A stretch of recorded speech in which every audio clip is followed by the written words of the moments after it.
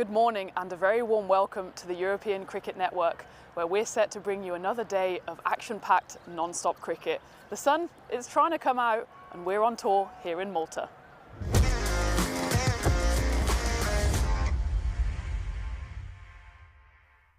This European cricket event is proudly brought to you by HCL Software, Rado and Victorinox.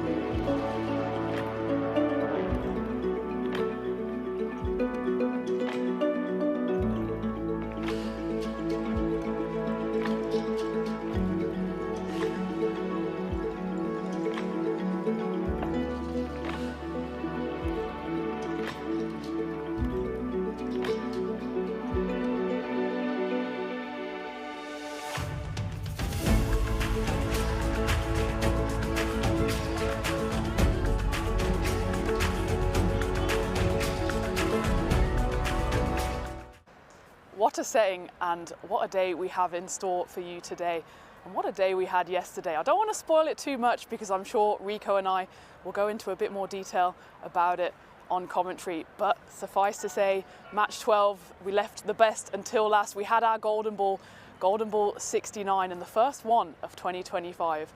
But today we've got a double header lined up for you. The first one is Stallions against the American University of Malta. Before we go into too much detail about that, let's go out into the middle and see what happened at the all-important toss. AUM to call. Tails. Tails is the call. And that's the tails. We field first. They're going to have a bowl. So there you have it. AUM won the toss and they've decided to bowl. And both of those teams will be itching to get out of there because Group A, that was the victim of the weather in the first 2 days. We didn't have a single ball bowled for Group A. So this will be the first time that we see any team from Group A take to the field. And for Stallions, well, they've got Michael Das at the top of the order. He already impressed for Malta in the T10 internationals. He'll be looking to score big. And at some point, he'll be joined by Afi Khan, the handy little wicket keeper. He'll want to chip in with some runs in the middle of the order. AUM, on the other hand, they'll be looking at one man and one man alone, and that's Darshit Patanka, the tank. They'll be hoping that he's firing on all cylinders. He also impressed for Malta in the T20 internationals and will be hoping to do the same for his club. And let's not forget about Zoeb Malik, crafty little spinner. He's scored a few runs on the network and has chipped in with some all-important wickets. So those are a few of the characters to look out for in today's game. And one more character that you can't forget is Rico Full. He's up there in the commentary box. He's going to take you through the day's action. So sit back, enjoy, and over to you, Rico. Thank you very much to Tina Goff for that lovely introduction. It's great to be here and great to be spending another day in our commentary position with Tina, and hopefully we'll get some more exciting matches. Remember, we start today with the golden ball counter on 0, and I'm really looking forward to the start of the day. We've got the Stallions taking on American University of Malta first up. The Stallions making their debut, but let's take a look back at what we saw yesterday. Of course, the weather did have to play its part on St. Paul's Day. It's all about the day of the shipwreck, and the weather told us about that as well. But it did clear up, and we were able to get the second match going ahead between the Edix Knights and Sweehy United. And it was a real classic as well. And we almost broke the golden ball with this one, with the Edix Knights putting 143 on the board with a century. Yes, we had a century. Another one here. And this time it was Niaz Mohammed, 117 of 41 balls. Was the player of the match, but on the losing side, because Sweehy United, thanks to Jaspal Singh's 38, Mahbub Ali's 30, and the contribution there from Wasim Abbas, a quick fire 21, they got a win off the very last ball, winning by 3 wickets. So win therefore Edix Knights. Then Marta Day, the power hitters came to town. The power hitters on a debut. It didn't go too well for them in the first match, though. They restricted Marta Day to 95.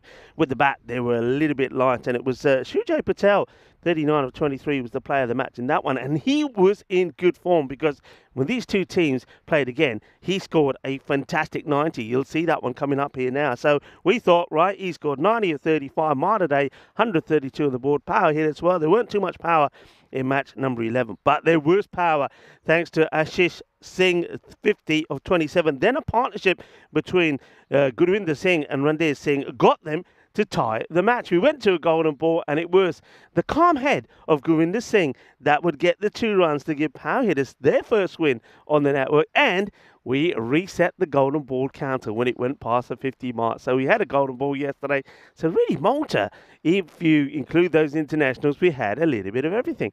Group A, though, this is the first match, a real match, that we'll see being played at Group A, because, of course, all the other matches were abandoned. Day 1 and Day 2 were washed out. So really, all the teams are on even Stevens, if you like. Those that have the matches played, they've always got 2 points from them. So this is a big match. Somebody who wins this match could really leapfrog at the top of the table. Stallions taking on AUM. Look, it's worth pointing out, and I know people have already picked up on this.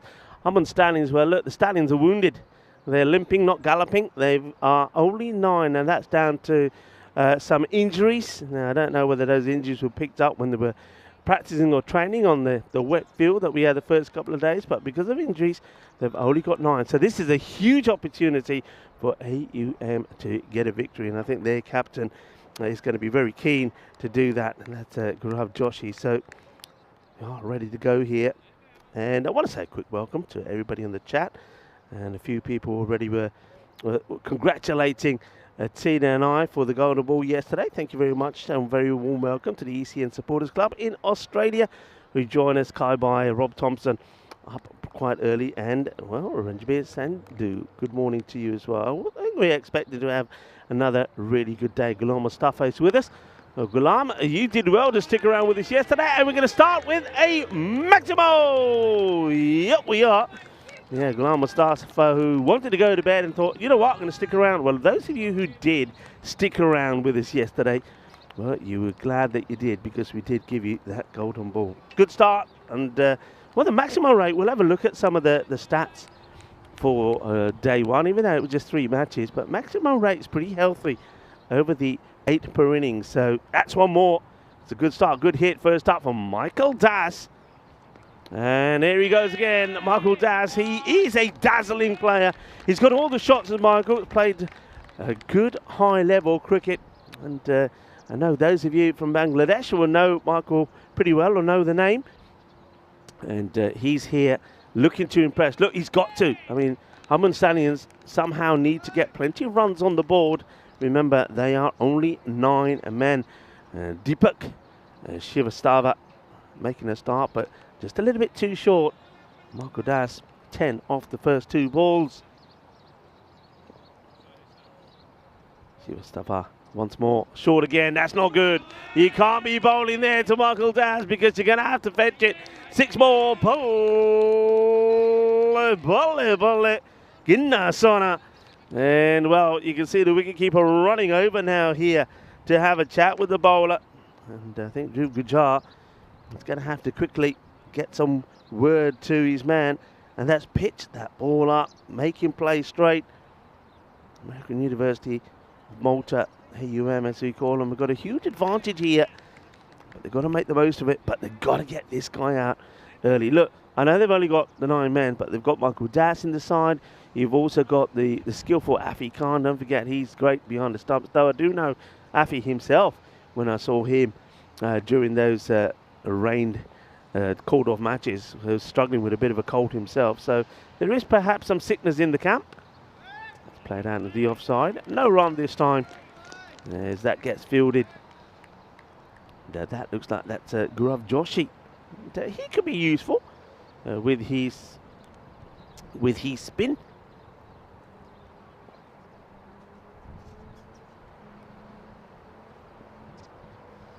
Short, and, well, I wonder if it's a wide. No bat on this. Short and wide. I mean, Michael Das does go for it.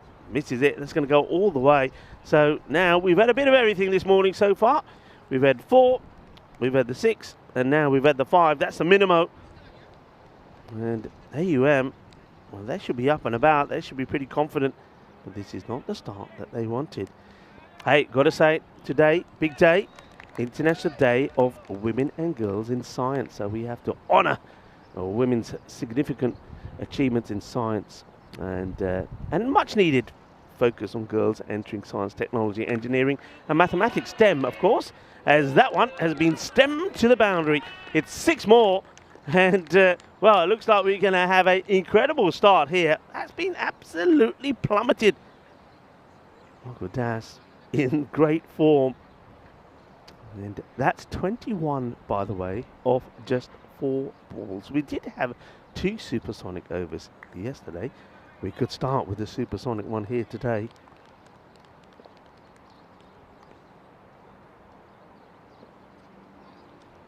Well, gets one through.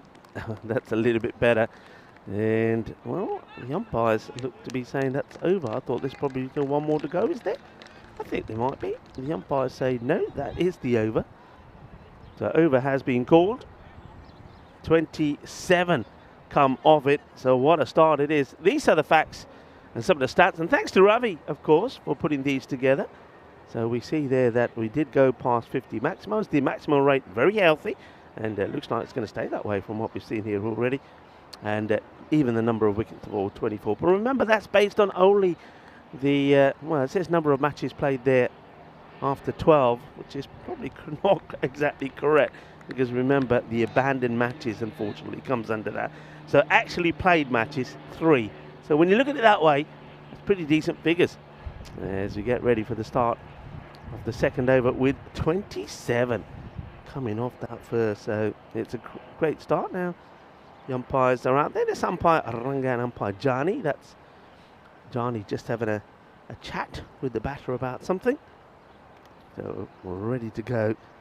And this is Nanda Patel. It's up in the air. That's a good looking shot. Just waits on this, doesn't he? There's going to be 4 runs.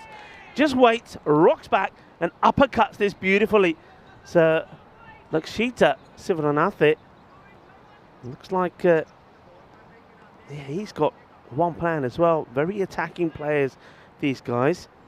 And Sivaranatha gets right under that lovely uppercut.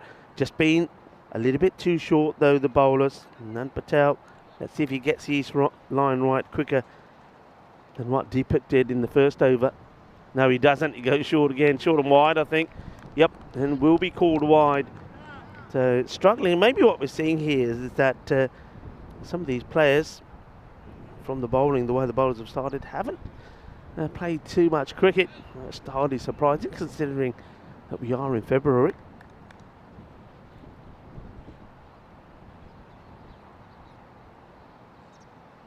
Patel once more, even wider this time. A bit of work to be done here by the wicketkeeper, Dhruv Gujjar. It's going to the left, to the left, to the right, all over the place at the moment as the bowlers struggle with the line. And namaste, salam alaikum, sat sri akal, abhawan vanakkam. Buenos dias to everybody around the world, and also a big warm welcome to all of those watching via the Indian subcontinent in by fan code. This one's down leg side, but he could get lucky. No, he won't carry. And doesn't really get the contact you wanted. It was a short delivery down the leg side. Well, he gets away with it as Nand Patel, but now you better make sure it doesn't bowl those to Michael Das, who's made a sensational start, 22 to his name already. Good to report also that we, even though a bit nippy this morning, it's nowhere near as windy as yesterday, and I'm pretty sure that we're going to see a lot more of the sunshine, and it should be a nice day, nice warm day. Good day for cricket. Short. Das himself also miscues. We'll get just a single as it's a little bit of foot fielding there from Deepak Shivastava, who, well, I don't think we'll see him come back and bowl the next over. I'll be very surprised if he does. Right back again to Senavitharatana.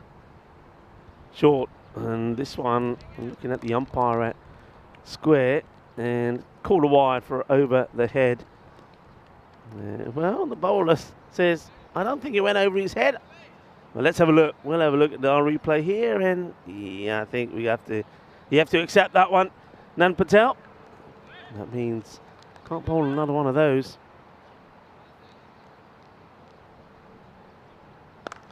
In the air. Probably hasn't got the legs, and this will probably plug. It will. And just a single taken. So he's got away with some of this short stuff. Nand Patel, both batters, Das and Lakshita as well, haven't really been able to find the middle of the bat.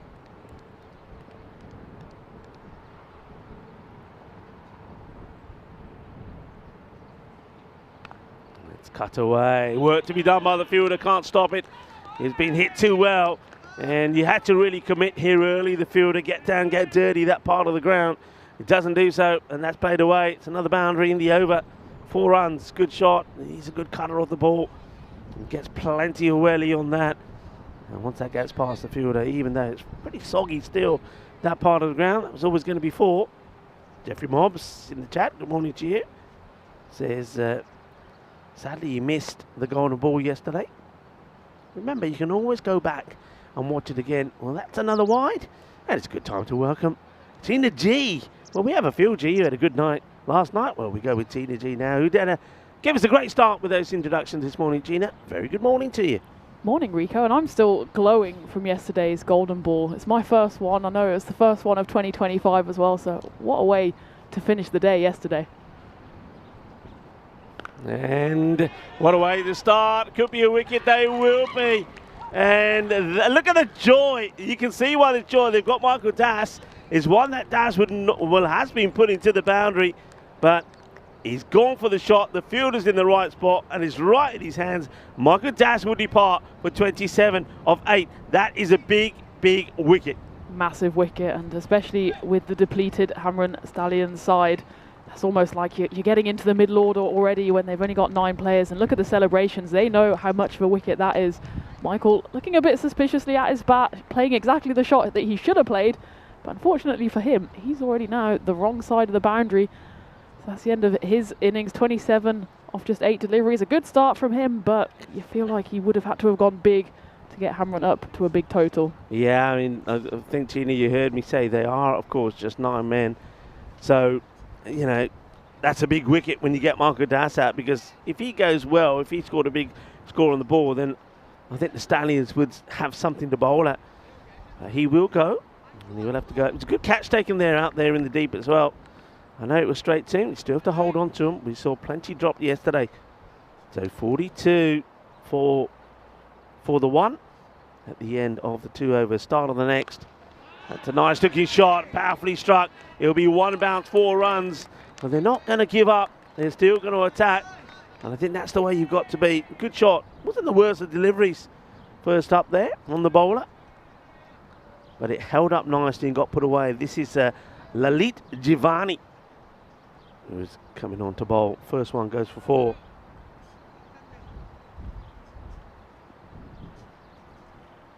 See if he gets it right here, Lalit. Apologies for the graphics. We'll get those updated for you in a moment. It's a better delivery. So I remember Lalit from last year, and he's got a good ability to get that slower drifting ball in, and that sometimes does outfox the batters. Yeah, it looks like David Marks, who is the new batter, he's at the non-striker's end, of course, because the wicket came off the final delivery. He's just gone up to his partner at the other end, had a little word, maybe told him just to get his head down. Still early in the innings. It's played away. It'll take a single. Yeah, David Marks, the captain, coming in at 3. Not renowned for his batting. I mean, he can come in, and he normally comes in and uses the long handle towards the end of an inning. So if you want some acceleration, surprised that they haven't gone with something like Afi. Mind you, though, that is an outstanding shot. Now that is classy. And David Marks, with the captain's armband on, has just played a sensational shot. They don't come better than that. That is an outstanding, classy cut shot. There wasn't much width on offer there, but somehow David still managed to cut it square. And Lalit, the bowler, rightfully has his head on his hands, because he doesn't realise what he did wrong there. Not much. So hitting the top of off stump, but David Marks didn't mind. He hit it straight through that point region. That was an amazing shot. It's probably the best shot I've ever seen David Marks play. Normally he's a bit of a slogger. He's clearly taking the captaincy seriously. They run through for a quick single here. Yeah, he did. I must say that I don't know if he said much to you at the coin toss, Tina, but he looked like a frightened child when he was standing there, and I thought, he doesn't look, looks very nervous and didn't look very comfortable. I suppose at that time he was hoping that he could add a few more names to that team sheet, but it was not to be. Now, does this catch any of the line? I think the umpire says, yeah, it does. So we'll get a dot ball in there at the end of the over. And 52, though, on the board. So they might be light on numbers, but they've got a good start here. 52 for 1 after 3. Yeah, and that's the end of the power play. And we always say 40 to 50 in the power play. It's probably about par. So Hamrun Stallions just above that, but they have lost the big wicket of Michael Das. And you'd think they'd almost trade in 10 to 15, 20 runs maybe even to bring Michael back to the crease, because he is that much of a game changer. But David Mark, clearly, he's taking the captaincy seriously, and after that beautiful cut shot, maybe he wants to go big for a score here today. I think that's the plan here. Okay, looks like we're going to see a little bit of spin here. just adjusting that field on the offside. They've got that sweeper out there. They want him in exactly the right spot. And then, well, pretty standard field, really. It's called an orthodox field. Got 3 on the leg side. Square leg, mid wicket, long on, long off his back. And this one's going to go over third. And I was just about to say that means that your third has to be in the circle. And that's exactly where this one goes. David Marks elevates it over the top of that fielder. And it's going to be 4 more runs. And again, it wasn't too bad of a ball, but David Marks, he likes that top of off-stump region, and he doesn't need much width. That's twice now it's gone through kind of the backward point region. He just clears his left foot and just cuts right through the ball. Tries to go again, misses it out on that occasion. Yeah, in the Babu. I think they're just deciding that want to maybe take the pace off to Marks, who played an outstanding cut shot on pace, but with the pace off, he's missed out on that one.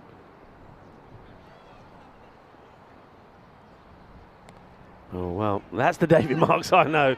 Have a big swing, but he's going to get lucky here. I think that will beat the fielder to the boundary. It does. Well, the fielder almost rolls his ankle there. That was Abhinav Kaushik. But that's going to be 4 more. Not quite where Marksy was looking for this to go, but it just keeps going and going all the way to the boundary. And the fielder couldn't stop it and almost causes himself an injury. That's a lesson for anyone. Use your hands, because you can always get yourself in a bit of mischief when you use your feet out there. Goes for it, and he's going to clear the fielder, who, well, is going to be the guilty partner here. He's too far off the rope. If he's on the rope, I think he's got a play of catching this.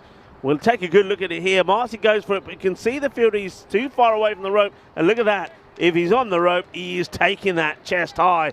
So, look, there's the evidence. And that's a real let-off. Now this one's been hit down on the leg side. That will go, I think, all the way. It's going to be manos arriba from the arbitro. 6 carreras más.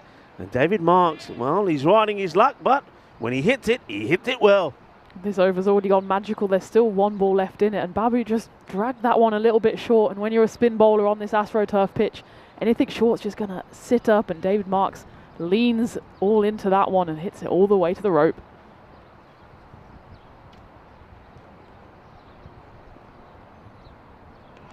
That's well bowled. That's the areas really you need to be better from Babu, but he does go magical. Remember, we started with 27 coming off the first over, and then we saw 15, 10 and 20 coming on that one. The 72 for 1, the Stallions. Now AUM, who they go to here? See if they keep the pace off or go back to a bit of pace. Let's have a look at Group A. And of course, this is the first match that's actually being played in that group. Yeah, in some ways it was, of course, rubbish that the rain came, but the rain was at least fair, and it was just Group A that got washed out. So as much as it put a rain on our parade, at least all is square at the moment going into Group A. Up in the air, and once again, I think it's going to be wide of the fielder, who can't stop it. There's going to be 4 runs, 1 bounce 4. As Alexita, who hasn't had much of the strike actually, decides, right now I'm on strike, I want to get back to hitting boundaries. The fielder probably doesn't get himself in the best of positions to try and stop that, as Lalit Jivani gets hit for another boundary. Coming round the wicket this time, Jivani. Single gets taken, and Marks goes back on strike. That was a lovely bit of 4-legged fielding, or on all 4 limbs there, crawling across the turf. As we see this replay, pops out, goes into the spider crawl, but he does get there eventually to stop the second run. Marks 25 of 8 deliveries, and there's a big old swing. That one. This is it, nicely taken or stopped. Gujar behind the stumps. Just having a look at David Marks and his batting stats. I think his highest score on the network was 36 back in 2023 against the Southern Crusaders. Slow ball, but it's a full toss which gets played away. It's a long chase for the fielder. Can't get there. And that's 4 more. To Marks, so he's well on his way here to maybe getting to his highest score on the network. Well, that's his second highest now. He's gone past the 28 that he scored against the overseas last year. So, well, Marks comes in at number 3 and probably wants to show everybody that he can bat. Doing well for his team at the moment. And, well, he sort of hits one and misses one. That's sort of been the pattern. But the ones he's hit stays hit. Dot ball there from Giovanni. He's certainly not going to die wondering. He's swinging hard at every ball, and that means that even when he doesn't get all of it, it's still usually enough to clear the boundary. He's putting in a great shift so far as captain today. Now he's trying to be the bit of showmanship there. Moves around in his crease a little bit, but gets the ball where he wants it, but misses it. So a couple of dots to finish the over. And let's have a look at some of the upcoming events that we have here. Of course, we have the night series in Portugal that's still in process there, and Phil G doing a wonderful job. Malta, well, this will come to a close, and then, well, Tina, you're not here right to the end because you've got to leave and make preparations for the Western Shield, and you'll be there to start that off with Vinny. Yeah, what an exciting tournament it's shaping up to be. I think all of the squads have been released now, and I can't wait to see especially those icon players, Ross Taylor, Kevin O'Brien, Said Ajmal, Joe Burns, of course, representing Team Europe. So it's shaping up to be a really, really exciting tournament. It's just the 5 days, but an action-packed 5 days. I think 25 games. Yeah. So wall-to-wall cricket every day, and I can't wait to get out there. Yeah, it's going to be a marvellous event, but just thinking now, you said it, 5 matches a day. It's going to be a real strain. This one's up in the air. Is it catchable? No, it will go all the way. I think we need to have some bodies who put that rope together, because at the moment it's on the road to the road to nowhere. But that one, well, we know where that's gone. That's 6 runs, and it's clearly beaten. Well, both those ropes.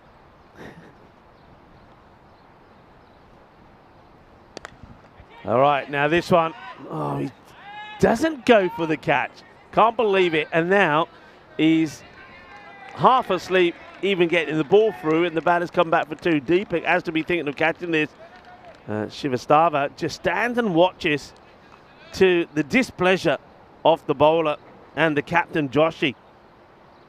He just sliced across that, didn't get hold of it, and it was definitely a catching opportunity, and he definitely should have avoided it going for 2 runs, and he's not going to avoid this going for 4 either. That's a really good shot, beautifully played.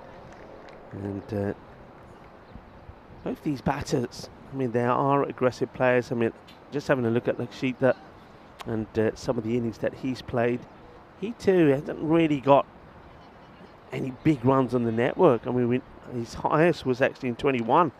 So he's already beaten that. He's actually the highest score he's made.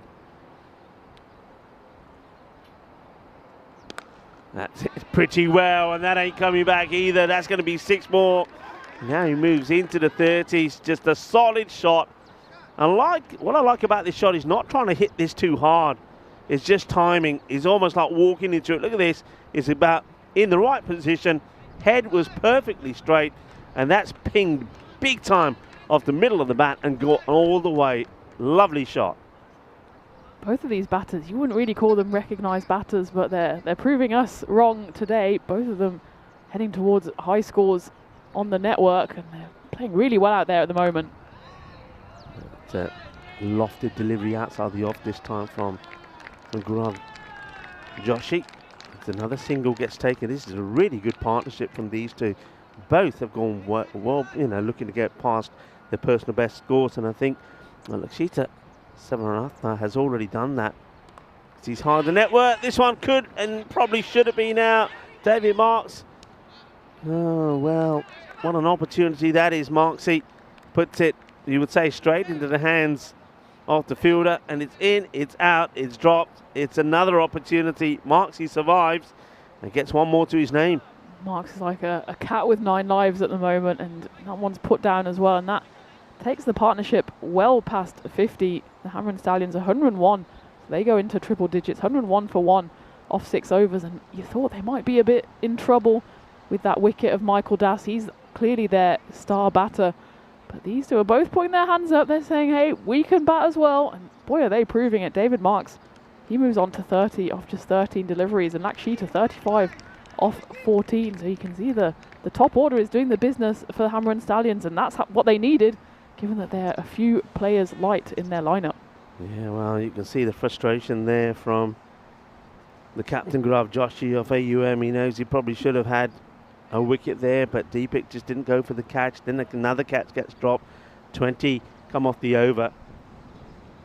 Now, we'll try Babu once again. Gets this one through. Indrajit Babu. Just have a look at what the win predictor's thinking here at the moment. I mean, I know that the Stallions did start big time favourites, even though they were understaffed, if you like, 85 to 15, I think it was. And now they've leapfrogged to 94 to 6%, as that one was another wild swing there from David Marks. Gets another bit of the inside edge on it. And I think he's smashes it onto his own foot, which is going to sting a bit. As Lakshitha goes back on strike. Both his batters now into the 30s. David can't afford to injure himself. He's already light of players. He can't go down.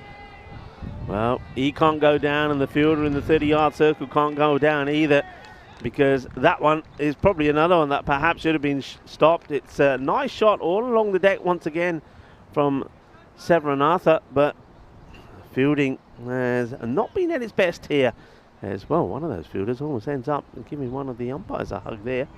The match officials goes into the 10. Plays away, takes a single this time. A good partnership from these two. Gainer had a good pace. Remember, Michael Daz gave him the perfect start, and he made 27 quickly. First wicket fell with the score on 42. It's a nice looking shot for Marks. Intelligent batting, really. We've seen him get into this position and try and hoik over cow corner, but this time he says, you know what, I'll try something different. That part of the ground on the 45 and the fine leg is vacant, goes right across, and he gets a swivel on this. A little bit of the old, the MJ style, as he goes for 4 runs. Really inventive shot there from David. He saw that the fielder was in the ring there, so any kind of effort on that ball and it would have gone over the top. It's a shortish boundary down there, and he levers it for a 4. Edge, and even the edges are going to race away to the boundary. Cuatro carreras más, as David Marks has now gone past his highest score on the network as he gets into the 39. He's gone past the 36 that was highest before. Lakshitha Severanatha has also gone past his highest. So these two are really piling on the pressure on AUM at the moment. 115 for 1 after 7. And, well, we've talked about it a little bit. 8 days to go to the start of the Western Shield. Just 8 days to go, and that means just 7 days to go till my birthday, Rico. So the opening ceremony will coincide with my birthday. So let's just pretend they're all celebrating me. But I think it's more celebrating the Western Shield, and rightly so. Just can't wait to get going, and hopefully there'll be a few fans out there at Cartmore as well. I think there'll be a lot of fans out there who will be bringing you gifts and maybe a little bit of a birthday cake as well. Come on, what do you want for your birthday? Come on, tell me, and I'll let people know. Well, I'm still waiting on that apple crumble from yesterday, to be honest. So since we've discussed that, I haven't been able to get it out of my mind. So if I can get an apple crumble for my birthday, I'm easily pleased, Rico. A bit of food and I'm happy. Look, Master really do look after us. I know that Lee Tut does a great job on their behalf. So Lee, I know you're listening. Apple crumble, please. 2 portions, giant size, with some hot custard. Will this be taken? Yes, it will. Good catch. Nicely watched. Well, Indrajit Babu holds on to the catch, and that will be the end of David Marks. But he's played his part as the captain of the Humram Stallions, played it beautifully, 39 of 18, and he's got his team in a very good position. Yeah, it's a shame David won't get his half century. It would have been his first on the network as he jogs off the pitch. His head is held high, and rightly so. That's his high score for the Stallions on ECN, but it was a well-held catch there by Babu. He's seen a couple go down in that region, but he judged it well, stayed calm under the ball, took the catch. Yeah, well done to him indeed, because the rest of his team have really struggled. And I'll tell you who haven't struggled, and that's the Stallions, because whichever batter comes in has started with the boundary, and now you can see that Amar Sharma has done the same. Amar Sharma, of course, most of you would have seen him wearing the Maltese shirt. He has captain Malta on 7 o'clock. Was he the captain here in the T10 internationals, Amar Sharma? I don't think he was, but I know he definitely featured. Yeah, might have been, I heavily. suppose. They do change it around a bit. It could have been Varun, I suppose, but yeah, he's a talented player. It was Prasad who took the captaincy, but Sharma's definitely going to be up there as a senior player, and well, he's seen his captain for the Stallions, David Marks, do the business with the bat, and Amar Sharma, well, he averages 22 on the network, so he's no stranger to a few runs. He'll want to add a few here today. That one's, I think, down the leg side. I don't know if there's any bat on this. We'll have to wait and see what the umpire signals. And, well, the fielder, he's done well to stop it. The flick back didn't quite go to plan. It is a wide, so that's going to be healthy extras. So it's three wides to go on to the borders. That one's down the leg side. Well chased there, though, by the fielder.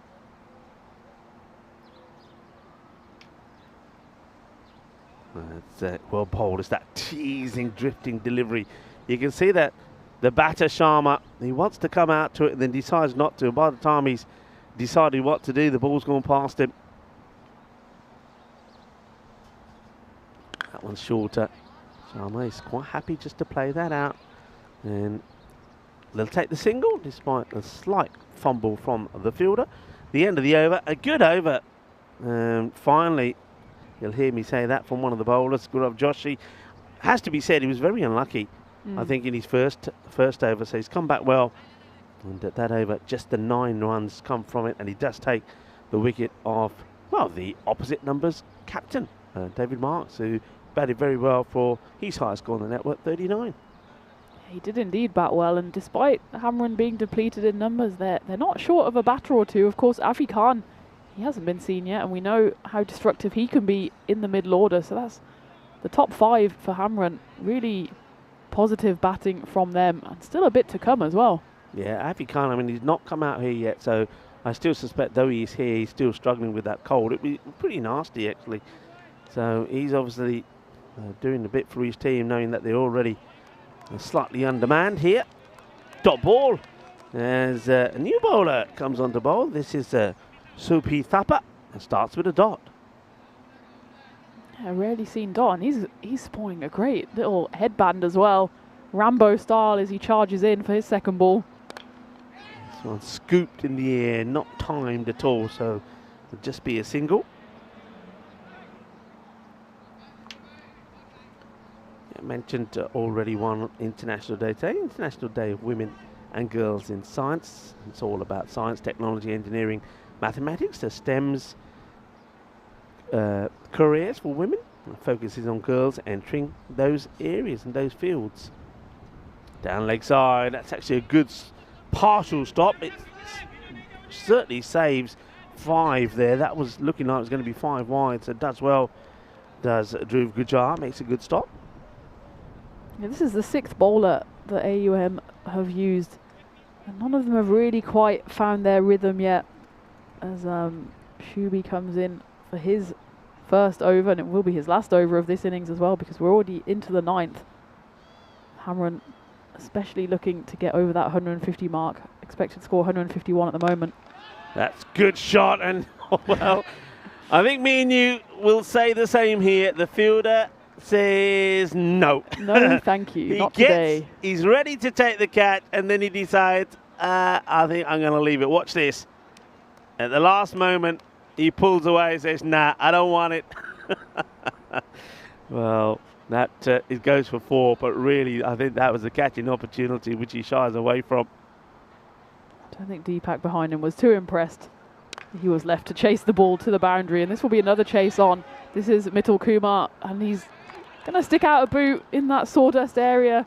Does a good job, a bit of foot fielding, and throws the ball in. Saves 2 there, as they do scamper through for 2. He does well, you know. Every time I see fielders running that part of the ground, I think, uh-oh, because I know there's a lot of sawdust there to try and stop some of that sticky mud sliding and knocking players over. But you've got to be careful. You've got to tread gingerly there. It's this one. That's a good delivery. Nice Yorker length. And it's well dug out there by Sharma. They'll take the single. And that brings... No, One more to go. There was a couple of wides in there. Despite that 1-4 coming off this over, it's not been too bad of an over so far. 10 runs coming off it, 1 ball left. Chipped in the air and dropped and goes over for 4. That sort of sums up AUM this morning. They just haven't come to the party. Deepak, this time he can't shy away from it. Remember, there was one on the boundary where he just didn't want to go for. This is really chipped nicely into his hands. It's straight in, it's straight out. And then what makes it even worse for the bowler, Thapar, is the ball then goes over the boundary for 4. 138 for 2 at the end of 9. Just looked like Deepak took his eye off the ball there. He got in the right position, got his hands up high, and then just hoped for the best. Didn't look where the ball was going, and he'd only turn around and watch the ball just plop over the boundary. So unlucky for him, but he can prove himself straight away, make up for it, because he is going to bowl the final and 10th over. Does he get this in? Yeah, he does. Sneaks it in. No foot movement this time from Amar Sharma. Sharma's a very, when I've watched him play and he's got himself in, he's a very sort of orthodox, correct player. So you can see why sometimes he struggles in this format. But when he does start seeing the ball and stroking it well around, he does look good. And sometimes I wonder whether he's one which somebody who could open the batting and then have other batters work around it. But when you got the firepower as what we've seen that the Humram Stallions have got, you can understand why he opts not to come in top part of the order. That was just gently pushed away. They might be thinking of 2. No, they'll just take the first one. Just gentle strides and quite happy to take the single. They don't want to make the same mistake that we saw, I think, Malta Day make yesterday. I think Malta Day was sort of heading to this sort of score, and I think towards the end of the innings, they just, it was a little bit of, no, go on, we'll take a single, we won't take 2, we'll take a single, you can have a hit. And all those runs that they perhaps could have doubled up on came back to bite them, because they were to lose on the golden ball in the end, because the power hitters tied and won. Played away. So you can see here, they're not running hard at all. It's just especially Sharma, it's just a gentle stroll to the other end. It's very sort of test match like running. It's not running the first one hard, which putting no pressure on the fielders. There's 4 men on that leg side boundary, which means that anything that goes over the 30-yard circle on the offside is going to be a boundary. And this one is going to be a long chase, and even though you've got the 4 on that leg side, it still will go all the way, and that's going to be 50 to Lakshita. Sanaviranath, well batted indeed. It's been a really good knock. He had to pace himself. He didn't get a lot of the strike early on when Das was going and then David Marks, but he stuck around and he's got a half century for his side as the Stallions look to see if they can get 150 on the board. Yeah, well done to Lakshita. Strike rate 250, and you'll take that any day, especially opening in a T10.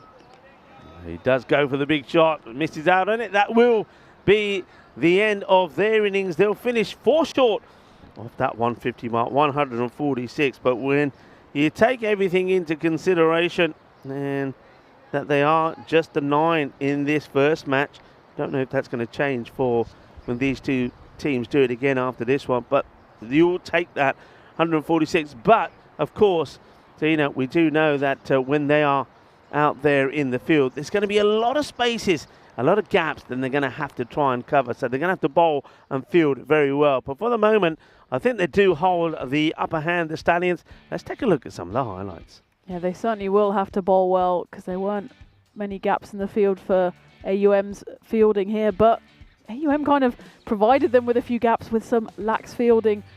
We'll see here that Michael Dasson, how that wicket was celebrated, and we thought maybe that was already the Hammer and Stallions broken, but they came firing back, especially in the form of the captain David Marks. He got his high score on the network, 39 off 18, and it was Lakshita who really led the charge, starting the innings and finishing the innings. Yeah, I mean, Lakshita did very well. And Stallions, you've got to give them credit. They went out there and they gave it everything. They did have some luck go their way. You saw David Marks there. He just managed to chip one of the fielders to get a boundary. Then he was dropped as well. So AUM didn't help themselves. That was a nice catch, though, taken there by Babu. A well-controlled catch. But look at the high fives that Martz gets when he gets out there. That's another one. The fielder shies away from taking the catch and allows Sharma to get a boundary. Another one going down there. So, yeah, 146 MA is the score. But if AUM had held on to their catches, it could have been very different indeed. And then, yeah, a very fine half century there from Lakshita. Batted very well, bats through the innings, gets his 50 and gets his team to a very good score. Yeah, and he rightfully gets a pat on the back from his opposing keeper there, Dhruv Gurjar, showing some good sportsmanship. But you can see that Hamrun, they only have 9 players, but only 4 of them needed to bat. And Michael Das, he got the team off to an explosive start, 27 runs off just the 9 balls. Then it was Lakshita who anchored the innings, and he often didn't have the strike. He was watching from the other end as his captain, David Marks, also went big, scoring 39 off just 18. And Amar Sharma joined Lakshita, and they finished the innings off together. Yeah, they did. Here's a quick look at some of the bowlers. Got to say, Nan Patel only gets that 1 over. I don't think he was the worst. I think the captain tried his best with his bowling glove. Josh, he was a little bit unlucky. Those figures don't do him justice. Thapar did pretty well there towards the end. And Babu, though, he was unlucky as well. I think several catches of his bowling weren't taken. So it's a bowling table that they'll want to forget, and they want to put that behind them now and see if they can go out there and concentrate on the batting and knock off 147 for victory. So we'll take a short break here now. We'll be back in about 10 minutes time to talk you through the reply from the American University of Malta. Can they get to 147 to win this first match, the first of 2 between the Stallions and AUM? We'll be back in 10 minutes time.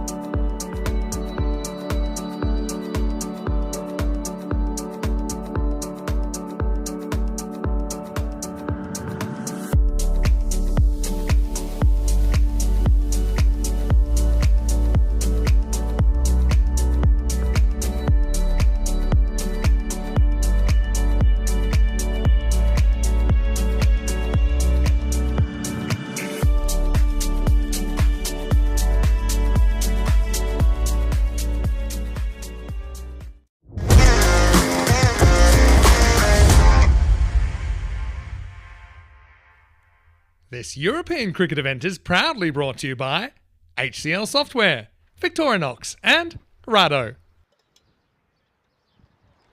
Hello cricket lovers and welcome back on a very important day today, of course. Back, remember, in 1990 was the day to remember. After serving 27 years in prison, Nelson Mandela was released and he subsequently began negotiations with the president, F.W. de Klerk, that ended apartheid in South Africa.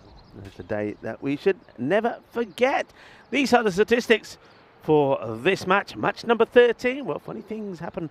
Match number 13 will restrict to 102 or less, and then the Stallions could be the first team to take all the points in a match. They'll take the bonus point away, but AUM, they'll be looking to not only get past that 102, but I think they'll be looking to use the advantage that they have in numbers and try and get to the 147 for victory. But they're going to have to bat well, and they're going to have to deal with some good bowlers, and David Marks is one of them. We saw him playing in the internationals. He's a good bowler, intelligent bowler, and one thing I've commented on in the past, in my early days here in Malta in 2020-21, David Marks used to spray the ball around a bit. He used to bowl too many wides down the leg side, but since then he's got more consistent, and he also has developed quite a use for slower delivery.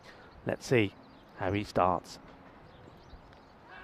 Into the pads. Probably this one is just going to go down the leg side, but he gets a dot ball in here.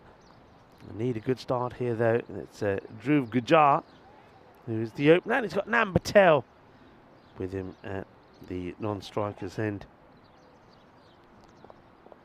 The rate they need to go at here is just under that 15, so you're looking already to be looking for at least 2 to 3 boundaries and over, and that will be one of them. That's a really good shot. Once again, it's one that strays down the leg side. In fact, this goes all the way. It clears the boundary rope. It's going to be 6 runs to start, so really good shot. And that's all about timing. He used the pace there of Marks, who's straying down the leg side, and he just helps that along the boundary. 6 runs to start off with. The ball is going to have to be found in the overgrowth there, in the section between this ground and the archery ground. The other side of the fence. Looks like the fielders has done well and come back with the ball. Very good morning to everybody that's in the chat. Good morning to you, Wayne. Helix is in the chat as well. Hello to you both. Hope you're well, and I hope you're enjoying the cricket along with whatever you're doing in the background. Same area, same result. This time going to be a couple of bounces as that ball goes over the boundary rope. It's going to be 4 more runs. Cuatro carreras más.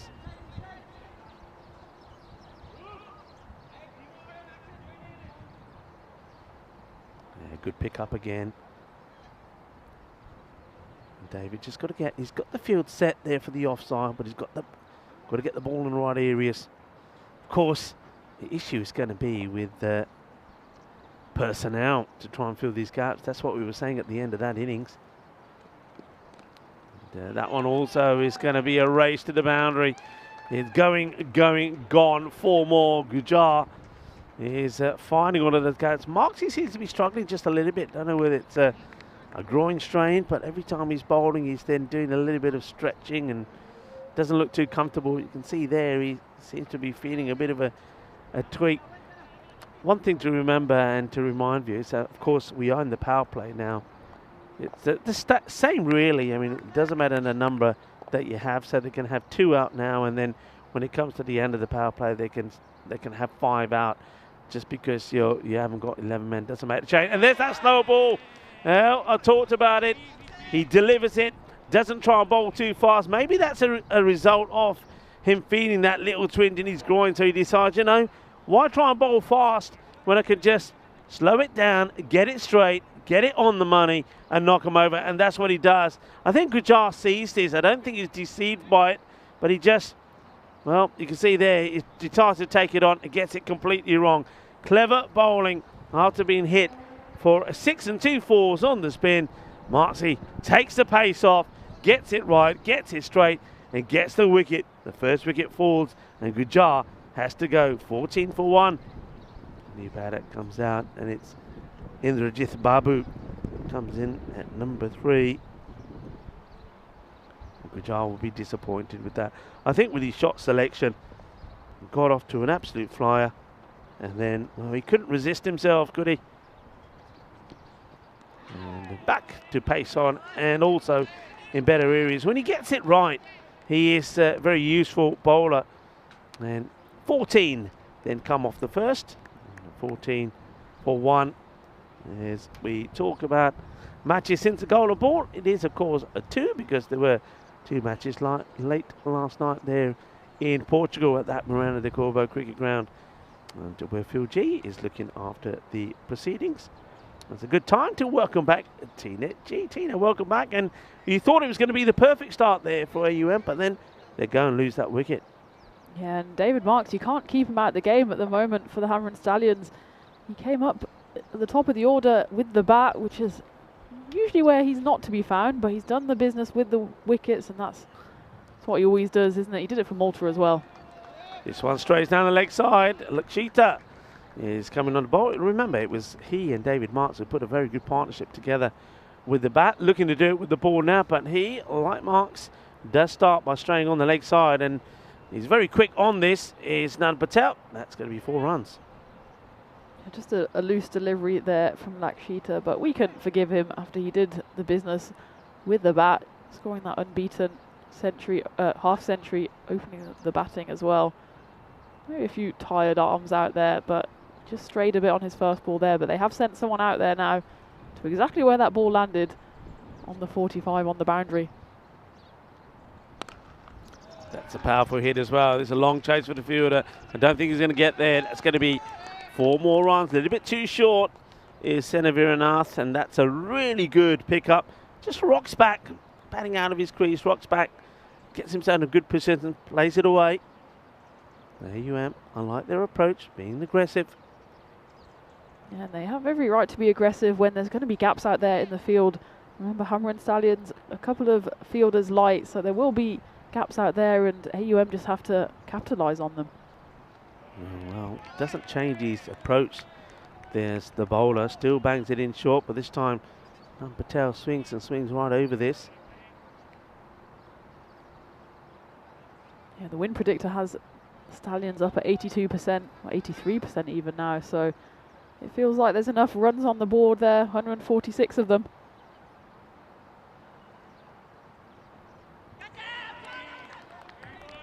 Shouts of catch it, 1 or 2 off the fielders thought there might have been something on that, but no appeal at all from the bowler.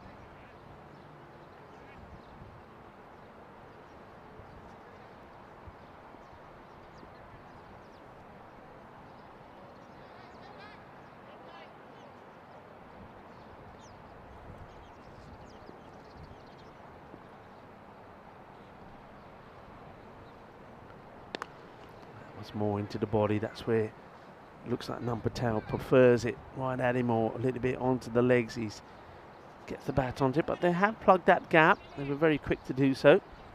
Just a single this time. You see, such is the nature of this fast-paced game, that just a single when the run rate is up around 15. A single was basically a win for the bowling team. It makes that run rate go up and up. You won't want to see it go much higher. Currently at 15.18.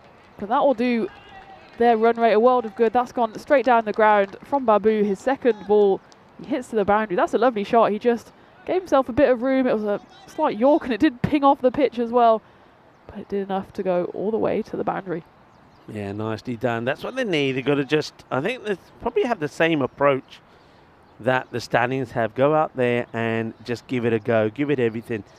And, of course, they'll have the advantage once the power play is over as well, because there'll be a lot of gaps, you would imagine, inside the 30-yard circle. So if they get off to a good start, if they win the power play, if you like, then the singles, and they should be able to take a lot of singles and twos. So it'll be interesting to see how they go tactically with that, because I'm pretty sure the Stallions will just push 5 men back on the boundary straight away after this over. Marks will continue. Oh, that's a great delivery. That's an absolute peach. absolute peach, and Nam Patel didn't know too much about this. What a ball. Yeah, lovely ball from the captain there. Just too good to see it on replay. The absolute beauty. Whoa, squared him all up, and I mean, he didn't get himself in the best of positions to begin with. I think he maybe thought he was going to tail away from him, but just cut him in half, that one did. He's gone again there, Patel, and he's not quite playing the right shots out here, I don't think. His shot selection, not the best. He's gone for a big swipe there. It's outside off stump, tried to give himself room, but in reality, he got nowhere near the ball in the end. And this is a good turn as well from David Marks. He's done it with the bat. He's doing it again with the ball now. It's the slow one. This time he waits for it and picks it, and he'll send it big. 6 runs. 6 carreras manos. Arriba, arriba, arriba from the arbitro. And it's well played. And this is what, of course, Gujar was not able to do. He went on his back foot and trying to go across the line. But that's well picked. So this time the slower ball doesn't work for Marksy. That was a much better shot selection. He just kept his shape a lot more. Try not to overhit that ball. And this time around, it's just, I think it's that one that's slightly short outside the off, where he's, see, to me, it looks like he's moving around too much, Tina. Yeah, I agree. And David Marks, he's happy to bowl outside the off stump, and Patel's trying to give himself too much room, but he's almost giving himself a wide delivery, and he can't get his bat across to it. Whips that up in the air, but there is a man out there, and there's no mistakes made. Very good catch. Kept his eyes on it all the way and watches it into his hands. David Marks picks up the second wicket. Nam Patel will fall for 15 off 10. He never really got the power in this shot. You can see here, it's a nice pickup, but the power's not there. A very good technique. Very nice catch taken. And I think that's Ishanta Kiruwasam, who's out there on the boundary and makes it look easy.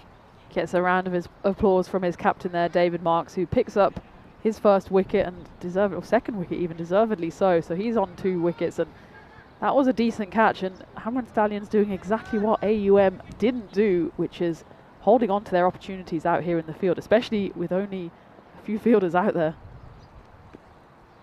Next batter comes in and is also troubled by that delivery outside the off from Marks. So Marks will finish with 2 for 20, and if you add that on to his fine batting display of 39, he's already probably got one hand on that player of the match trophy.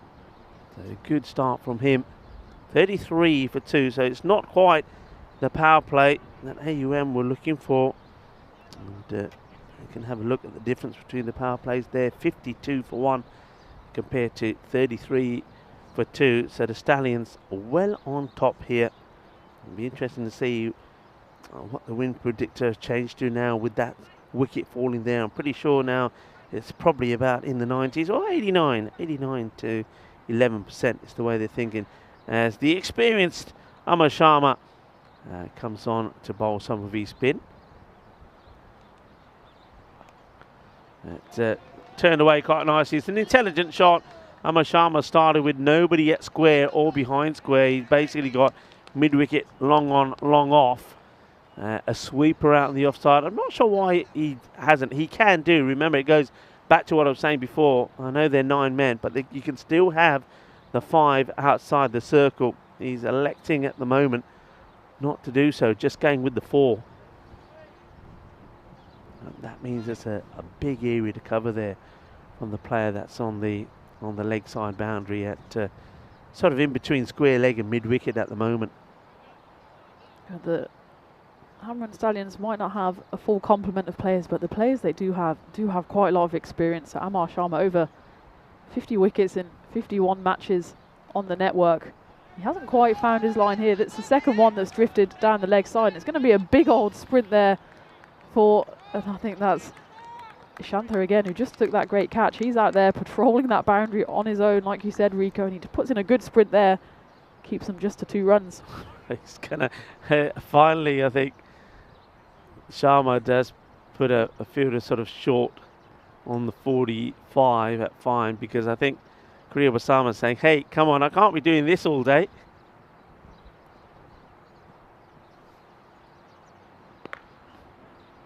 Miscue, just be a single. So Babu hands over now to Lalit Jivnani, who is yet to get off the mark. Just faced that one ball, of course, which David Marks beat him outside the off with. So needs to get going here. They're falling further behind the rate. It's approaching the 16.5 mark. It's well bowled and well taken there behind the stumps as well from Michael Das, who's using his experience and knowledge to show that he can play more and fill any gap there is to be filled. So more of the same here. So that offside line is working a treat as Jivnani can't get bat onto ball.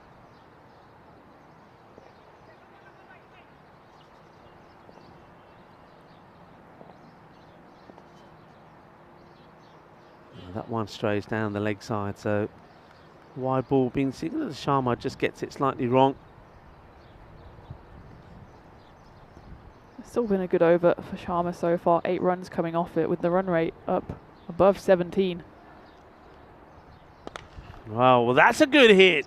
Well, that's a powerful strike off the back foot. That's gone a long way. Well, Jivnani shows that he can crunch it if he has to. This time, I mean, just look at this. He goes onto his back foot and he clobbers that. Lovely jubbly. That's a big hit. That's 6 runs. Yeah, a bit of the old commentator's curse coming in there. As I said, it was a good over.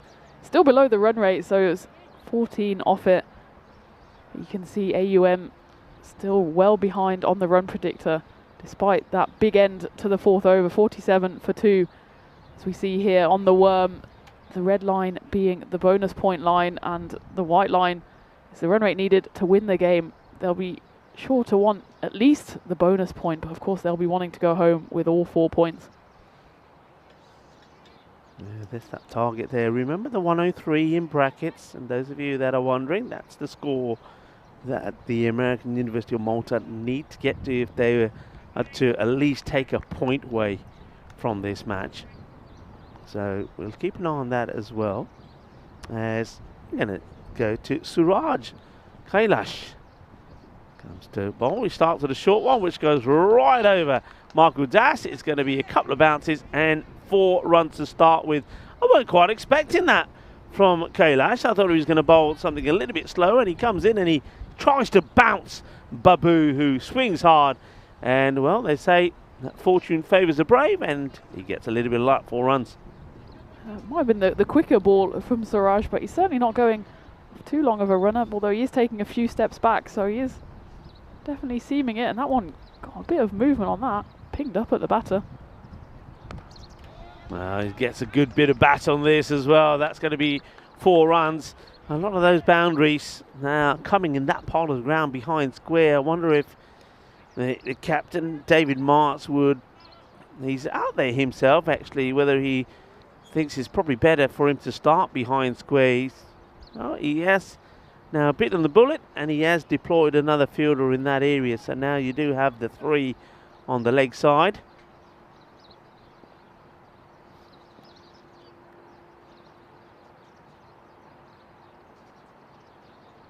That's not a good delivery.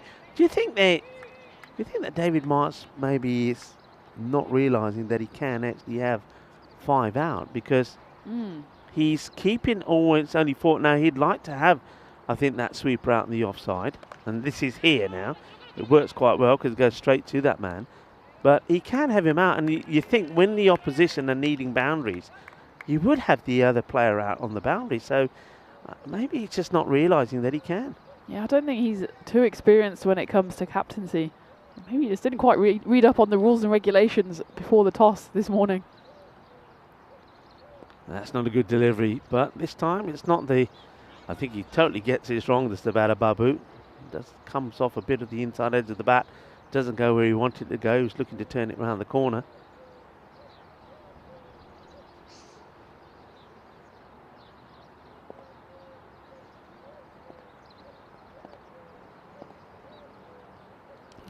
just going to be an easy lead for the batter, like allows it to go down leg side, another wide ball.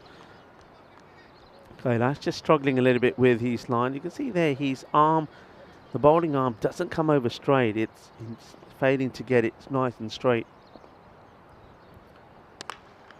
Well, hit up. Now this is what we're talking about. You see, with the experience, you'd have a fielder there because they're playing at the moment with just 4 outside, not 5. And I think that would be the automatic choice to deploy your 5th outfielder, and that's a catching opportunity. So, and also saving boundaries. That's probably more important, I suppose, at the moment for the Stallions. That's a good looking shot straight down the ground. It goes a bit aerial though, and that's a tremendous catch. I didn't see that coming. That is outstanding from Parth Patel. I mean, it's not the worst of shots. He hits it nice and straight, but unfortunately, it's more the bottom part of the bat than the middle, so he's not got the legs to go all the way. You can see it there. But what a good catch this is. Parth Patel comes from nowhere, and he takes a superb catch. Yeah, Parth was taking that on the move. He shows his number to the umpire and almost like celebrating like a footballer to the crowd. Everyone knows it's Parth Patel now who's taken that catch. And what he did there so well, he knew he had to be on the move when he was taking that catch, so he made sure to get his hands nice and high, got as set as he could, got his hands above his eye line and took a brilliant catch, and he carried on going almost straight into his teammate there running in from long on. But what a brilliant catch.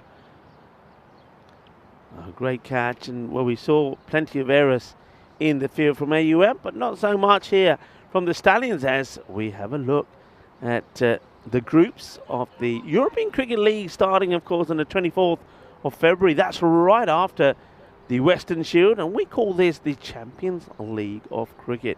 We'll talk about that throughout the day.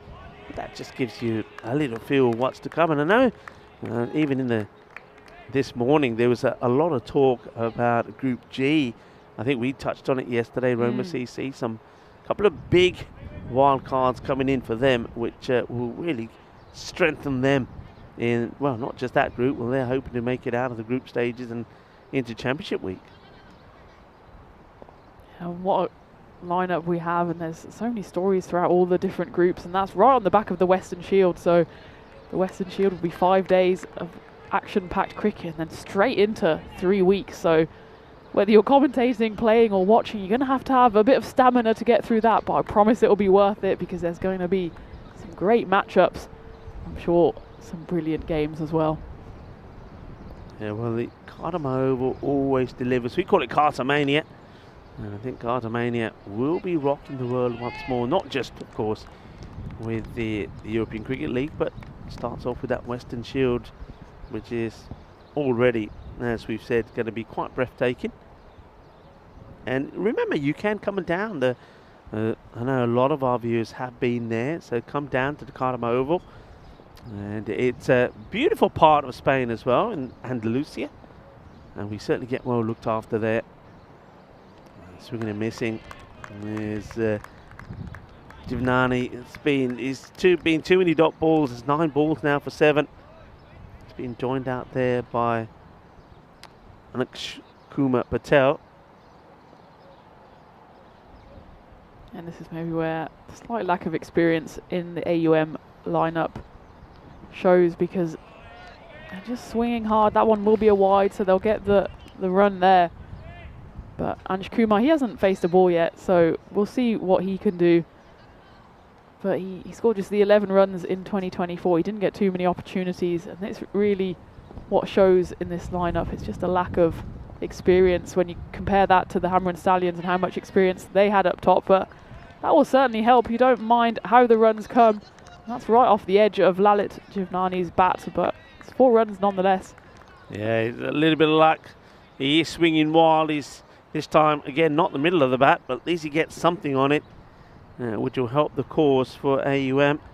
But well, the chances of them getting to that 147 are failing pretty quickly here now.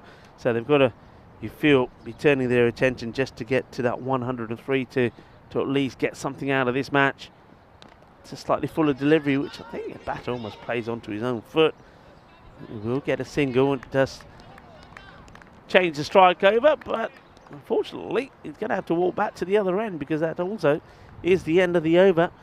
And it's 65 for 3 at the end of 6. And the win predictor has AUM now at just down at 3%. And it's no wonder when the run rate has gone up above 20 runs per over needed. So you imagine one of these two out there has to pull something out of the bag. You can see they've already lost their top 3 batters, none of them really going on to a big score. And that's the difference between AUM and the Hammer and Stallions, where the top order really did the business. Yeah. We focused on that a lot, didn't we, yesterday in that the Golden Ball win for the power hitters. It was a start that they have, and I still maintain. You know, it's one thing when people talk to me about the format and say what's key, and I always say the power play. You've got to have a big power play. That one probably just going to fall short of the fielder. The batters will just take the one. But yeah, power play is so important. If you get off to a good start, and if you're ahead at the power play, then you can sort of afford to have a little blip and still be in the match. If you fall behind in the power play, it's very difficult to get back, especially when the fielding side then starts to deploy a more defensive field with those 5 fielders on the boundary. Okay, Lash gets this one through. Good from him. He's bowling now to the left-hander. It's the first ball that Anshukuma Patel faces, and it's a dot ball. I think this is quite a nice matchup with the right-hander going round the wicket to the left-handed Patel. I think Kailash prefers this angle as well. He can just keep it on the one side of the wicket, although that one has gone a bit too far down the offside. That just crept the wrong side of the wide line. You'll have to re-bowl that one. But this also shows Hammer and Stallions don't have an enormous amount of experience in their bowling lineup. David Marks, of course, the captain, he has an awful amount, but he already bowled his 2 overs at the start of the innings. This is dragged away onto the leg side, but that will just be, once again, just a single with the 3 on patrolling that boundary. Some interesting talk in the chat, maybe because the Hammer and Stallions are a bit short of fielders. And Golam suggests if each fielder is given a bike, and how many times will the fielders catch the ball? I mean, they'll be allowed to cover a lot of ground, and I'm sure Ishantha out there on the boundary would be happy to have a bike to get from A to B. So there's a lot of gaps out there. Well, that'd be an interesting crossover, wouldn't it? It would be. I just think that trying to ride a bike on this field at the moment, which is still quite soft, I think you'll sink. So maybe you want a tractor or something, or a quad bike. Quad bike, yeah. Quad bike will do the job. Might cut up the ground a little bit. I don't think the master ground staff will be too happy. It meets that pretty well, but it will go to the fielder, and well, it doesn't need a bike or anything to get to that, because, well, that is straight at him, and that looks like he's got Lucky on the back of his shirt, so maybe that's his nickname. Well, he has been lucky for Hammer and Stallions today. All right, that should go to hand, and well, I'm not really sure what the bowler's doing here. They should have just left it alone. Kailash, it's a fielder coming towards it, it's going straight to him. And then Kailash, well, he charges at him like a rhinoceros. And no wonder the catch doesn't get taken. Well, yeah, I had to get out of the way, didn't he? Otherwise, they would have collided. Yeah, I think that was Ishantha, who's already shown what a safe pair of hands he is out in the deep. And I think for all the world, he would have taken that. But he suddenly saw Kailash come running at him from the corner of his eye. And he took evasive action. Didn't want to have a trip to the hospital. As it was, the ball went down and it was an escape there for AUM, but you feel like it won't make too much of a difference to the outcome of this game with the run rate up above 25. Yeah, we can see on the graphics now, you can see what's required for AUM if they're to get a point here. So that's sort of more realistic. It means they have to go at just over 10, but the last 2 overs have gone for 6, so they're not helping themselves even trying to pick up a point here. Remember, the other thing is they've only lost 3 wickets, so they can really, they should be pushing to take 2s. They should be really going for this. They've got wickets in hand. That's one thing that they've got. That's the advantage they've got over the Stallions in this match. They've got the 11 men, whereas the Stallions have only got the 9. So this would be an incredible victory for the Stallions, particularly if they take all the points. One's not come off the middle, bottom of the bat. They'll just take a single as Jivnani. He's only just gained above run a ball, 16 of the 15 that he's faced. And Kuma, it's not going any better really, the left-hander, playing and missing a fair bit as Korea Wasam bowling his second. Starts well with just a single. He has a bit of experience in the network. He's got 23 wickets in 32 matches. That's a nicely timed shot. This one will be 4 runs. That's beautifully timed. Lovely timing. Gets a bit of extra width, and it looks like he likes that. And threads this one through the covers, 4 runs. Yeah, that was a nice shot, but maybe a little too late. But they will still have the bonus point at the front of their minds. And if they can get away from this game with that 1 point, they'll take that, I'm sure. 27 needed off 16 balls for that 1 point. Yeah, see, that's the one you've got to get. You know, the non-striker's got to already be there. You've got to want it. You've got to be thinking, right, we want 10 and over from here on in if we want a point. Just wondering if the bench will have Joshi, of course, the captain. He must be watching. He must be thinking, maybe make a change. Perhaps you can see there's batters that are padded up waiting to come in. And again, he just tries to get a little nudge on this. You've got to be swinging wild or getting ready. Gets the width again this time, but misses out on it. So this is very frustrating for AUM and their supporters. Looks like they're going down here, and it looks like they may not even pick up a point. Well, that's better. Throw everything at it. Well, that's the second boundary. That's a bit more like it from Patel. Gets his one out the middle and gets 6 runs. So that's 2 boundaries in this over. We've had to wait a long time for boundaries. Okay. That will hopefully give them a little bit more hope. And just 1 shot, Anj Kumar Patel. He doubles his high score on the network. His previous high score, 6 not out. That big 6 takes him to 12, but a few more of those needed for AUM here. He works that one around, trying to get it in the gap. They won't do so. They've got to go back for 2, and they will this time. And well, I'm not sure what route that he takes to get back Patel, but he does make it back. Maybe he goes cross country. That will be the end of the over. And the good news for them, that at least in that one, they do go past the 10 they require. In fact, they pick up 13 runs off the over. So that will help their cause and their battle here to try and take a point in this match. Number 13, these 2 teams, they will do it again. And what was the Stallions? They'll fare, well, they look like they're going to win this match, but it looks like they've picked up a player as well. It looks like Mohammed Qadari comes into their side, so they'll be a little bit stronger. And AUM, well, they need to come back strong after this performance and see if they can bounce back and get a victory themselves. To the pads, we'll take the single. Every run counts here for the American University of Malta. It's interesting that they were looking to bat in the next game, and it looks like they're a bit light on their batting, especially without the tank, Darshit Patanka. We thought he might feature, but maybe he's unavailable or gone down with the same cold that Afi Khan is suffering from. And that has meant they have been a bit light in their batting order.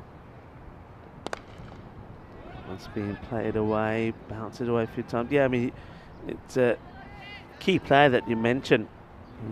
Darshit is a great player, and he's looking pretty trim at the moment. When I talked to him on the days that they were meant to be playing that got rained off, he said that he's worked hard on his fitness. He's lost a few kilos on the way, but obviously not available here today. And the same with another key player for them, Zohaib Malik, who normally is their captain, and both of those players are key batters.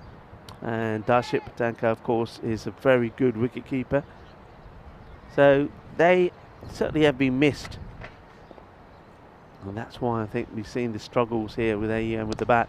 That, though, has been blasted. That is a Bizaway Super 6, which ends up hitting the fence to the side of us.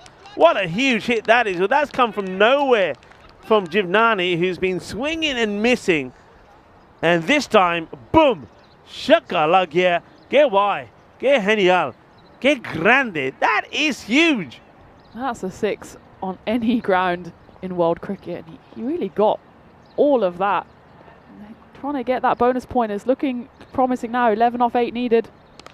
Oh, that's another one. That would go all the way. Bolle, bolle, bolle. Well, this had the clubhouse in danger.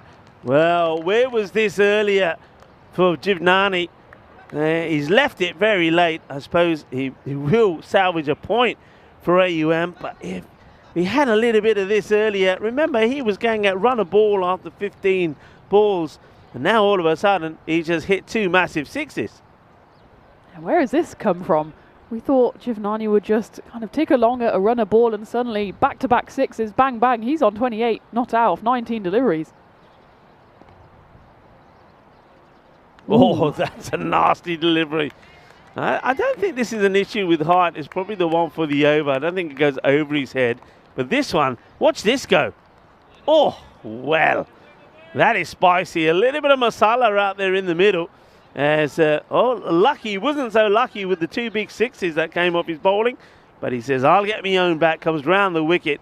And he sends in a hot and spicy delivery, which Jivnani does well to avoid.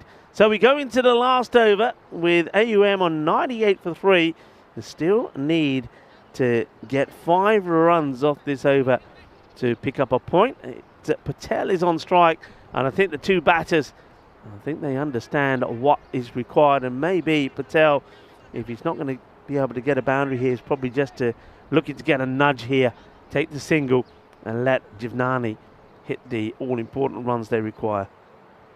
It's almost a free hit here, just one going for 6, and that'll be enough for the bonus point. He does go big on the first ball, almost puts his back out, swinging for that. Patel, he realises maybe not the right shot, either hit the 6 or just get his strike partner on strike, who just hit those back-to-back 6s. Battle of the Patels. Parth Patel. If this one gets played away, you've got to go 2 here. It might even go 4. It will go 4. It's delicately timed by Patel. He does like room. We saw him play a boundary earlier when he played a lovely shot through extra cover. This time he waits on it, and good timing, good wrists, and he'll get 4. So they're almost there. They almost will get that point, which at one point looked a long way away. Parth Patel looking to try and stop him, and he won't, because that one gets dug out and gets hit for 6. So both these 2 batters show that they do have the ability to play aggressive attacking shots. The only problem is they take too long, Tina, to get going. Yeah, unfortunately, this is going to be a bit too short for the chase, but there was nothing short about that shot. That almost ended up in the car park. It's a bit better late than never for AUM here. They'll definitely get the bonus point then, but as you can see, 39 needed off just the 3 deliveries to take the win. They're not going to die wondering, but they're just going to scamper through for 1 leg by here. So at least they've done themselves justice. They've got over that 100 mark as well, but they're going to fall short in the run chase. Yeah, so it will be victory. Well, it's just arched over there to better, but it's okay. There will be victory for the Stallions. Well done to them. Their first victory, first time they're playing on the network as well. So they will start with a victory. This one will just drop short of the fielder as Ishanta gets 1 more to his name, but I think they'll enjoy this moment. Ball to come then, and it will be Patel to face, and he hits this pretty well. That's out of the park as well. So good finish there from Anshkumar Patel. He's going to now finish on 32. Lalit Jivnani on 29. The problem with both of that is it took them a long time to get going. And when you think that they fall 30 runs short, if they got going, if they batted like this right from the go, they would have probably gone on and won this game. Yeah, it's like they almost woke up halfway through that innings and realised there was only 5 overs left to get these runs. As it is, they will fall 30 runs short of the total. But that kick by the middle order at the end shows that they do have some life in them, do AUM. They're going to learn from that, and maybe it's good for them as well that they've elected to bat. They won the toss and will bat first. They'll want to take that momentum from the end of this innings straight into the start of the next innings. Yeah, absolutely. Well, we said they needed to go at 10s in the last 3, where they went 13, 14, and then 18, and that 18 was the best over that they've had. So it's American University of Malta show they have got the batters that can do it, even though they were a little bit low starting, or maybe they'll be a little bit like the power hitters yesterday, who were a bit flat in their first match against Malta Day, but came out firing in the second. Well, that's what they need to do as we take a look at the highlights. So right at the beginning, there was a couple of positive shots there from Gujar. In fact, he started with 3 boundaries off marks, and the marks went to the slower, trusted delivery, and he got straight through and got his wicket. And then once that wicket went, really, then you have to say the Stallions always had the upper hand. That was a very good and neat catch taken there by Korea Wasam. He showed a lot of quality, and when he came on to bowl, he was pretty tidy as well. Yeah, and David Marks led from the front there with both the bat and ball. And Lakshita as well on the back of his half century. He got involved in the bowling as well. You can see that was the difference between the two teams. The Hammer and Stallions, there wasn't many fielders out there, but those who were out there kept hold of their catches. And as a result, they take this first win.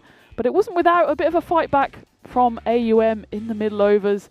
They suddenly found their 6 hitting boots, and they hit 6 sixes towards the end of the innings to at least make the total semi-respectable in the end. Yeah, I think with AUM, the second part of the innings certainly was better. They really did struggle in the first part, and then they had those couple of, if you have a look, they had 1, 2, 3, about 4 overs where they didn't even get into double figures. So the end was good. So there is at least some positive signs for them going into the second clash with the Stallions. The Stallions, though, themselves, look, we mentioned this before, they're a very good side. They haven't got all of their players available for today. A couple of injuries there for them. But likewise, you could say the same about the American University of Malta. A couple of big players missing for them. So you got to go with what you got. But I think on paper, Stallions, even though they're a bit light on numbers, they've got some quality players there.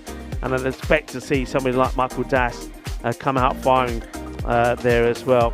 So let's have a quick look here at the bowling figures. David Marks bowled very well, picked up 2 for 20, liking those variations that he's added to his bowling, and even Kailash bowled good. In fact, you could say that all the bowlers were nice and tidy, and most importantly is they were tidy, Tina, in the field. Yeah, absolutely. And when you're a few numbers down, it's important that those who are out there throw themselves around and, more importantly, hold on to their catches. And that's exactly what Hammer and Stallions did. And that was what was lacking for the American University of Malta. And I think the fielding is probably what decided the game between the two teams. 30 runs there. That's probably what was given away by AUM in the field. And Hammer, they held on to their chances. Yeah, so well done. Good win there for the Stallions. These two teams will do it again. That match is coming up in about 25 minutes time. So we'll take a break. We'll get a few, I think, still a bit nippy, a couple of coffees and teas inside us, and we'll be right back to talk you through the action. So stay tuned for some more action and entertainment coming up on European Cricket. We'll be back in about 25 minutes time.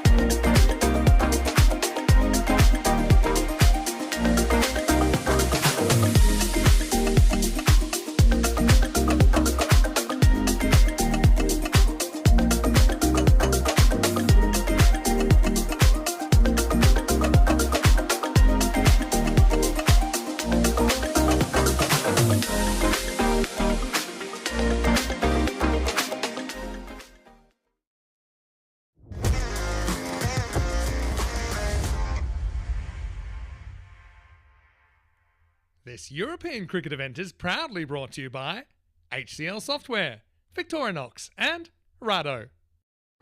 Good morning and a warm welcome back to the European Cricket Network, where we're here for the second part of our double-header between the Hammer and Stallions and the American University of Malta.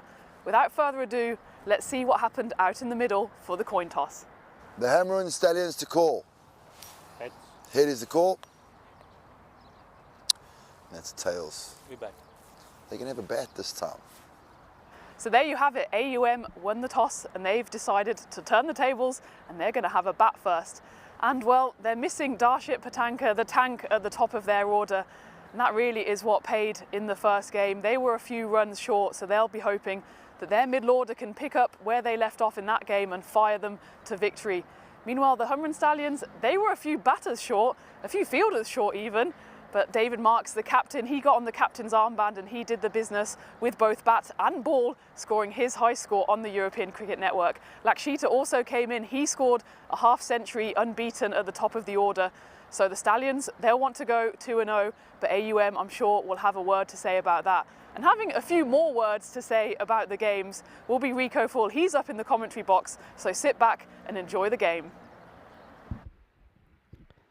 Thank you very much to Tina. And yeah, I think we will have a few words to say about this one, but will there be words of joy for AUM or the Harman Stallions? We'll have to wait and see. Yes, welcome back to the Master Club. It was inaugurated in 1902 by the British Armed Forces and, well, it still remains as Malta's premier sports club. And it's certainly a number of sports that are played here. It boasts some excellent golf facilities, 17 tennis courts, squash courts, a swimming pool, and of course this iconic cricket ground as well, an international cricket ground. And cricket has been played in Malta for a long time. The England cricket team, captained by the great W.D.G. Grace, played a match on Maltese soil on their way to the 1891-92 Ashes in Australia. So that's a little bit of history for you about this magnificent setup. And a big thank you to the Federation here in Malta for really looking after us. So once again, I've been coming here since 2020 and we've always had a wonderful time. Here's the teams, and Avi Khan this time is listed to be behind the stumps. David Marks will hopefully continue in good form. He was the player of the match in the last one after taking those 2 wickets and scoring his highest score on the network, 39 he scored. And of course, I think like Liksha is also going to be pretty key, and maybe somebody like Sharma will put in a good performance as well. So good team there. But of course, one man I haven't mentioned, and you've got to give him a shout out, Michael Das. He'll be looking to be in the runs once more. But what can AUM do? You saw that there's a few changes for them as well. You've got the Bhumin Chauhan coming into the side. He'll be hoping to make an impact, as well as Ayush Khatri, see what they can do.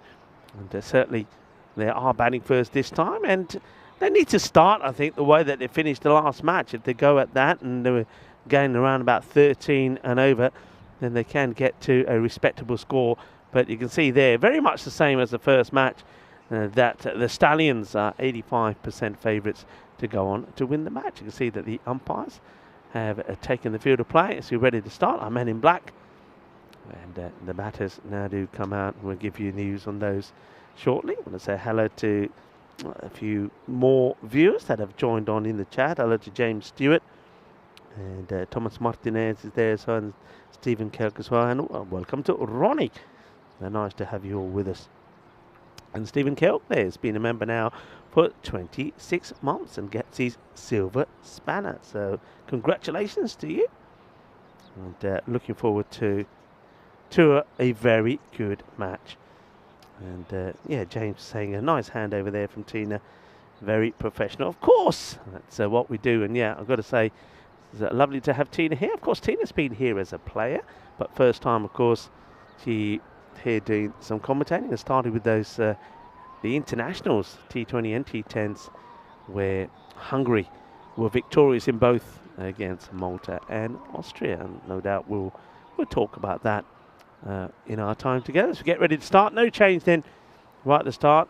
So David Marks, though it did look like he maybe had a slight strain, a groin strain, he seems to be okay to continue. And he will be opening the bowling. And he bowling to Gujar, who made a good start, a couple of boundaries on the spin before he hoiked out. And, well, he's just going to chip the infielders there on the leg side, coming back for a couple, which they should comfortably get. Only just gets it over the fielder there, who's at mid-wicket, who was stretching trying to reach this. So once again, it's just a little clip, really, just helping it along. But, well, I suppose you could say he timed it to perfection to get it over the fielder. A couple of runs to start. Gujar will be looking to do better than what he did in the last match, where he made a good start, played some nice shots, and then got to 14 and got out. That one will go all the way. Once again, the bottom hand comes into play here pretty impressively. And to, well, good intent as well. What a lovely shot that is. Just picks it up. It's not that short from marks, but short enough for that bottom hand to come into play from Gujar. And that's 6 more runs. So a number of 6s in the day certainly have been good for marks. I wonder if he will go to that trusted slower delivery that worked a treat for him against Gujar in the first match. And that's what he went to when he was under attack. He does. And this time Gujar watches it and just gives it a little plot out in that behind point area and takes the single. It's not going to be done by it again, he says. So Bhumin Chauhan comes in the side and he will be opening up. Let's see how he goes here. Going to have to face up to Mark straight away. Be hoping to make a good positive start with Chauhan. Well, in the air, he could be out very first ball, and maybe he should have been. The catch gets dropped, and that's a surprise really, because Lakshita did show that he's got a good safe pair of hands. So Chauhan, his highest score is 18 on the network. He did that last year against Gozo. Could have gone very first ball for a golden duck. But he survives because the catch gets put down, and you can have a look at Sinavithanath. He's doing the double T-point. He can't believe he's dropped it.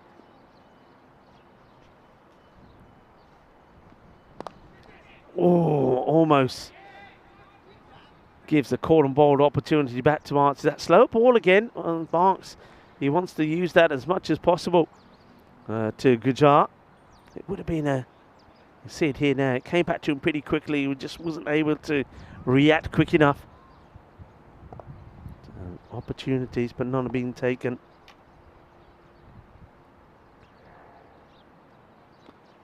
That's that slow one again. This one gets played out. It'll take a single. Apologies there. We must have had the wrong name for the batter.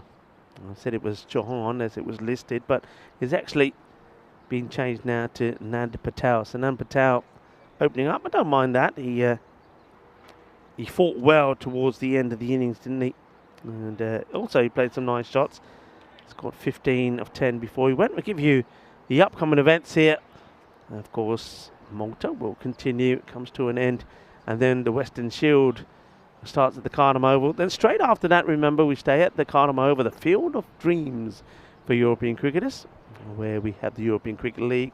And then we go back to Portugal. But this time, well, Portugal, we're certainly getting around, being to Porto. We're at Coimbra at the moment. And then we'll go to Santarém at the Santarém Cricket Ground. And what a lovely ground that is as well. So plenty of action coming your way. Plenty of action coming your way here as well. Well, he did drop the catch. He wasn't very lucky with his catching, but will he be lucky with his bowling? Coming on the bowl here now. And a good time to welcome back Tina. Yeah, hi Rico, and good start here as well. Bit of action in the first over. Those overs where there's wickets and there's boundaries and there's drop catches, they always go on quite a long time, but as it was, David Marks going for 13 runs. Should have got the wicket, but lucky was unlucky with that catch, and he's got a bit of making up to do now with ball in hand. He's got off to a good start with that dot ball, and in fact it is the same opening pair for AUM as we saw in the first doubleheader, with Patel and Gurja out there. And there's an appeal there, and it is going to be given. The umpire's finger is raised. There was a nick on that, well taken by the keeper behind the stumps. I think that is Afi Khan back behind the stumps after he missed out in the first game. He's come back in and he's got straight into the action with a nice take there. Yeah, it's an easy catch. A horrible shot, it has to be said. And on 2 occasions today, Gujar's got out hoiking at a ball like that. In the first match, it was straight, and Mark's got through him with a slow ball. And this time, well, it is Senavishnath who's got through him. Not a good shot, ugly looking, gets an inside edge. And yeah, there he is, Afi Khan. It's still a bit under the weather, I think. He's got the training top on as well for the Stallions, but he holds on to the catch. And it is a little bit of luck from Siravithanath, who picks up the wicket. And Gujar, disappointing end once again from him, goes for 10. Lucky is right on the money here. After that disappointment in the first over, where he dropped a relatively easy catch, and that was on the back of showing us his safe hands in what was actually a much more difficult chance in the first game. But he's come back strong here. A wicket and 2 dots so far in his over. And it's Babu who's come out to bat to join Patel at the other end. And it's high up in the air, and it's going to be a tough chance, but I don't think it's going to go all the way. It's going to plug, and that's a great piece of fielding out there on the boundary rope. It just sat up for the fielder, and it's Abhinav out there, Parth Patel out there, who just puts his hand out. As we see this on the replay, it looked like it was going to be a half chance. In the end, it went over his shoulder, but he watched it all the way. He thought about holding it in his hand, realised he was going to run over the boundary, so just patted it back. Really great effort out in the field, and definitely saved a boundary there. Yeah, very good work, and good alertness from him as well, knowing he couldn't really hold on to that ball, so does well. And that shot prompts a change in the field. I think they feel that Babu does like to go out into that extra cover area, so leg side fielder comes in. And it does go to the offside on that occasion. It's just going to bounce through. Amar Sharma does the fielding there. And Babu, he did get 20 runs in the first game off just 10 deliveries. And in fact, he was the only batter not to score a 6, but he did score 4 fours on his way to his 20. And that kind of was the start of the slight fight back there from AUM. Of course, they did fall 30 runs short in the end as we get to the end of the second over.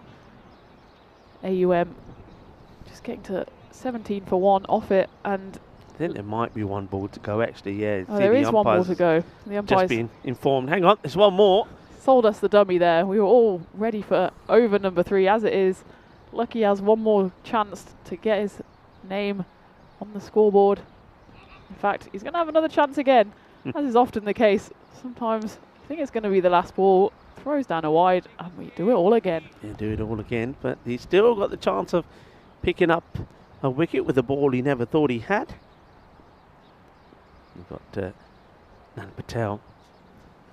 1 strike. Ooh, well, he could have had. It would have been an absolute humdinger off a catch. This was blasted back at him. It went so quick. See it here 1 more time. He's absolutely walloped it, and fingers to it. They either stick or they don't. But luckily, he hasn't injured himself. But no run of that one. So got to go down as an opportunity. 17 for 1 after 2. Yeah, Lucky did get his hands to it, and he saw it all the way and sort of almost tried to withdraw his hands as he realised it was coming in hot. As we have a look at the table, and of course, Hamrun, having won that game this morning, the first half of the doubleheader, they are topping the group. But AUM, they did get on the board with that bonus point. Of course, the others haven't played yet. They will have a right to reply this afternoon. High. It's gone high. It should be a chance. It's Amar Sharma underneath it, and he does take it. He's got a lovely pair of hands, does Amar. He's one of the more experienced players in the Hamrun side, having also played for Malta. And it looked in no doubt when David Marks threw that ball up, went up in the air, and Amar Sharma, calm as you like underneath it, just gratefully took the catch. And that does mark the end of the batter, who is now walking off. Injarath Babu just went 3, run a ball 3, so it wasn't quite hitting the heights of his previous innings. That's 42 down for AUM. Yeah, I mean, went for the shot down the ground, but gets the bottom of the bat, not enough to clear Sharma. But you're right about Amar Sharma, he does have good hands, and I like his technique there. He allows the ball to drop into his hands. He's not forcing it upwards, gets himself in a good position. Nice catch taken. And that means that Anshukumar Patel comes in at number 4. He batted well in the last match. It took a while to get going, but once he did help his team get a point. Now he's got plenty of time here to bat, and let's see if he can help and get a good partnership together with Nan Patel at the other end. First one, he just hits it against his own foot. He's going to make sure all his toes are still connected, because that one did get nailed in from the middle of his bat. He found the middle quite a lot in the previous game, as we see this friendly fire there. I think I also like the fact his shoes are colour coordinated with the rest of his kit. But Anish Kumar, he got 32 off just 14 deliveries in the first game. Goes for a big swing here. There's a half appeal. Afi Khan goes up. David Marks isn't really interested until he realises everyone else is appealing, so I probably should as well. I thought it was going to be knocking the stumps over. Yeah. I can't believe that it's missed, and maybe it shaves the leg stick, and that's why there's an appeal there from Afi, because that was very close. And wants to be super aggressive here, but he's got to be careful. This one's high up in the air. It's Amar Sharma under it again, and he makes no mistake. That's 2 catches for Sharma in the over. 2 wickets for David Marks. You can't keep him out of the game at the moment, after he got runs on the board in the first game and then also chipped in with 2 wickets. He's got 2 more wickets here. That leaves AUM in trouble. 17 for 3 halfway through the 3rd over. Well, it's that trusted and faithful slower ball again, and it's the same combination as the wicket earlier in the over. Marks gets another. Sharma makes no mistakes, and this time it's going to be a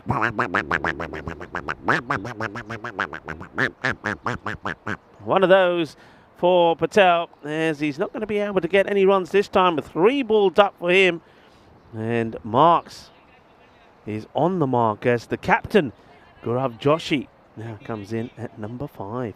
And Joshi didn't get a chance to bat in the previous game after his middle order, despite not getting the total. They did get that bonus point. They showed signs of life, but Joshi here, he's going to have to show a bit of life himself if he's going to get his team out of this trouble. They're still in the power play, so the Hammer and Stallions, despite being 1 or 2 fielders short, they're not really being needed at the moment, because it's the bowlers doing the business out in the middle. And David Marks, that one's just poked up in the air. They'll run through quickly for 1. Should be no more. Amar Sharma, well, he's proved he's got a safe pair of hands. I think that one just pinged up off his heel. But what a spell this is so far. David Marks, 2 wickets for just 14 runs and 1 ball left of the 3rd over. And look at that, the run predictor has the Stallions way up in the 90s. And of course, this will be back-to-back wins for them. Double header today means that after losing out the first game through rain, they're coming back firing, aren't they? Yeah, well, one thing that I'm not sure if somebody's not counting right here, whether it's the umpires or the scorers. I thought there was another ball to go, and you thought that, and there is another ball to go. So David Marks, well, like Lucky before him, has to come back from the boundary and complete his over. And well, this one, I reckon David Marks is quite happy to have another ball here. He'll be attacking the batter, which is of course Nan Patel. This is why you always have 2 scorers helping out those umpires and the match official, because it's easy to make mistakes out there. There's a lot of things going on. This is now the final ball, and it's going to be a dot ball, but that still marks terrific end to Marks's spell. Just come back and bowl that extra dot ball. So he finishes with figures of 2 for 14 off his 2 overs, and it's the end of the power play. American University of Malta in trouble here, 18 for 3. Yeah, that's quite an exceptional over, that one from David Marks. Just the 1 run coming from it. He does pick up the 2 wickets, and he has left the AUM side in a spot of bother. They've lost 3 wickets. They only lost the 3 wickets in that last match as well. So we're going to see an opportunity here, probably to see some more batters come out, and maybe one of them can come out there and be on song and help their team to get to a good score. But you've got to be looking, I reckon, about 140 here, Tina, really, against this Stallion side, to give yourself a fighting chance. We go through to the Superman attempt at the run out there, as it's Lakshit who's come on to bowl. That was some athletic fielding out there, running in from the 45, and he gives it the old throw and dive. I think he would have been safe. Michael doing the backing up there, having been relinquished of his glove duty from the returning Afi Khan. It's a big old swing again from Nan Patel. And he kind of did this in the first game, swinging hard at it, and then the shots that he did actually get away, the sixes that he scored, was more just hitting a smooth swing of the bat, more of like a golf shot, whereas here he's just kind of losing his shape, throwing everything at it, and his bat feels like it's going to go flying further than the ball at the moment. This time he does just readjust. It's a nice Yorker from Lakshita, and it just goes through to David Marks. You can't keep him out of the action at the moment, and he put in a star turn. He's captain today. And what a spell he's had so far with both bat and ball. Yeah, of course, concerns would be for AUM. It's that they don't have Lalit Jivnani in the side this time. He played a good role in the last match. He bowled pretty well, and also scored those important runs with the bat, 29 not out of 21. So somebody else has got to step up the mark. Maybe it will be the captain who's out there now, Gaurav Joshi. And of course, hello to everyone in the chat who is joining us. It's lovely to have you with us. James Stewart says the disembodied quack of a Derek, spooky. It's not quite Halloween yet. And I'm sure Derek will be back from his holidays very soon, but the AUM won't want to be hearing any more disembodied Derricks anytime soon. Yeah, we never got an answer. Somebody's got to give us an answer about what's happening with the Derricks. I mean, I know that I was told when I was in Malta having a makeover. I mean, it's got to be some makeover they're having if they're not ready by now. So somebody's got to tell us what's happening. That's down the leg side. And it's going to be a wide, and it's going to be overthrows as well. Afi Khan kind of throws that in from behind the stumps. Amar Sharma at mid-off gives him a bit of a shrug as if to say, well, what are you doing, mate? We don't need to throw at the stumps here. As it is, it's a wide ball, and it will have to be re-bowled. So again, final ball is extended again. And that one's hit out into the deep. They wanted to come back from two, but some good fielding out there on the boundary means that they're restricted to just the one run. And it's another really good over. The umpires, they're certain this time that it is the end of the over. I'm sure too. And Lakshita, he just goes for 6 runs off that over. 2 of them were wides, in fact, and he still managed to get in 2 dot balls. So AUM are really spluttering along here. Those wickets, the double wicket over from David Marks in over 3 really hasn't helped them. As a result, they've just got to 24 for 3 off 4 overs. It looks like Suraj Kailash, who's fairly new to the network, I know he played 8 matches last year, but he only bowled the 1 over, and he doubled that rate in the first game, bowling his 2 overs, and he's coming back here to bowl the 5th for the Stallions as they make a few adjustments in the field.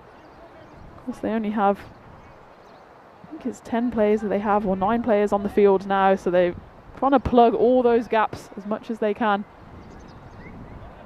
And it's Gaurav Joshi, the captain, who will be facing up.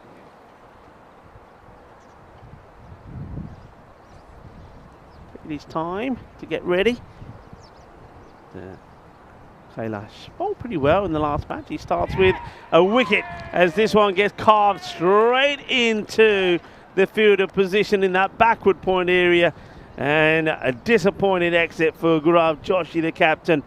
He gives himself a little room to cut this one away, but it's into the hands, and Suraj Kailash gets a wicket from his first ball.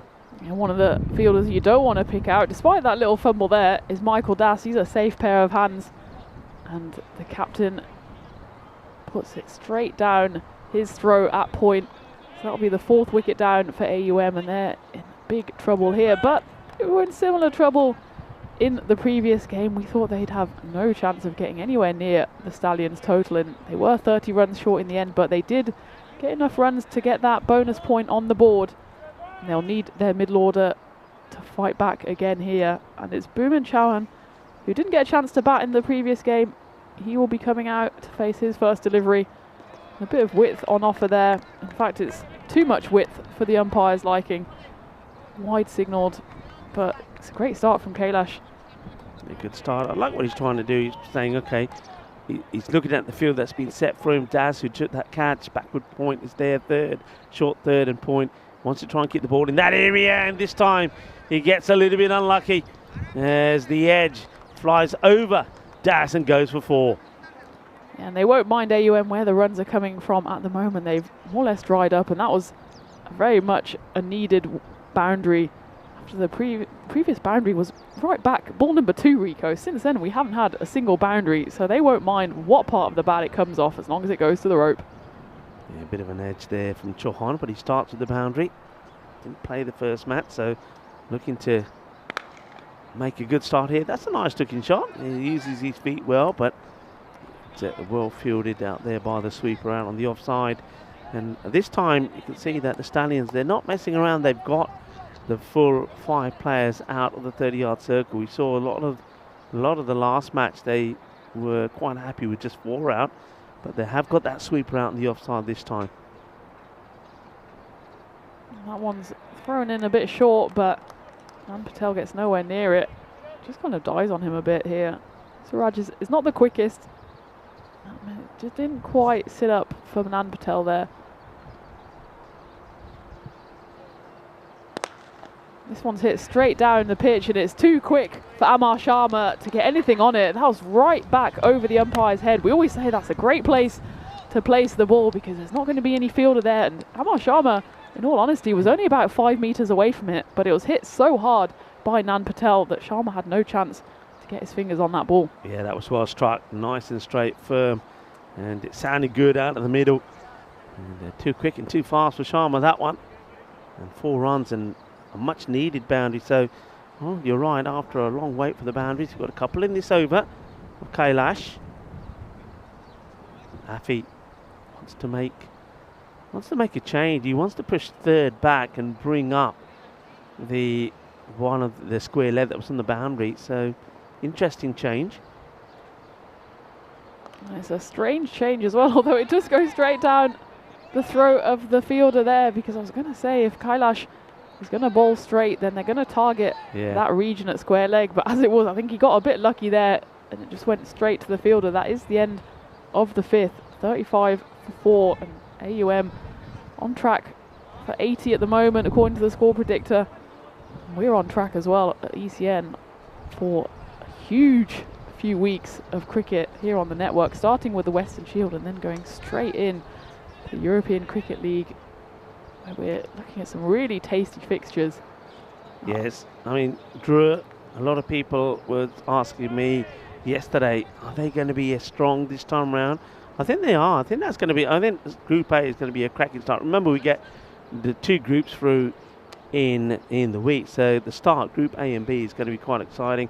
Hornchurch, of course, have to get through Northern CC. Hornchurch are the reigning champions, and that's why they're there. And of course, Northern CC were the English champions. That's why they're there. And then you got the likes of ACT. Now, you had a chance to look at some of the Austrian cricketers when they played here in the international. So you've got some good players in there, and that certainly could be a very lively and entertaining group. This one is got away. It keeps going, and it will just be stopped. The batters will come back for another. That's a good long hard chase actually there by the fielder. He never gave up on it, and just as well, because it could have been 5, but he just gets his fingers on this and flicks it back. That's very well done. Where's that foot? Let's have a look. I think that looks okay. Doesn't look like he planted that foot down, so well done to the fielder. It's a long old chase as Amar Sharma comes into the action. The first one didn't quite get his radar right. That's a much better delivery. Should just be the one down to long off. Yeah, Austria, they didn't quite get over the line in the international series. It looked for all the world that they would run away with the T20 title, but Hungary had a word or two to say about that. I think maybe the disappointment of that just played into their T10 series somewhat, and they didn't manage to get to the final. They got beaten by Malta, and as a result their tournament ended early. So I'm sure those players will want to come back fighting on the domestic stage and lead their team at least through the group stage and maybe even to ECL glory. And that's exactly why they put that fielder there. Afi Khan put his fielder straight at square leg, and that went straight down Arshad Pasha's throat, and he didn't manage to hold on. It came quickly at him, he almost couldn't believe his luck. He didn't have to move a centimetre. He put his hands there and it just burst out his hands, and that's a dropped opportunity. But Sharma follows it up. He's got a lot of experience. Oh, that is in fact called a no ball. Called a no ball. So, is he? I think he knocked the bail over. Ah, there we go. It's the lesser spotted no ball. Yeah, the bail came over and the umpire's quite... How did he do this? Oh, the leg. Yeah, look at that. You see the bail just falling. He gave it a little kick on the way through. So, free hit. Can they capitalise? No. That's well bowled by Sharma. That one, he just kind of just puts it on a spot. It's a lesser spotted no ball. That I remember when it first came out. Was it Steve Finn? He always used to tap the bails with his finger. And at first they called it a dead ball, as that's a bigger P, and I think that's a plum. There's not much doubt about that one, as Boomin Chawan walks across his stumps and Sharma just cheekily obliges, hits him directly in front, and the umpire's finger was up almost before the appeal happened. Well, this I think is probably, yeah, that's as plumb as it gets. You don't need to think too much about that. And that's the end of Chauhan, who, remember, was a little bit lucky and had a bit of luck his way, but he's going to have to go. Rush is back. He'll go for 6 of 6, run a ball. Nan Patel, he's going at a run a ball 11. So it's very similar to what happened sort of the first 7 overs of that last match for AUM. Not a lot happening in terms of the strike rate, but they did up it towards the end. Will they be able to do the same this time? But they have lost more wickets. That one probably will be called a wide, and it is. Doesn't miss the leg stick by much from Sharma, but still, anything down the leg side is going to be called a wide. So left to bowl this one again.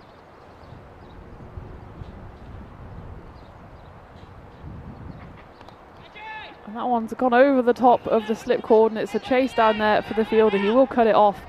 They will run back for 2. They'll get in safely, and it pings up.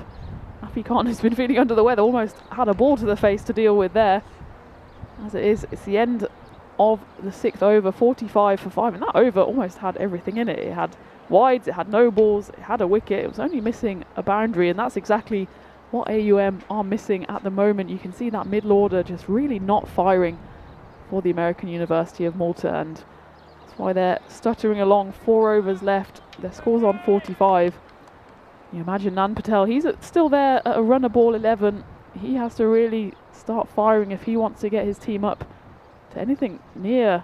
It's probably a par score here. The expected score at the moment, 81. Suraj Kailash comes in for his 2nd over. He'll have to restart that one again, as first one drifts a bit too far down the offside. But he's 11 for 1 off his over so far. It's good to see him get some experience as well. Yeah, interesting, they've gone back to field set here. That's gone. That's 6. It's too short. It's straight, and he just hits it straight down the ground with a straight bat and right out the middle. But yeah, just before, remember the last over that Afi did push back the 3rd, because he was seeing a lot of the swing, and he thought, well, if he gets an edge, it's going to fly to the boundary. But they've gone back to keeping the 3rd up into the 30-yard circle. Square leg is also up. So there is a real change here. I'm just trying to see if they have got 4 or 5 out. I think they've gone back to 4 out here, actually. 2 on the leg side, 2 on the off. And yeah, oh, they've got a sweeper, actually. See the sweeper now on the point boundary. There he is. He's camouflaged. It's like he's in the tent, but he's not.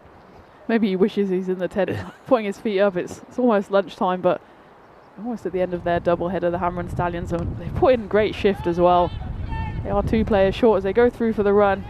An appeal from Afi Khan, a half-hearted one at best. Batter Nan Patel gets in safely. And it's important when you have a keeper back like Afi Khan, just how much experience he brings to the side. And David Marks is out there as captain. I think he doesn't have an enormous amount of experience as captain, but having someone behind the stumps who just tweaks around the field, has a look at the overview, I think that really makes a difference, doesn't it, Rico? It does. I think it's very important. Wicket keepers, I think, sometimes are very much underestimated. Not if you have a good keeper, not only have you got safe hands behind there with the catches, but I think to the spinner, they're standing up, keeping the bat inside the crease, but also they get the angles right in the field. Yeah. They know where the fielders need to be, especially those sweepers. Firmly struck. Yeah, firmly struck. Just be the one.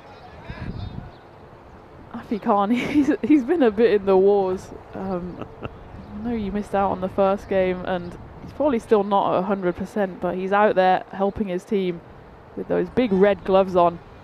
He's been doing well so far. Sometimes his teammates don't quite help him with their throws into the stumps. That one, they just get the one off.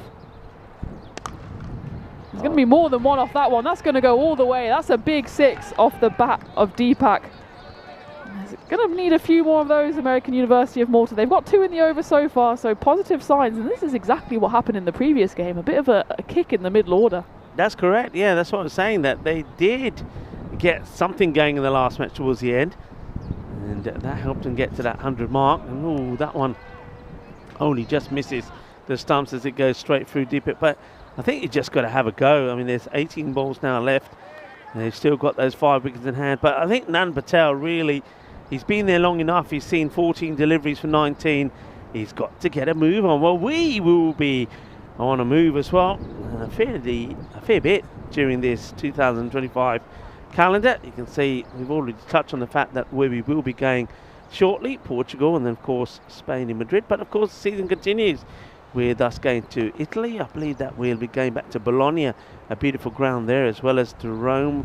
We've got France, back to the Dreux ground. What a lovely ground that was, surrounded by that magnificent scenery of those trees. Coming back here to Malta for a spring series, then Jersey for the first time. And then we did go to Sweden last year, go back to Sweden. Malmo will be wondering to see if they've still got, of course, that famous blue pitch. And then I know that everybody's excited that we'll be going to the UK and to Hornchurch if this one gets played nicely down the ground for a single. It's Shantha who's come in to the attack. He bowled 2 overs in the previous game, conceded 19 runs, didn't pick up a wicket. He has picked up 24 wickets in 32 matches before this series, so he's no stranger to getting in the scorebook.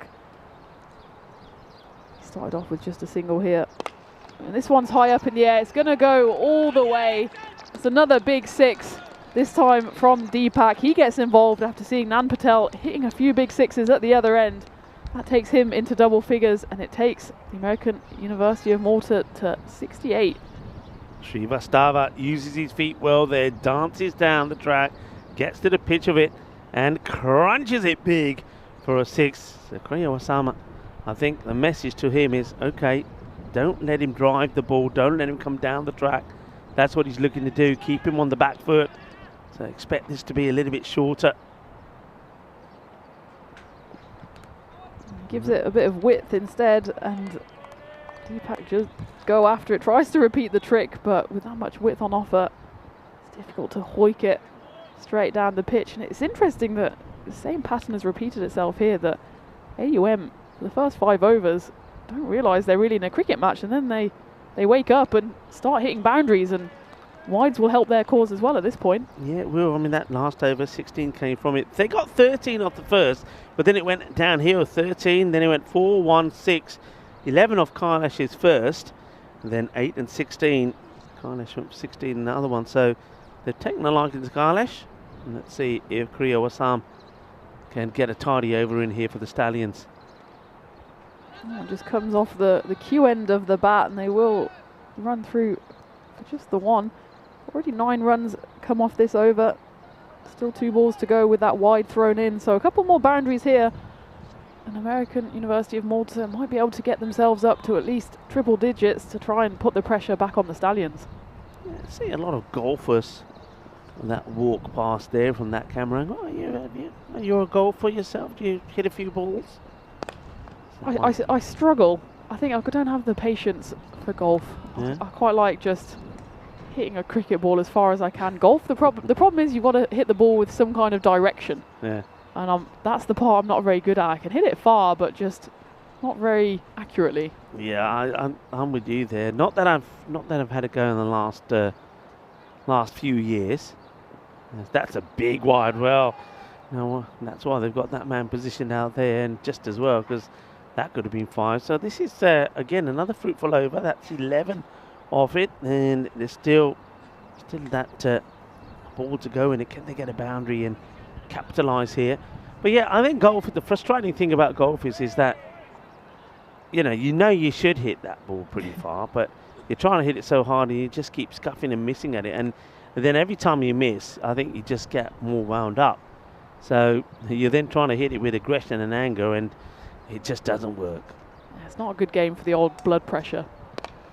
But I mean, a lot of cricketers, and I know footballers as well, they play golf in their spare time, but we just don't have any spare time. That's the problem, Rico. We watch all these golfers walk past enjoying a leisurely Tuesday lunchtime round of golf, and here we are commentating on the cricket for everyone else's enjoyment. But of course, we enjoy it as well, don't we, Rico? Of course we do. It's a nice way to spend a day. It's a nice way to nice job to have, especially when you're involved with a game that you love and you're so passionate about. And also we get to see some lovely destinations, like here in Malta, beautiful island, and of course this Amasa sports complex is absolutely beautiful. And it's always nice not only to meet up and get chatting to players that you know from the past, from many years, like we said here in Malta. We've been coming here since 2020, but of course to also see new players and new teams, and for me, most importantly, to see just how the game just continues to develop and grow, and Malta's a good example of that. I think every time we come here we see new teams, and I know there's a big effort to get the game into the schools as well, so that's always nice to hear. Yeah, absolutely. It's all about enjoying the game and growing the game, making sure future generations can enjoy it the same way we have. And I'm going to enjoy Amar Sharma coming on for his second and last over. He went 1 for 10 off his first.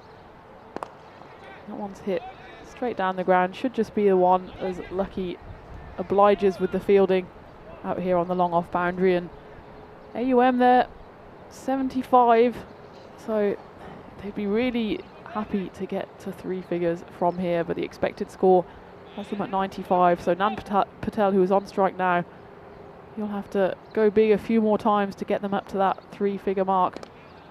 And he just blocks out that one, and Amar Sharma, he's using all of his experience here. He's got more than a half-century of wickets on the network, and he's proving his worth out there in the middle. Keeping it nice and tight. Every so often he strayed down the leg side, but that's, I think, purely because he's trying to get that wicket-to-wicket Yorker length ball in all the time. Here it is again. And this time the batter winds up and goes for it.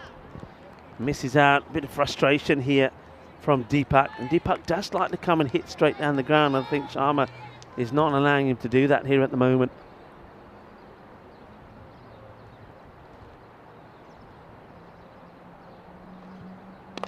Comes down the pitch to that one. Will just walk through for a 1. So not really much sense of urgency from AUM out there.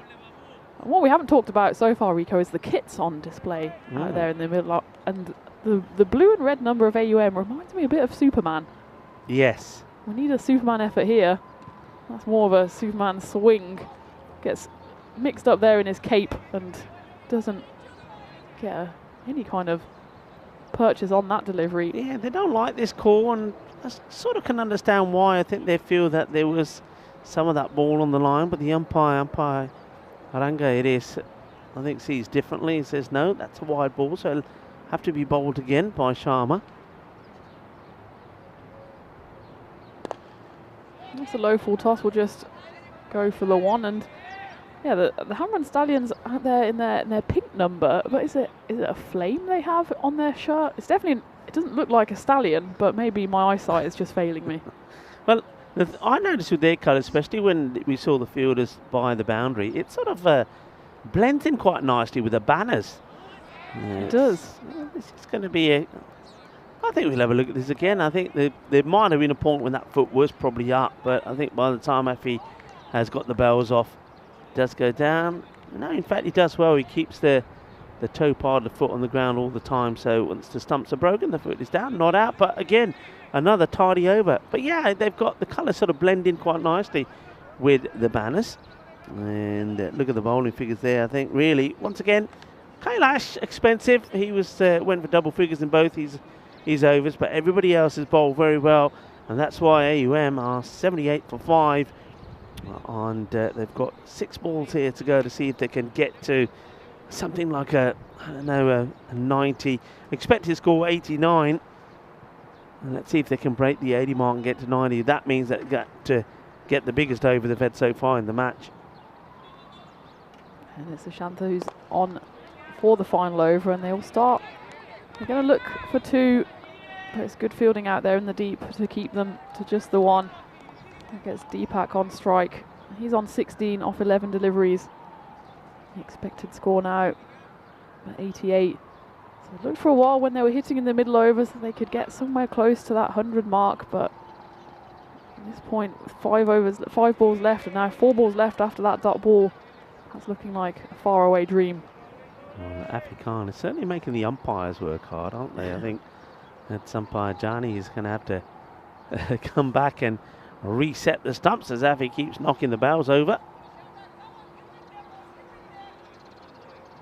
Just the 4 balls left in this innings for AUM. Just not really got going at all. Another big swing, but that one has been called wide. Shanta not too happy with that. Thinks that maybe just crept in the right side of the line, but I think it kind of looked like it was tailing away and then cut back in. Tough call there for the umpire, but it's always so difficult to judge. We of course have the benefit of our great replays from our friends at 2 Circles, as this one is just punted down the ground. Again, they'll look for 2. In fact, they the batter really wanted to get back, but it was well fielded out there in the deep at long off and restricted them to just 1 run. You can hear all the teammates from AUM saying, I mean, they've been shouting 2 for the last sort of 3 overs, but they just haven't been obliging, these 2. And this one, again, you've got to go 2. You've got to just turn and go. You've got to go here. And you can see that even before the first run is completed, that Deepak is sort of putting the hand out there and saying, no, that's it. We're not going for 2. And yeah, they're leaving a lot of runs out there. 82 for 5, couple of balls to go.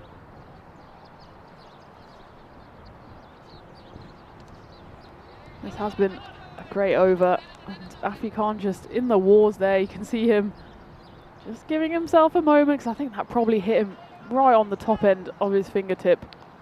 Poor guy's not had the best of days. I think he's not 100% fitness. The helmet's off.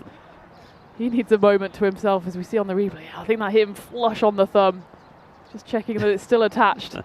Having a look, and yeah, when you're not feeling great, these kind of things always happen, don't they? Yes, and I think he's been hit a couple of times in that part, and you know what it's like. Once you hit there once, every other one gets in the same spot. This is a big shot, but Lucky is under it. He should take it, and he does, and that's the end of AUM's innings. That was the final ball of the innings. It was a wicket to end. Shanta gets his first wicket of the game, and AUM finish on a well below par 83 for 6 wickets. The Stallions again in the driving seat here, having already beaten AUM in the first game. It looks like they're on course to go 2 for 2 here, and what an effort in the field by the depleted Stallions. They're not at full strength, and they've got Afi Khan, the keeper, who's now all smiles behind the stumps. He's come back into the side, and well marshalled as well by David Marks. He grabs 2 more wickets to add to his collection. The AUM, meanwhile, will feel that they're a few runs short. Yeah, it's disappointing. As you see, it was a good start. I mean, there was a couple of runs here first, and then the very next ball was hit for a boundary. But even with that catch being dropped down, that was Lucky putting down, but Lucky then came back straight and took a wicket with the bowling. But it's the strike rate again. They lost 5 wickets in the first sort of inside the first 6 overs when these 2 came together.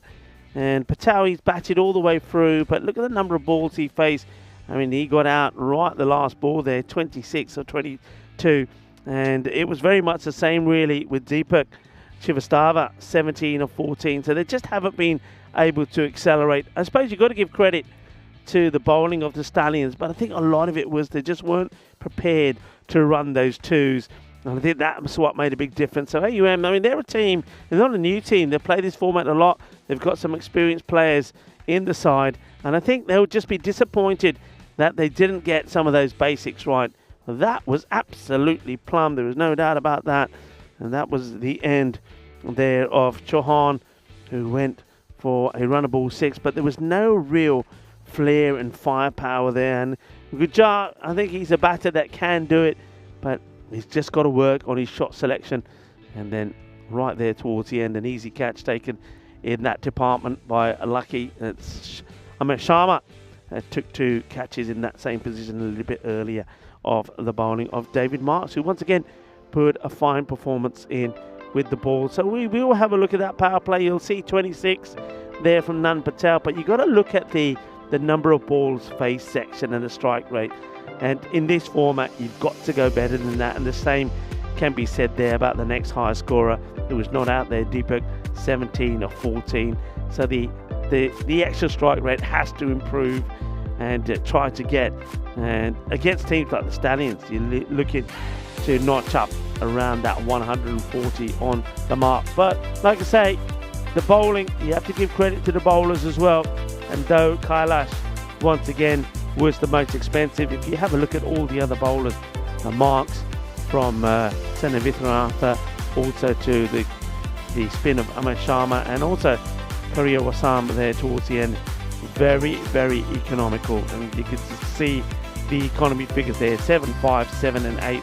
That's quite superb. So the Stallions, when I saw them or saw their squad earlier on, I certainly did say that this is a team that if all the players, the key players click, can certainly, I think, make their way into final stage. So keep an eye on them. They'll be looking for a good start here by restricting AUM to 83. They'll be looking to knock these runs off. And I really do believe also that this is a very good opportunity for them to knock these runs off inside the 7 overs. And not only will they take the win, but they could steal the point away from AUM. And I think that's the danger for AUM. In the first match, they had to work very hard to pick up a point to get past that 103 mark. This time round, they're going to have to work very hard to contain the Harman Stallions. If the Stallions get going, especially with Mark Das at the top of the order, they could knock these runs off pretty quickly. Anyway, we'll have to see how that unfolds. Join me, Rico Full and Tina G. We'll be back in about 10 minutes time for the conclusion of match number 14. Join us back soon. Hasta pronto, mi familia.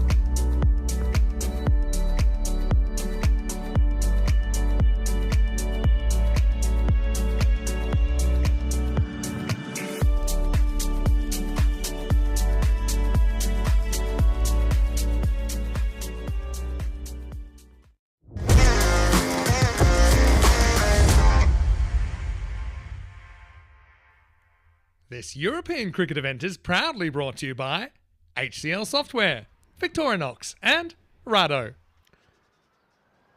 Hello viewers and welcome back to this match number 14, which you would say that the Stallions have got well under control after another good performance from them in the field. They've restricted the American University to just 83, and as I was saying, as we were talking through the scorecards, I think this is a very good opportunity for the Stallions to, well, you can see there on that graphic, to try and get the target in 7 overs or less, and if they can achieve that, then they will not only be victorious, but they will take all the points available from this match. 4 points. And we can fall here. I wonder what Tina is thinking, who joins me back here. Every chance, I think, Tina, of a 4-point victory here for the Stallions. Yeah, I agree, and it'll be the first 4-pointer I think we've seen of this ECS. Of course, matches 1 to 9 didn't really have any points involved apart from the shared points for the washout.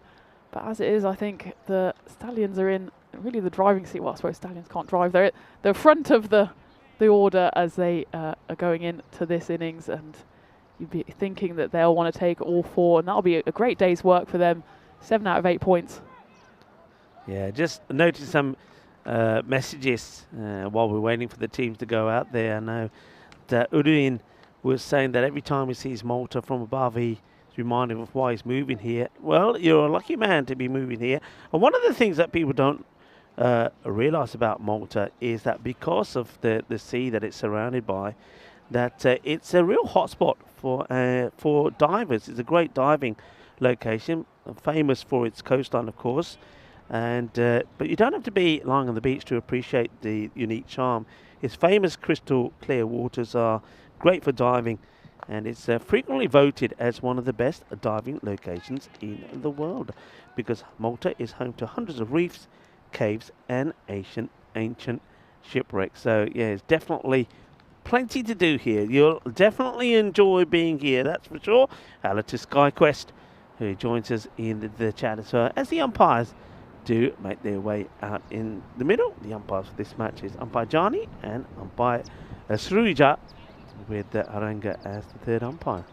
Yeah, we were saying yesterday that we didn't quite see Malta at its best with that rain sweeping in, and we did see that beautiful double rainbow.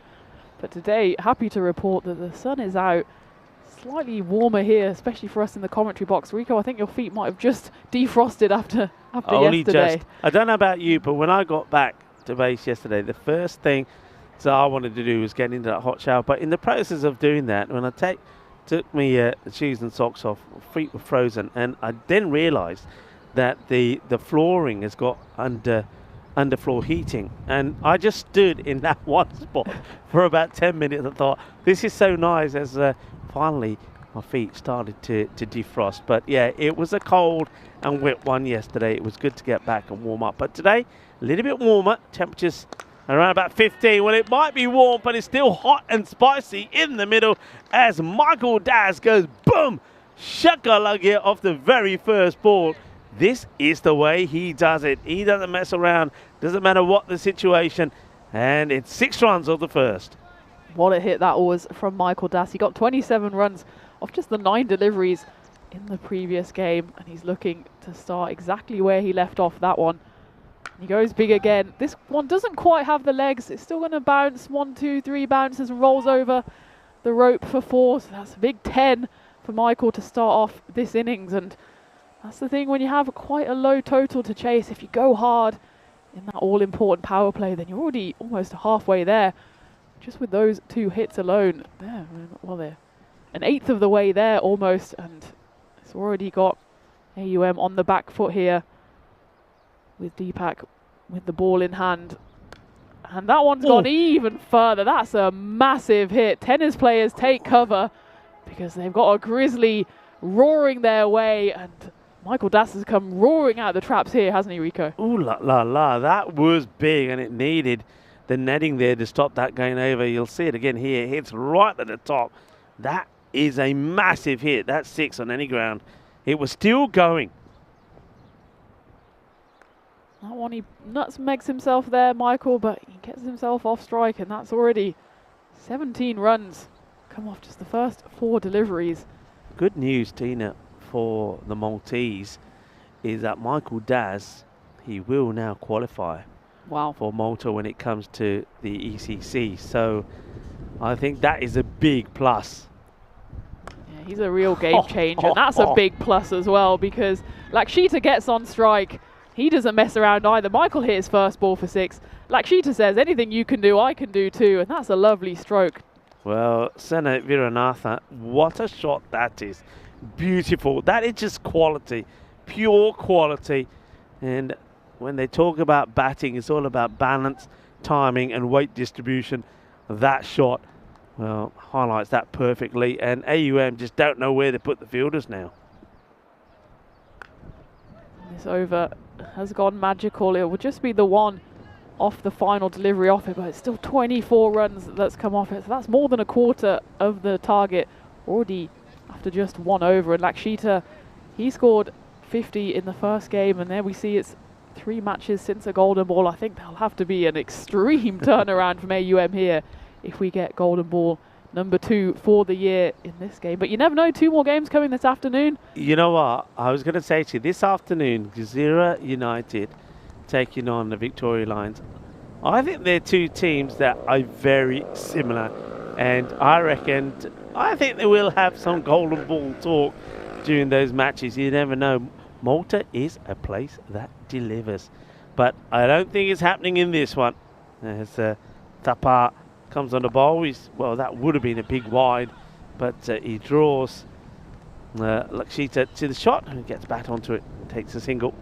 Thapa, he just bowled the 1 over in the previous game, went for 14 runs. Even that would be a minor victory here for AUM. They just need to stem the bleeding here, as Michael and Lakshita, both ends, they've come out firing. They don't want to mess around. They want to have a longer lunch break. It's Michael on strike here. He just lets that one go by. A wide is signalled. He learnt from his partner the other end, who did go reaching for a wide. There's no point playing at that one. You'll get the run. Don't have to do anything. Yeah, well, it's the lucky Das combination at the moment out there in the middle. Oh, no, well, that's got to be a 7-up, I reckon. The umpires are on the walkie-talkies here, Tina, but that's not a good delivery. Thapa delivers a bad one, and he gets whacked for a big 6. I think this could be a 7-up. Let's have a look at it side on. Yeah, it's been signalled by the umpires, and now free hit to come, and Das is going to be looking to hit this even further. Yeah, that was just a freebie there. It was quite tight. You saw on the side view there, but Das given the benefit of the doubt, and he's been given the free hit here as well. Shubi bowling it. He got a pat on the back from his captain. He's still a young player, so he'll learn from this experience, and that's a much better delivery. And Michael can only hit it straight to the covers, doesn't even think about going for the single. Yeah, slightly slower delivery that time. That's brave from the young bowler, Shubi Thapa.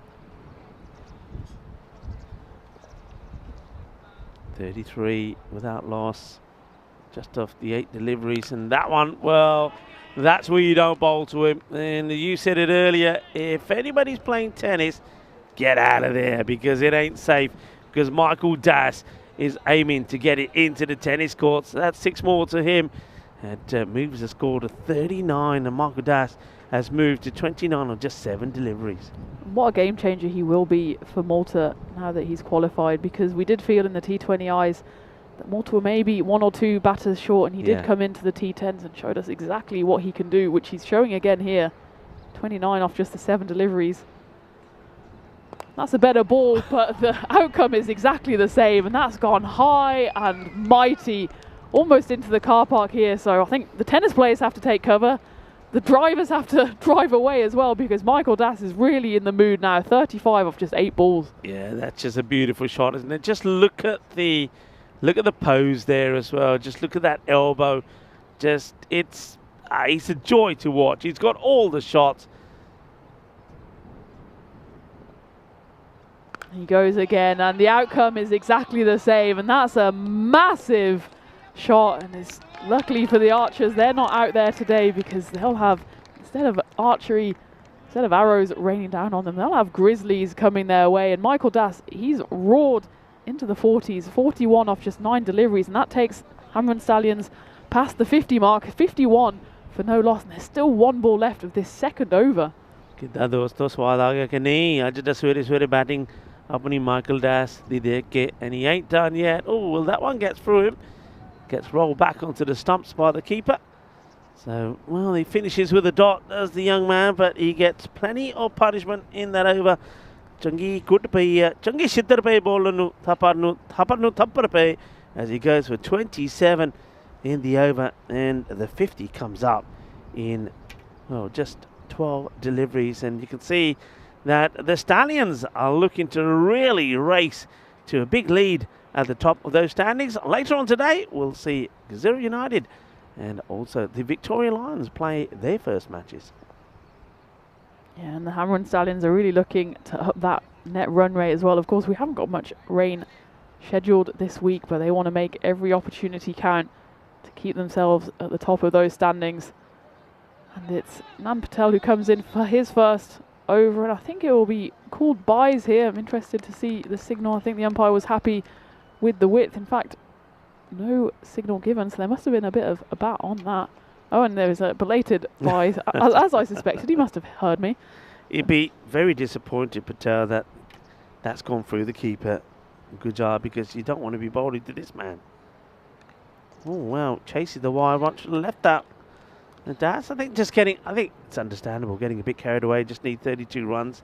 Both batters are hitting well. The team's well on top. They're just going after everything here, but not a bad area to go. Nan Patel, I think he knows if it's anywhere close to Michael Das, he's going to be elevating the ball out of the ground.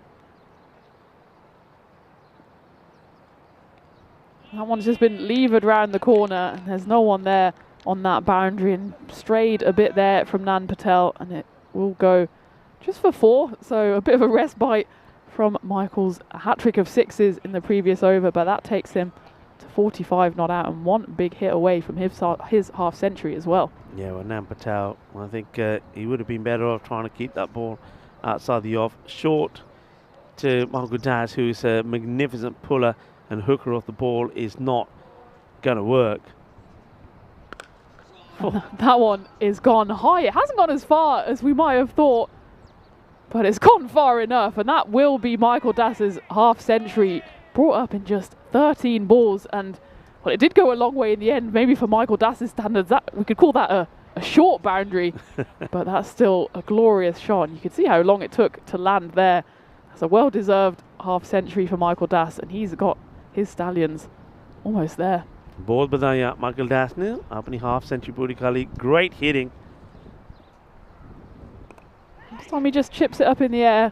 It lands safely at mid-wicket. He's happy to let Lakshita do a bit of the heavy lifting. He's not done much at the moment, but it's not for a lack of trying. He's only faced the 4 deliveries.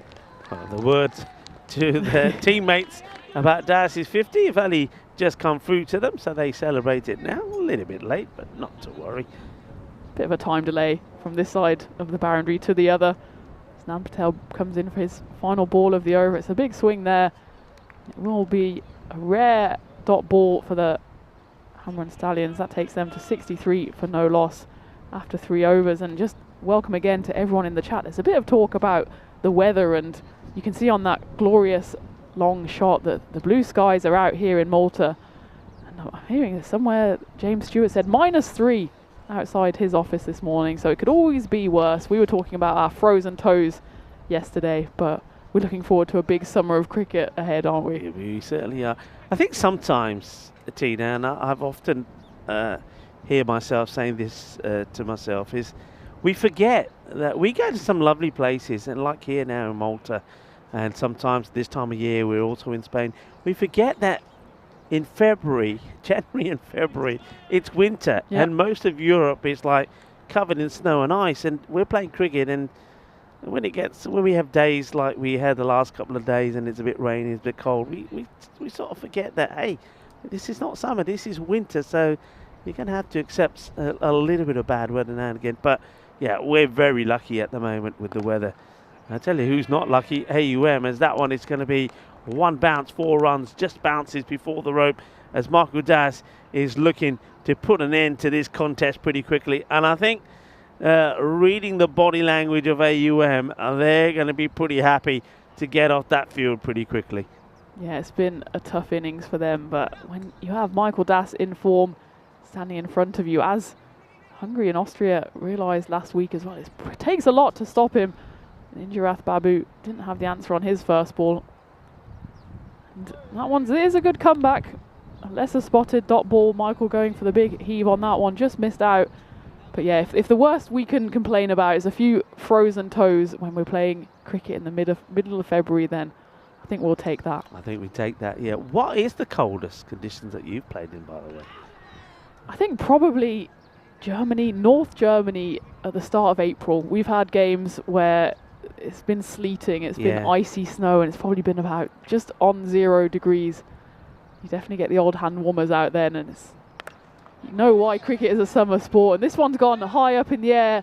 There's a fielder under it, but that just sums up the innings for AUM. It's Nan Patel underneath it, and he gets in the right position, but it just pops up off his chest safely to the ground, and he's disappointed with that. And his body language, I think, just sums up what's happening out there for AUM. Well, you mentioned hand warmers. There's a man who needed them, and gets that in an uncomfortable position as this one gets laced away through the backward point area. That's going to be 4 more. So Lucky gets another one away. And yeah, I mean, it's one of those where when the day is going well for you, you hold on to your catches, everything goes right. But for AUM today, it hasn't been the case. And the very next ball by the next batter, Lucky, goes for 4. And now he's looking to go in the same area again. He will. The chase is on the Iba, but you won't get there. 4 more. Over comes to an end, and the Stallions are almost home as they reach 76 without loss at the end of the 4th over. Yeah, and the Stallions galloping home to victory here. Just the 8 needed in 36 balls. They'll be looking to go home 2 wins from 2 in this doubleheader this morning. 7 points from 8, and you can see here it's almost on a different graph entirely their run rate, and it's certainly going to be enough here. It's not bad for a team that played with, in the end, in fact they played with 8 in that first match, because Afi was too ill to play the first, as that one gets blasted away. 6 runs. Once again, I think you call this the old hockey shot, as Michael Das gets this away. 6 more, so they are almost there now, as that one gets muscled away. Yeah, not bad for a team that started with 8, and I think they've got to 10 in this match. Well, what would it be like when they have 11 players? That's the question. And it is, in fact, Michael Das who finishes it off with the flattest 6 we've seen so far today. He didn't even seem to hit that one hard, but when he's on form, then there's no stopping him, and that does mark the end of the game. Michael Das finishes on 69 off just 20 deliveries. And the Stallions get home with ease, needing just 4.2 overs to get all 4 points and to get on the board. And AUM, meanwhile, will be kind of scratching their heads. It's a bit of a blink and you miss it innings there. Yeah, it's what you'd expect to see from the top order from the Stallions. They've got 3 very good, powerful batters, and when they get going, they're going to win matches pretty quickly. Michael Das is a tremendous striker off the ball. He's an amazing talent, and certainly I am looking forward to seeing him at the Karama Oval. I think he'll have some fun there. I really do. I think he'll enjoy the pitch, he'll enjoy the setup, and I think he's a top performer. He's a top player, and we want to see those top players at the Karama Oval. But for now, I think he's going to score a lot of runs in this series. And he's one of those batters that I feel that, if they were to bat first in a match and he got going, he could bring up a century in very, very quick time. And that's 69 or 20 balls, so he's got what it takes. He's very much a star player. Yeah, he's such an exciting player to watch, and that's why we were so happy to see him join up with the Malta squad for the T10 internationals, and he showed us exactly what he could do, and he showed it again, needing just 20 deliveries to get to 69. And I think you're right, Rico, when they bat first, he might be troubling that Centurion leaderboard. Yeah, definitely. And if he bats 10 overs batting first, it's not just a question of him scoring a century. I think that's without doubt but it's how many he could go and score. He could score a lot of runs. He's a classy player, but of course, when you've got good players like that, you've got to have a plan.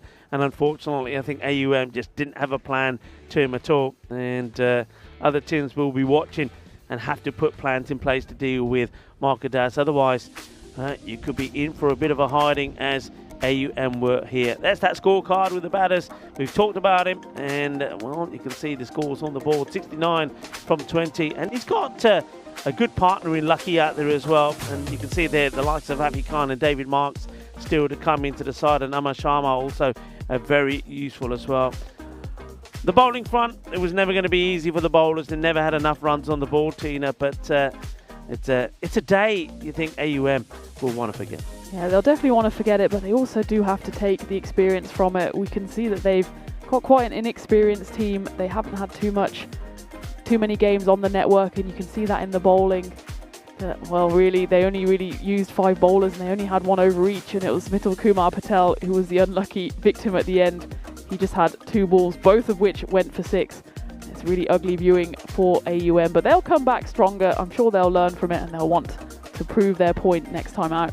Yeah, well, I guess it's time for us to have a nice leisurely bit of lunch. Looking forward to that, courtesy of the Federation and this Master Sports Complex. And maybe we're going to walk around and mingle with some of the players, because we've got some new players coming into the fold as Gazira United are going to be taking on the Victoria Lions. So looking forward to those 2 contests. And as I've said already, Tina, I think they're going to be 2 pretty close games. Yeah, I think so too, and I'm sure they'll be raring to get out there, having had both of their games washed out earlier in the week, and there's no chance of a washout this afternoon. Blue skies.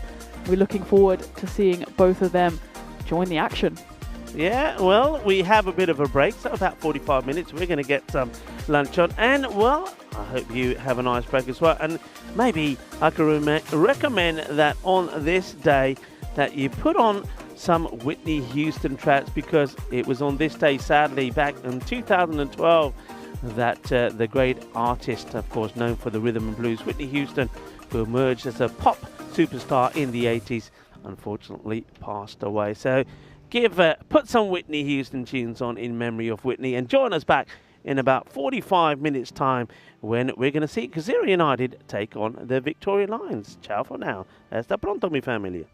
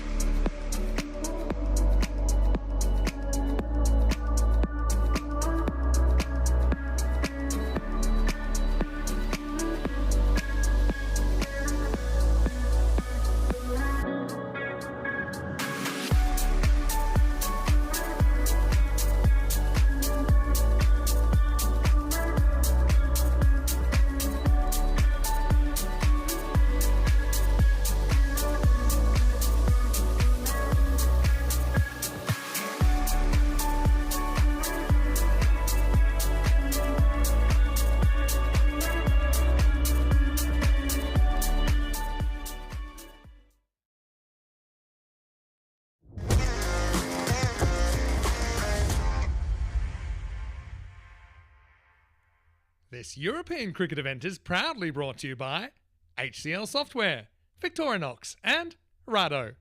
Good afternoon and welcome back to the European Cricket Network and this ECS in Malta. We have the second double-header today with the Victoria Lions taking on Gezira United. Before we talk about the teams, let's go out to the middle and see what happened at the all-important coin toss. The Lions to call. Heads. Head is a call. Oh, it's a head. Batting. Batting first.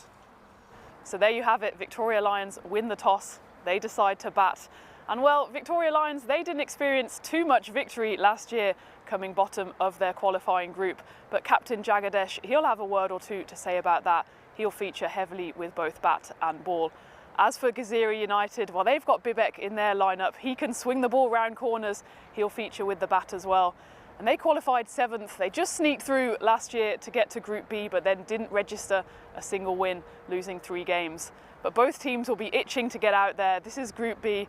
They haven't had a chance to get out there just yet, so they'll want to go, and they'll want to go with a win. Also someone itching to get out there is our commentator up in the box, Rico Fall. He'll take you through the action, so sit back and enjoy. Hello viewers and welcome back. I hope you've had a nice break and maybe you did and listen to some of those Whitney Houston soundtracks who unfortunately passed away on this day back in 2012. Looking forward to this match. Gezira United. Gezira, by the way, stands for Ireland. Of course, we're on the beautiful island of Malta. So Gezira take it on the Victoria Lions. Victoria Lions, remember last year, they did manage to get 4 wins in the end, but of course they didn't have the best of times when they began. So they'll be hoping to start well. They have got some good players amongst their mix. You know, Jagdeep Srinath, you just heard him mention, he was their star player. It has to be said that most things that happen thanks to him. Not listed as the captain this time. Adith Rajan is listed as the captain, but certainly Jagdish will be one of their key players. And also, you got to keep an eye on somebody like Milton Devisia, who has been a part of the setup here in Malta and been playing cricket here for a while. He also is a player that, on his day, can turn out to be a match winner as well. But 2 teams that are relatively sort of inexperienced, I think the right word would be. But they're hoping to gain plenty of that this time round. You just saw the fantasy dashboard there about who will win. And I think that it's an interesting one. I would feel that it's one of those which, for me to start off with, it would probably be a bit more of a 50-50 actually. But we'll see how that pans out a bit later on. The news, of course, from the toss was that the Victoria Lions decided that they will have a bat first, and I like that. It's a positive move for them. And, no change in the conditions.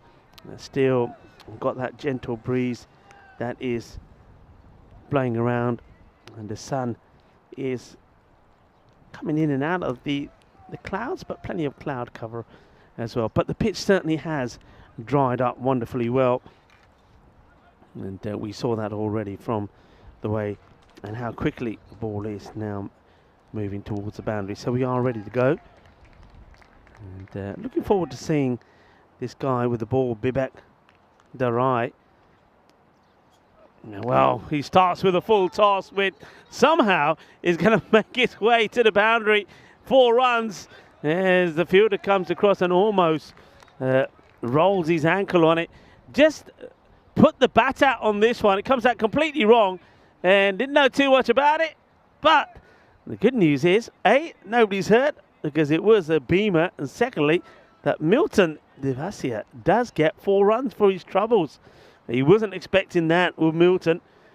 Well, I did say I'm looking forward to seeing how Bibek Darai goes. Now, the reason I was looking forward to seeing how he goes is last time here, he picked up a stat loads of wickets. He really was in good form, but that one comes out completely wrong. And now the free hit is latched onto as well. It will be 1 bounce, 4 runs. And, that's an amazing start. There's just 9 off the first ball. And that one really came out completely wrong. Yeah, let's talk a little bit about Bibek And I seem to remember that last year. I thought he had a bit of a ponytail last year, but he was in great form and picked up 19 wickets in the series here. And was mainly because of the Yorker length deliveries that he bowled. And let's see if he can get his rhythm right here. And, misfield with the batters will take the one.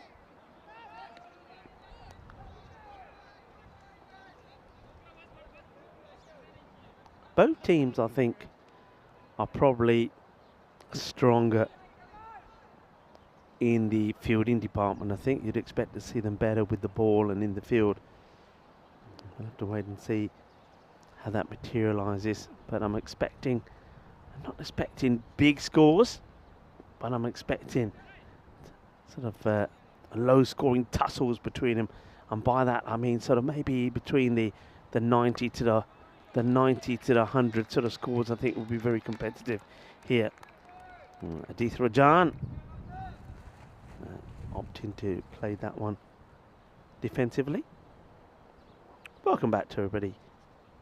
Hope you've had a nice little break there in about 45 minutes to get a few things done, maybe sort out a few chores. Hello to Viking Bay, and also hello to, I think I heard the lovely voices there of Helena in Riga, who is our producer. Very good afternoon to you in Riga. I've got to ask, how's the weather in Riga? Because a lot of people have been complaining about the weather.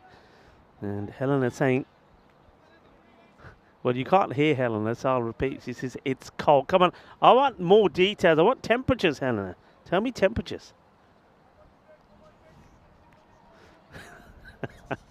Well, you can keep it. -6 is -8 is what Helena's saying. Oh, well, I'm trying to think the last time I was in temperatures when it was minus anything. So I don't want to be there. Yesterday was about, I think, I got to about 10 or 11 degrees here, and myself and Tina were freezing. So it's interesting. We always say we're frozen and it's freezing when temperatures are like +9 or +10. What will we do when it actually is freezing? Well, you can keep those temperatures. It's lovely to have you in doing the production there from Riga. And just meaning that Chris Tapps can put his feet up and enjoy his lunch and enjoy maybe a little stroll around this Marsa Sports Club. That's hit straight up in the air, and it's going to be caught. Simple catch. So Milton Devasia will go. No issues at all. We're going to drop, not going to drop that one. That's Kamal Kaki takes the catch. And, well, Bibek Darai, not quite the start he wanted with the ball, with the full toss. Not the very first ball, but he gets the wicket. And Darai, well, that's number 1. Remember, 19 last time round. And it's a bit of a soft dismissal, really. I mean, if you ever look at that shot again, never really got any real power, and it didn't really get a good follow through, and he just ends up chipping that ball through to Kaki. Kaki holds on to it, and Darai picks up the first you would think of many wickets. The new batter is Pradeep Pushpagadan, who comes out. See if he can get something going here with his captain.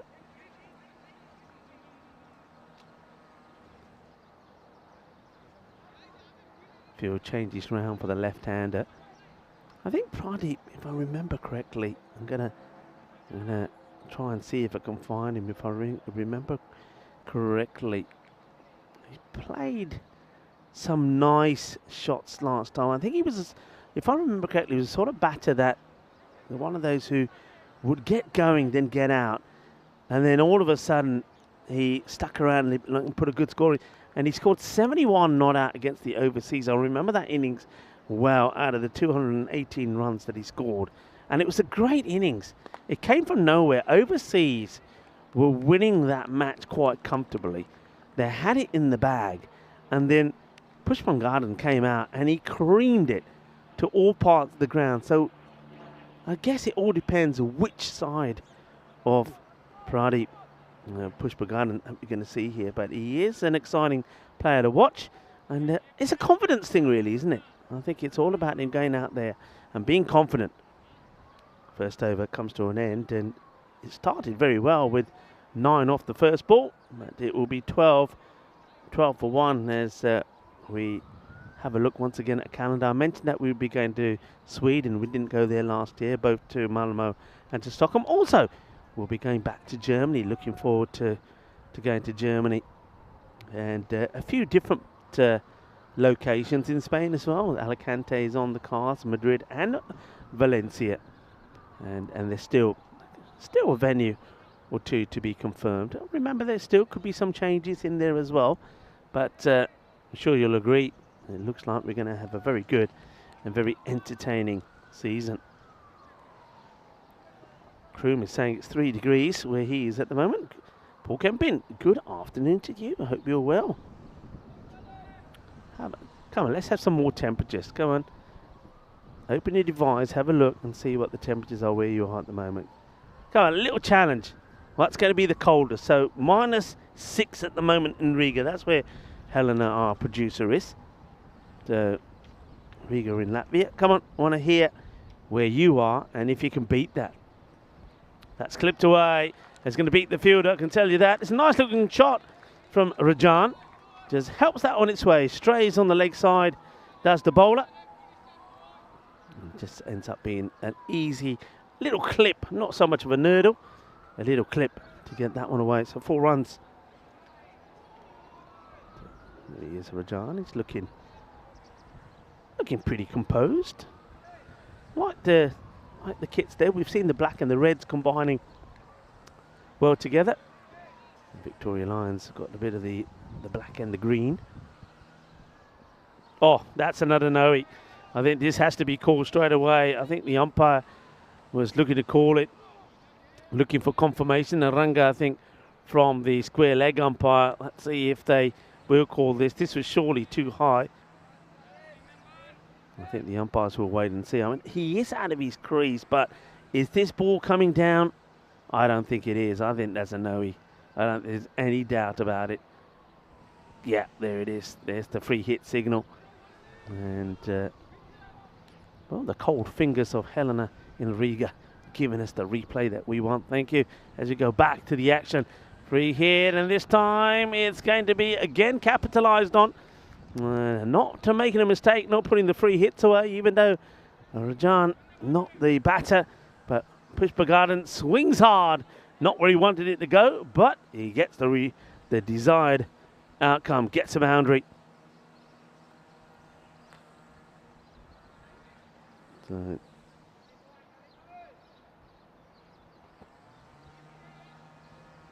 just having a look to see if I've got any other temperatures coming through at the moment. It's in the air, but just going to drop out of reach for the fielder. Just seeing that the ECN computer is giving us an update. Of course, we had a schedule up there saying we won't be going to Ireland this year. And that's a shame. I think we're all looking forward to that. And hello to May Webb, watching from Trinidad. Well, I bet you haven't got the coldest temperatures, have you? Come on, rub it in. What's the temperature at the moment in Trinidad, May Webb? That's hit pretty firmly, and I get the feeling that this is going to beat the fielders. 2 fielders after it. Not going to stop it. 4 more runs, says Adith Rajan. Gets another boundary away. So this is an expensive over from Salim. And Salim reigns the name, and raining runs it is at the moment. Don't talk about rain. No more rain talk, that's for sure.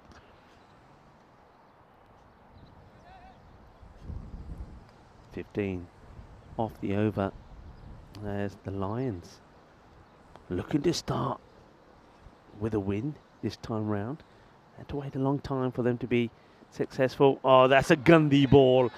Gandhi ball sigi full toss मारे यार leg side ते but के चपेर मारी batter ने छक्का लग गया. 6 more. Shakka time. And that's not where to be bowling. I mean, it's coming around the wicket. I'm not really sure why Salim Rain is doing that, because he's not getting the ball to go across the right-hander at all. I think if you're going to be bowling that, you're far better off coming over the wicket. I mean, over a wicket, even though it's a full toss, it's a harder ball to get away. 21 then of the over. It's nicely played. Watches that well onto the bat. Does Rajan. And takes the single. I mentioned about some of the international days already, as that over comes to an end with the score 34 for 1. Expensive over, going for 22. So today is an important day when it comes to science, technology, engineering and mathematics, STEM careers, because it is International Day of Women and Girls in Science, which allows us to honour women's significant achievements in those fields. Also, we mentioned already, sad day really for music lovers. I know that I was a fan on this day, 2012. It was a very sad day for music lovers. American rhythms and blues singer Whitney Houston, who emerged as a pop star in the 1980s, especially known for a beautiful voice, died at the age of 48. And I just saw the documentary, actually. I say documentary, it's going down the lakeside. It was more of a, I think, a movie, documentary movie, which I thought was very good. And if you haven't seen it yet, it's well worth watching.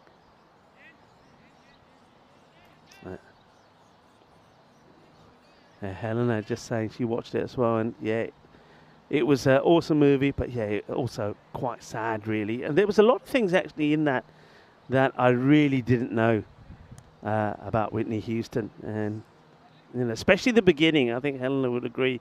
The beginning sort of surprised me, and earlier relationships. But what a voice! And I still think, and I think a lot of people are saying, when you, oh, they're taking this on, and they will get there. Oh no, that'll be another. They're going to get overthrows here. So as Charlie would say, some buzzers. But I still maintain that when that song, I Will Always Love You, comes on, there's still so many people say that the hairs on the back of your neck do stand up. And that's certainly a song, I think that song and quite a few of her songs, I'm sure, will be played this Friday. Of course, it is Valentine's Day. So come on. I was going to say all you men. I'm going to say, and women, of course, don't forget, don't make the mistake of forgetting Valentine's Day on Friday. So Peacock Friday. Oh, Peacock Friday on Valentine's Day. So maybe you're going to have to get Peacock Friday Valentine numbers out for this Friday. That's what I'm saying. And they're using him, bowling him out straight away, which is a bit risky, because if some of the other bowlers don't get going, they're gonna miss him not being there towards the end. It's better bowling from him. What else can I tell you about today? Well, we are talking about music, so I'm going to throw this in. It is National Guitar Day, yeah, or Get Your Guitar Out Day. Now, come on, it's a day for a lot of us. I think there's a lot of people in the world who've in their time, they wanted to play the guitar. They've got the guitar, they've got it. They strummed it a few times, played a few tunes, and then put it away in the attic and somewhere where it's become a bit of a dust collector. Well, this is the day where you go and get it out, and you pretend that you're on stage, and give yourself a bit of a wake-up call, and get your guitar out and play like the good old days. So come on and get your guitar out. I know Dave, if Dave's in the chat, and Dave, get that guitar out and get playing, and start a jamming session straight away. And of course, our very own Johnny Grimmer, who I know is out of Malta at the moment. It's on holiday with the grandchildren. I think he's due back tomorrow, so Johnny may not be listening in, but I'm sure he takes his guitar with him wherever he goes. Up in the air, just scuffs at this. And Bibek, a bit disappointing that it doesn't go to hand. His spell comes to an end. He's bowled pretty well, and that over just going in the end for 5, as Victoria Lions 39 for 1. They'll be a bit disappointed they didn't capitalise more in the power play. You see there that over, just 5 from it after the first 2 were pretty productive. 12 came off the first, even the first over. Remember, the first ball, 9 came from it. So Bibek did well to come back and keep that nice and tidy. Tina will be joining me back shortly. She's just got a few things to sort out when she comes back, work related. But when she does, we'll ask her if she's had to go and playing the guitar as Julian Dawson joins the chat. A very good afternoon to you, Julian. I hope you're well. I must admit, I did. It was probably, I'm trying to think now here. Yeah, probably was the first real musical instrument that I played. Is this one? Is that a shoe ejection? Oh, it is. Well, how about this? We've got a shoe flat. Okay, now मेरी जुत्ती किधर गई है? जुत्ती late गई. Oh, we got to see this again. Well, what happens to the shoe? He turns, he goes. Oh, there it is. It's a flat. We have a flat. Oh dear. Come on, we need a pit stop. Well, somebody's got a wet sock. You got to have these moments in the game. Cricketainment. Oh, we love it. Oh dear. Well, he's been put on the boundary now. 4 runs. A little bit of fortune there for Rajan. That's nicely played. Gets to the pitch of that, strokes it out onto the offside for a single. Yeah, I think guitar was probably the first real instrument I played. I think I nagged my mum and dad for ages to get one. And I've got to say that I'm one of those statistics. I think I took music classes at school, learned to play a few notes. I think a few concerts at school, nothing big. And then you just put it away, and then it just never happens, really. I suppose it's... Oh, that is high in the air. Has it got the legs? Gear. Shaka. It does have the legs. 6 runs as Pushpagarden goes big for the first time. It's a lovely shot, straight down the ground. As Kamal Kaki is getting the treatment at the moment. And a nice lofted shot straight down the ground for 6. Yeah, I suppose the thing with guitars, it's not that easy to just say, oh, I'll take it on a road trip, or I'll take it on holiday with me. It's pretty big, isn't it? It's not like some of the other instruments that you can just sort of, box up, and it's still fairly feasible to take them with you. So, yeah, I get that.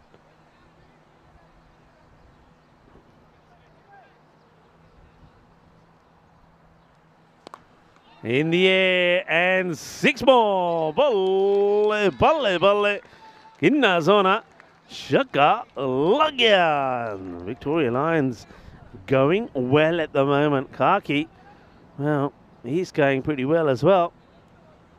Unfortunately, to the boundary too often. So it's basically gone boundary, single or dot, boundary, single or dot, and boundary. So are we going to break the momentum? No, it should be just a single as the fielder on that mid-wicket boundary comes in. A single gets taken, end of the over at 57 for 1. And that over is pretty expensive, 18 come from it. What else can I tell you about the day? There was something else, wasn't there? I mentioned it earlier. What was it? Oh yeah, big day, of course. And those of you that are from South Africa will know that this is a massive day. Today, back in 1990, was certainly a day not to forget, a day to remember. After serving 27 years in prison, Nelson Mandela was finally released, and subsequently began negotiations with the president at the time, F.W. de Klerk, that ended apartheid in South Africa. And certainly, I think you have to agree, a world-changing moment on this day back in 1990.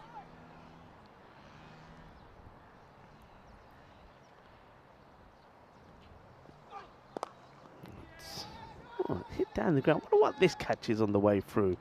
Balls looks like it hit something. I wonder if we can see this again. So he's played it nicely down the ground, and it hit something and just right at the edge of the pitch. There you go. Could have been a snail there, or a worm. There's plenty of worms around, or as we like to say, a bit of the old Tortuga. Nice to see the Tortugas with us. Batting well outside of his crease here, Rajan. Good little partnership, these two putting together. Oh, that's a wide delivery. Gets this completely wrong, does Kandal. And this is Tanka Kandal, who's having a bowl. That's Dunka. That's thank you in some languages, isn't it? Dunka? Was it Dunka? Dunka. Thank you is what the Lions are saying at the moment. A few more extras. Hit down the ground, is gone all the way. 6 more. Lovely shot from Adith Rajan. Every time that ball gets pitched up and he's got room to get that foot across and go through in the shot, he's onto it like a flash. Well, he might be wearing the dark shades and there's not a lot of sun around, but it's not stopping him hitting the ball, as that's another one that gets cream crackered for a Maximo. Talked a bit about the kits from the Victoria Lions. Quite liking these ones from Gazero United as well.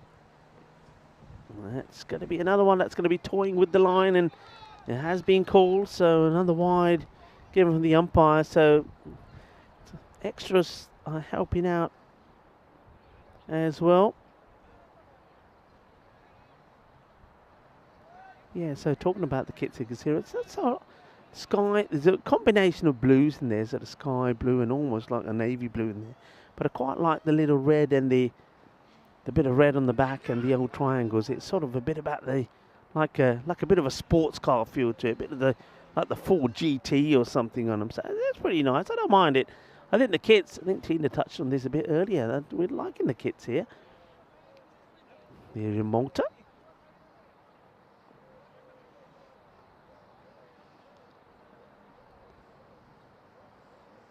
Kandal again. And this one is also going to be over the ropes for 6 more. And that's not that far away from us, actually. It's another big hit. You just can't, I think, not learning here, the bowlers. They're pitching up to both of these batters and they're liking it. They're not bowling that short of a let delivery or even the short ball. It's you see they're batting outside the crease, and anything in that area is just an easy hit. Just steps forward and delivers. Got to get him on the back foot. Keeper now stands up. This could work. Could be productive, and well, it would have if he took this. And straight away, the wide has been called here. And if he took this and took the bows, it would have been gone. Let's have a look at this one more time. It's not an easy take because obviously the bounce, but he had it and then missed it. And I tell you what doesn't help. If you don't put your helmet on properly, I mean, strap it on. That helmet is moving and wobbling all over the place. And I think he's not able to take the ball, is Patel. Plays this away, work to be done by the fielder. Can he get there? No is the answer. It's going to be 4 more runs. Lalit Pandene, Kafi, Koshis the Kitty, but Choka lag here. And that will go for 4 more. Getting up to this halfway point, and the Victoria Lions, they are motoring along quite nicely at the moment. They're being assisted, though, by some tasty bowling as 20 has come off this one. It's gone magical. In the same area, but this time it should and will be fielded. Well watched by the fielder. That's Lalit Pandey again. This time keeps the eye on it, and it will just be a single. So we are at the halfway point. The score moves to 78 for 1, and it's a fine time to welcome back Tina G. Yeah, and some tasty bowling out there for the Lions. We had a tasty lunch just now. Again, the Master Club looking after us very well here.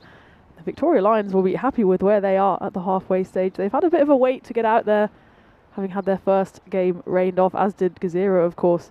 But it's the Lions who have come roaring out the trap so far. Yeah, I mean, these two, they're putting a very good partnership on together.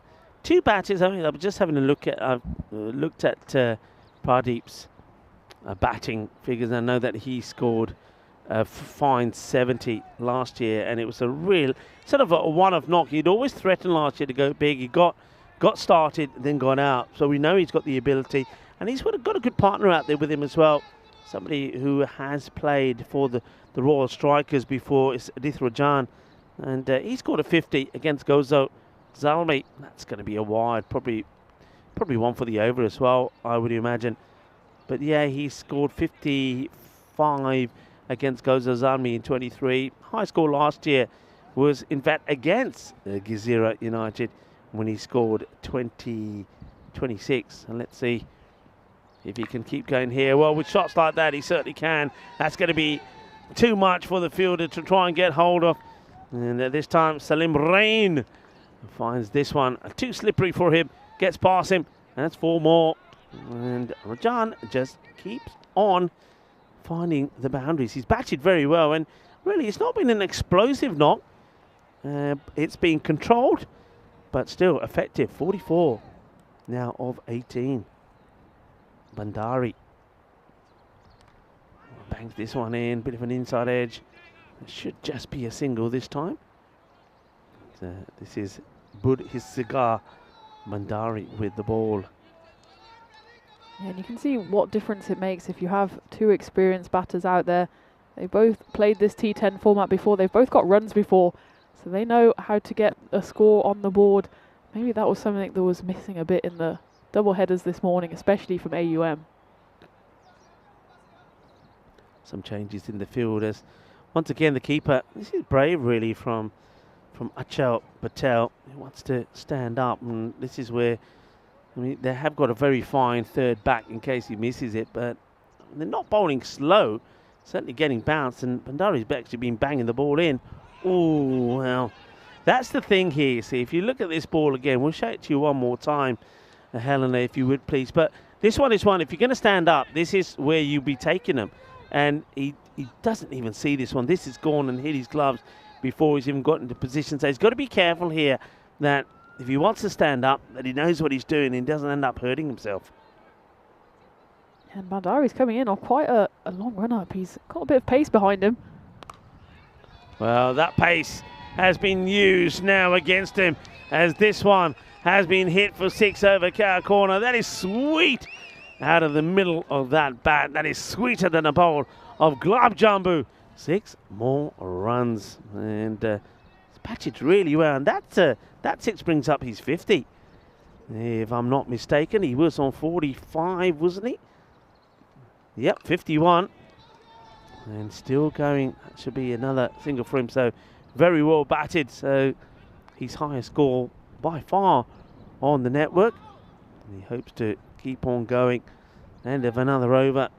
And Victoria Lions 92 for just the loss of that 1 wicket, which was a soft dismissal out of Milton Devesia, who was caught by Kaki off the bowling of Darai. And I suspected at the time, Tina, that by bowling the Bibek Darai out early, that they're going to miss him later on. And you can see now they're starting to run out of options. Yeah, absolutely. I mentioned Bibek in the intro as one to watch with both bat and ball, and when you go top heavy, it can pay off if you get a few early wickets, but it's left because there are maybe a few bowlers short here, and there's been a bit of wayward bowling, and the Lions have really feasted on it so far. Yeah, I think that's been the issue. It's been it's probably been too full. I was about to say either too short or too full, but hasn't been that much short bowling, and the batters haven't been pulling or hooking, and you can see that from the way the field's been set. There's no deep square leg. There's no, I mean, the mid-wicket's going back here now. Most of the shots have been hit straight down the ground or over extra cover. It's been excellent batting, really, from both the batters. Here we go again down the ground, but this time it's going to drop short off the 30-yard circle, but it's hit straight. No danger there. They'll take another single. We were talking about musical instruments a little bit earlier because it is National Guitar Day. Are you a musician? Do you play any instruments? Absolutely not. I play any instrument very badly. We actually had this conversation with Vinny earlier in the week, and of course you know as well, Rico, Vinny is extremely talented on the piano, but that's something that I was not gifted with. I stuck more to the sport. I was out there running around while other people were having their piano lessons. Well, Vinny, you're right. He is talented, though. It also has to be reported that most places that Vinny does find gone. Corner ball. Well, let's talk about this for a moment. It's a very good catch, actually, from Kamal Kaki off his own bowling, and Pradeep Pushpagarden will go for 23 or 14. Very much the sort of way he used to go last year. Gets into the 20s and get out. It's a nice, sharp catch. We'll see it from this angle. Maybe we can have a look at this from camera 4 as well. But he has to get down and gets himself in a good position, takes the catch. Thank you very much. It's another wicket goes, and they needed it. Here we go. We see a good look of it here, there. Yeah, good positioning, good catch. Well done, Takaki. And Bushbagarden makes his way back after a good partnership between him and Rajan comes to an end. He goes for 23 of 15. Yeah, but going back to Vinny, I mean, wherever there's a piano, you can't stop him getting on one. But the thing is that when he returns, the piano gets moved. I've been to plenty of places where Vinny's been, and at one moment the hotel has a piano, and a couple of days later it just disappears. Mysteriously disappeared. It just disappeared. We actually went to one place, and the first day the piano was still there, but after the first day, I should say, it was still there, but they duct taped it shut. Oh no. But during the course of the evening, as every one of the ECN crew went past it, little by little we removed the tape. So he got on it again, and then the next day it was gone. And that's not to say that he's bad. He is actually very good. I just think that when he gets on it, you can't get him off. Well, that's the thing. When we had our commentators meeting in Zurich, as we get to the end of the 7th over, Victoria Lions 97 for 2. 8 days to go to the Western Shield. Maybe we'll get the piano out there. Oh, yeah. The Sunset Beach Club. And we had it in Zurich, and we had most of the restaurant to ourselves, but there was some old Swiss men in the corner just enjoying a quiet little dinner, and on comes Vinny, and suddenly they've got, I think it was Aerosmith, some kind of rock music playing, disturbing their nice schnitzel, but I think they joined in by the end. So Vinny has a way of winning people over, and he gets people singing on the piano as well, doesn't he? He's a genuine entertainer, is Vinny. I think everybody knows that. That's why everybody loves him, and that could be out, you know. Well, does he? He doesn't have. Does he have the ball? Not have the ball? We'll see this again. There's no appeal. He's now saying no. So let's have a look at this side on. I think he must have dropped the ball. I think there's definitely an opportunity here. Let's have a look.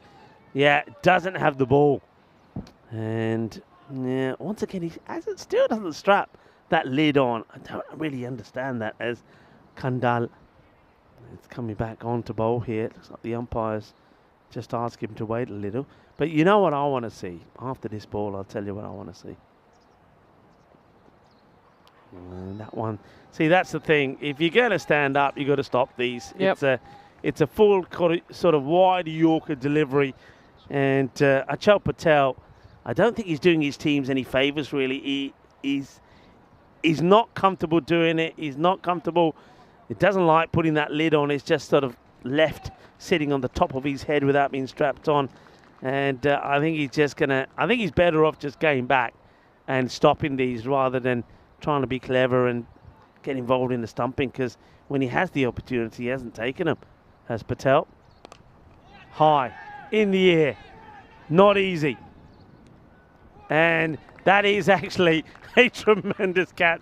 I'm actually I can't believe he's caught it, because he was nowhere. His body positioning was nowhere.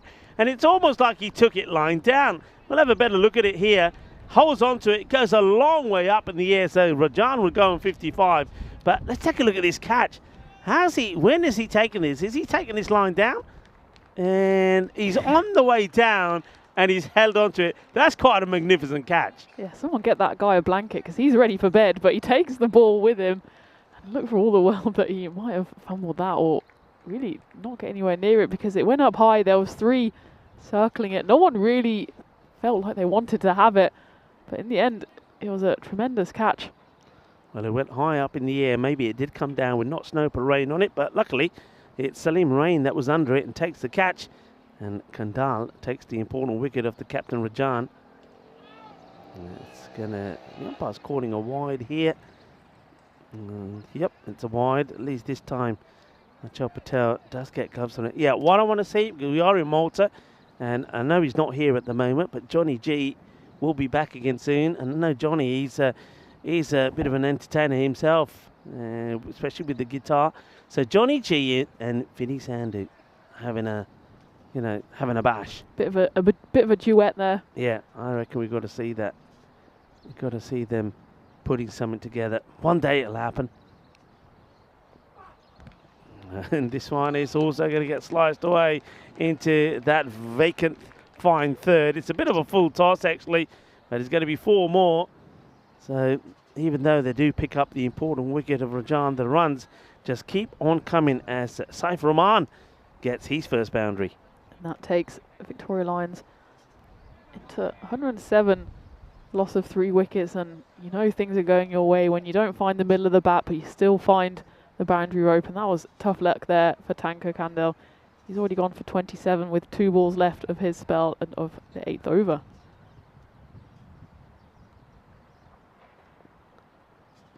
It's a wild swing. He's trying to give himself a lot of room to get this away. He's still got some good batters in there. Jagdish Srinath, I know that you mentioned him in the intro. Not the captain this time, which surprised me a little, but Rajan has stepped up to the mark pretty well, but he's a very good cricketer, is Srinath, with bat and with ball. Just watch him get that ball to swing around. Bowls a beautiful Yorker. More of the same here from Safi Rahmani's few dot balls in there, which helps Tanka Kandel make it a reasonable and over. Just a 10 will come off that one as the score goes to 107 for 3. So with 12 balls to go, I think the Victoria Lions will be looking to get close to the 140 score here. They had a bit of a peak early on, but then after that, they've kept it pretty stable. But how can Gazira United keep Jagdish Srinath quiet? He gets ready to face Heath first ball. And he's got 2 overs here to make an impact.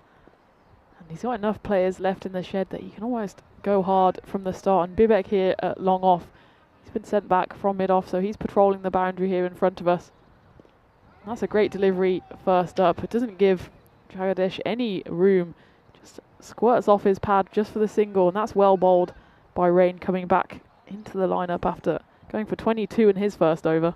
Yeah, I think taking that catch has earned him another over. And you don't mind it. You've got 2 new batters out there, so if it's an opportunity for him maybe to pick up a few wickets himself. Oh, that's a spicy one. What's this come off? Is it the lid or the shoulder?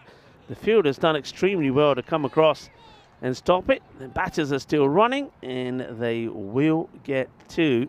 But 2 what? What's the signal here from the umpire? I thought that came off a little bit of helmet, but we can have a look on the replay. He was adjusting his helmet, and it came off upper arm. Yeah, upper arm. He did well to get his head out of the way of that one. We've had a few hits on the helmet the last couple of days. It's a hit down the ground, and just the single gets taken there.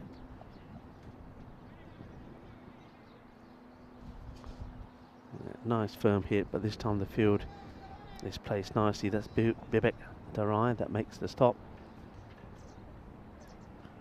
It's a good start to the 9th over by Salim Rain. Just a handful of runs from it, and any time you can restrict the boundaries in the 9th and 10th over is a win for the bowling side, and they've pulled this back relatively well after the Lions got off to a bit of a flyer.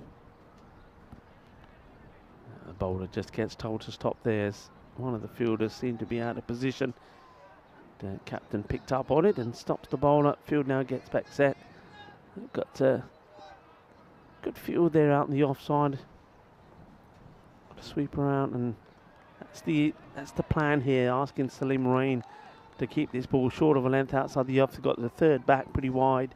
Backward point on the boundary, and then 2 in the circle.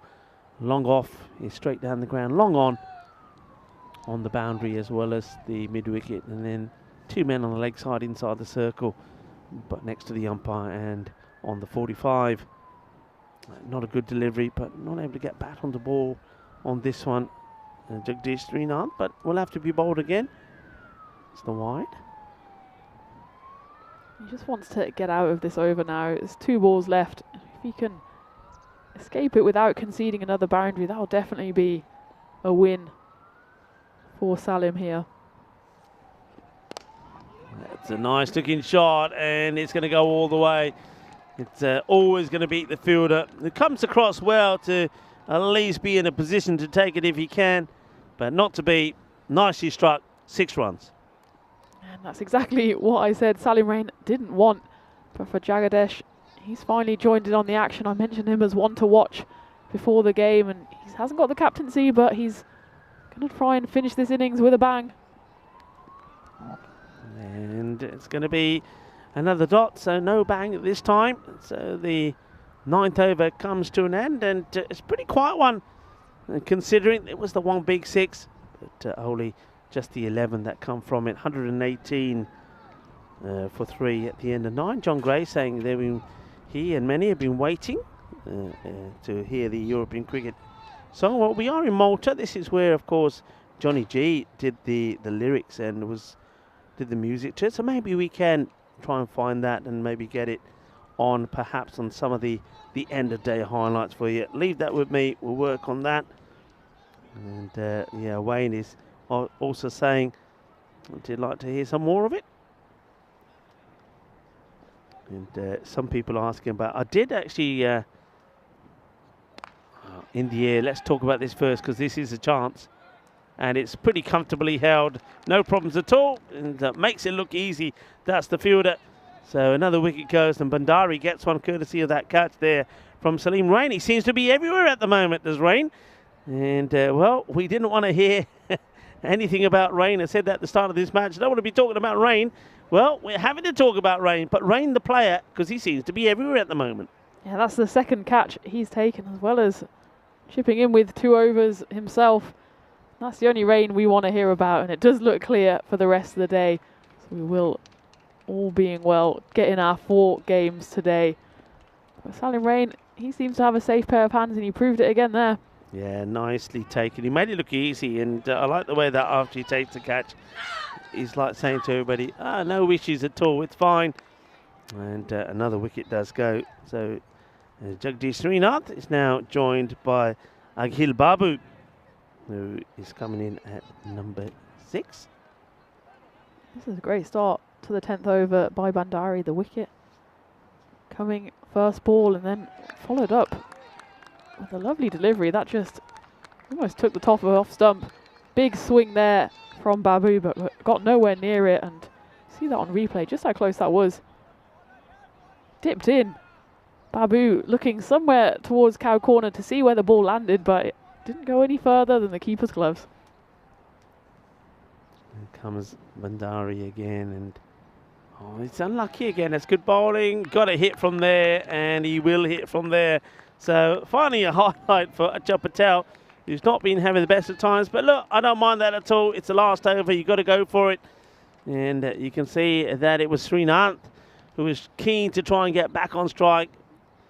But well watched and well read there by Patel, who gets him. He's going to have to go. He just shrugged his shoulders and said, I had to go for it. Yeah, I agree. You did. But it's going to be another wicket. So the second wicket this over.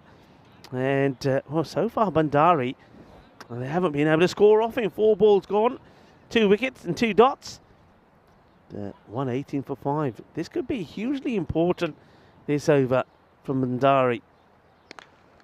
In the air catch, it could be another wicket, and it will be, because it's rain again. It doesn't stop raining here in Malta. Well, it didn't for the first 2 days of this European cricket series, and now it's raining again because it's Salim Rain who just keeps on getting himself in the scorebook. Yeah, 3 catches for Rain and 3 wickets for Bandari. He's having a wow over so far. It's gone wicket, dot, dot, and then a double wicket. Still 1 ball to go, and he's on a hat-trick. Yeah, the last one was a run-out, though. So team hat-trick, could have been a stumping. It looked almost like a stumping, but it was a run-out. So team hat-trick. He'd want the stumping, but team hat-trick on here. But yeah, 1 and over. So at the moment, it's a 3-wicket maiden, even though one of them is a run-out. But technically, that's what it looks like in the book. Here we go. It's the last ball, isn't it? And it'll finish with a dot. And that's it, isn't it? That's got to be it, unless I can't count. Yeah, that's it. So he's going back to his mark because he wants some more. The umpires will call over. Wow, what a finish. We would have finished with a double wicket maiden with a run out in there as well. So let's call it a 3-wicket maiden. And that could be, well, a match winning, or if you even like, a player of the match performance in that over from Bandari. As Victoria Lions, well, I was saying they'd be liking to get close to that 140 mark. They're going to have to settle for 118. Yeah, that's a great comeback from Gazira United. They really pulled it back from the brink. Let's remember, 95 for 2 in the middle of the 7th over, and it looked like Victoria Lions were going to get up towards that 130, 140 mark, especially at the top with the big hitting of Adith Rajan, but his wicket kind of signalled the end of the chase for Victoria Lions, and Gazira United really pulled themselves back into this. They pulled themselves back into this big time. I mean, they were looking at chasing close to that 140 mark, especially at the start. I mean, the power play went for 39, but there was that one big over 22 in there. At the halfway point, they were on 78. The 100 almost came up in that 7th over. They were 97 for 2. But then after that, over by over scores went 10, 11, and nada, 0. And fair play to Gazira United. They've given themselves a very good opportunity here to, well, steal a match which looked like it was getting away from them. Yeah, absolutely. And in the final 4 overs, we only saw those 2 boundaries alongside 5 wickets. And that shows just how much of a recovery we saw from Gazira United when they looked like they would be chasing a mammoth total at the halfway stage.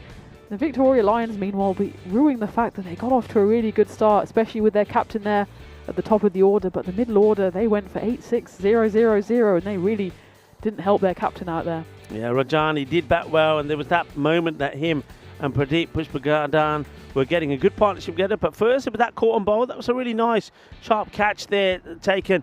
And then, well, there he is. And we didn't see him just once, but a number of times. Salim Rain was the man when it came to taking the catches. And certainly got a good, safe pair of hands. Makes it look easy. That was number 2. Well, this was the run out. And this is when it was 2 wickets and 2. Srinath gave his wicket away trying to get on strike. And, well, straight after that, they followed another ball that's hit in the air. And it was another catch from Rain. And that over, no runs coming from it. 3 wickets would fall. And as a result of that, Victoria Lions 118 is what they stay on. Yeah, and it's all to play for now. We haven't talked about the Goldilocks zone so far today because the games have been a little one-sided, but I think we're on for a big chase here. And you can see that there was a bit of fight at the top of the order. Adath Rajan and Pradeep, they got in on the runs, but they're the only 2 that reached double figures. Yeah, so a good start, as I said, but they fell a little, well, big flat towards the end. And that leaves this game really evenly poised. I often like to say games sort of anything from the 110 to the 120 in that bracket. We could be talking golden ball territory as well. I did say at the start of today, I think these 2 teams could provide us with 2 very close matches, and this could be one of them. Here's the bowling figures there. They're right. After the first 2 balls were a bit of a mare for him, came back really well. In fact, he went 9 off 2 balls, and then you can see there the rest of his spell, just the 11, just the beautiful bit of bowling there, kept it nice and tight. So just 7 off the rest. So well bowled to him. Also, I like the bowling there of Bandari, especially that last over where no runs came off it as well. So good, solid performance. We're going to leave you with the mid-match summary. Join us back when we come back in about 10 minutes time to talk you through what could be a very interesting finish to match number 15. Hasta pronto, mi familia.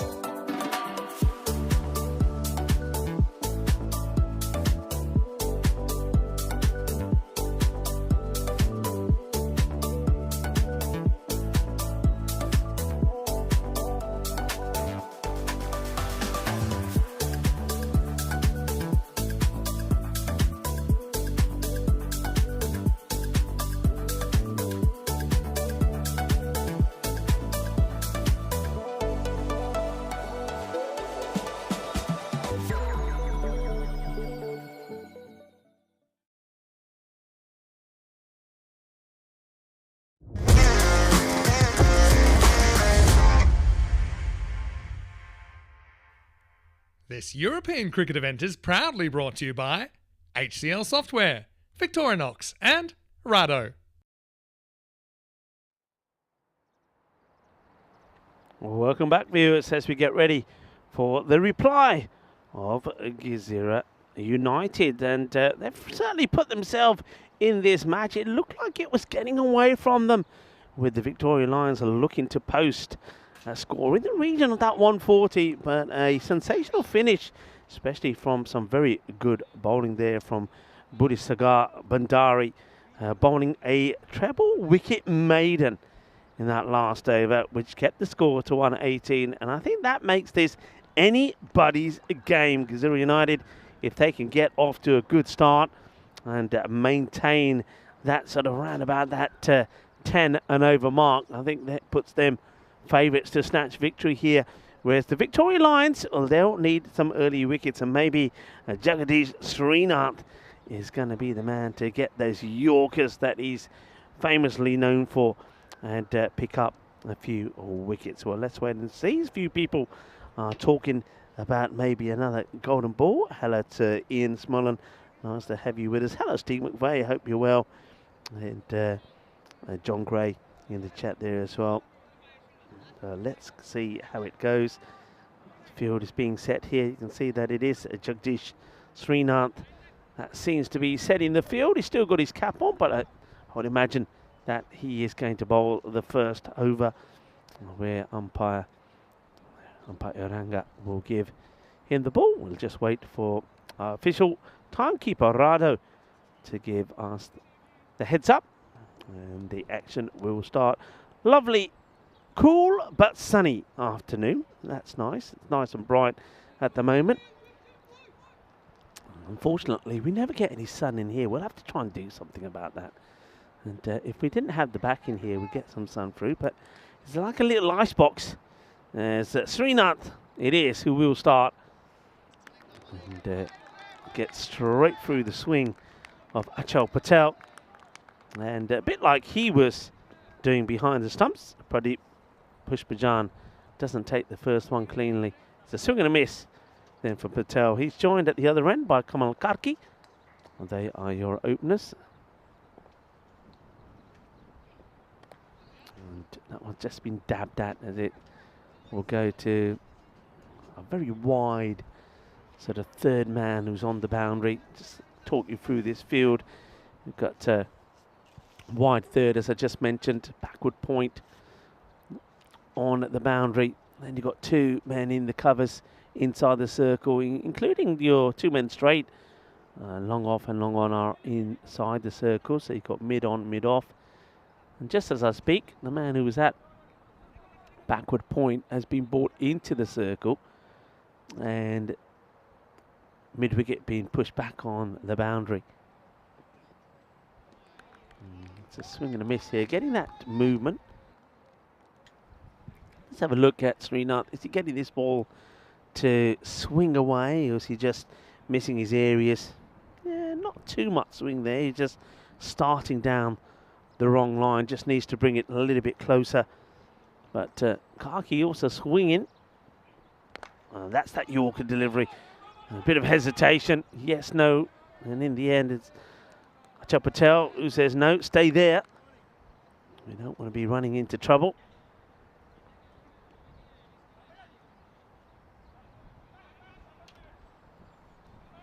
Srinath once again makes an adjustment to that field. He's chopping and changing it around. Now he pushes the sweeper back on the offside and brings mid-wicket back up. Oh, well. It wasn't quite that kind of a delivery, but he swings himself off his feet. It does Kamal Karki. It's another wide delivery, but Karki here, well, watch him go. And then almost, I mean, this is how close he is to swinging and knocking his own stumps off the ground here. As that bat comes all the way around. In the air, good shot to play. It's going to just plug and hold up, though, with both men inside the circle. Straight down the ground, mid off and mid on. You're always safe playing that shot, so it'll take a single. So even though there's been a few wides in there, two wides, it's still a reasonable over from Srinath. At the moment, though, when he's going for the Yorker, he's just over pitching.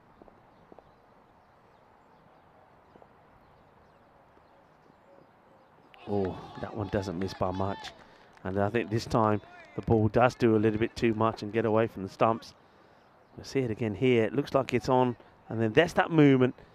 And I remember saying this a lot last year when Jagdish Srinath was bowling, that a lot of times when he doesn't want the swing, it still comes into play and takes the ball away from the pegs.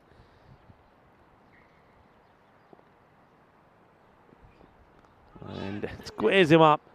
Gets a little bit lucky, goes into the gap, will take the single. It is the end of the first over, and it's a good time to welcome Tina back into the commentary position. Thank you, Rico. And there's been a lot of golden ball chat on the chat online, and look at that, 4 matches since a golden ball. And we're getting a bit greedy, aren't we, Rico? We couldn't have 2 in 2 days, could we? Poor Phil G out there in Portugal. He's been slaving away by himself, and we want to throw him one as well, but we're feeling generous. We'll give the one to Phil G, but we won't say no to another one, will we? We won't say no to another. Yeah, Phil G, no chance of that going to ball last night when I think Marlow were in full control of the proceedings there against the fighters. But who knows? I get the feeling, look, Portugal, I get the feeling there will be one there. I know that it was when we had the longest run of golden balls. I know that Portugal did come to our rescue once, and it was there in Coimbra in that night series. So I think it's very likely that we could have one there, but it's certainly very possible that we could get another here in Malta. Malta on the golden ball front does deliver. Well, I was looking at the golden ball statistics earlier, and when we first brought it in, it was, I think, 5 in a row that went to the batting team, and we must have been panicking, thinking, oh no, we've introduced this format and the batting team is always going to win. And when you talk to people, they always tend to say, oh, this is heavily in favour of the batting team, isn't it? It's only 2 runs. But if you look at the statistics, it's the bowling team that actually comes out on top more often than not. Yeah, you're absolutely right.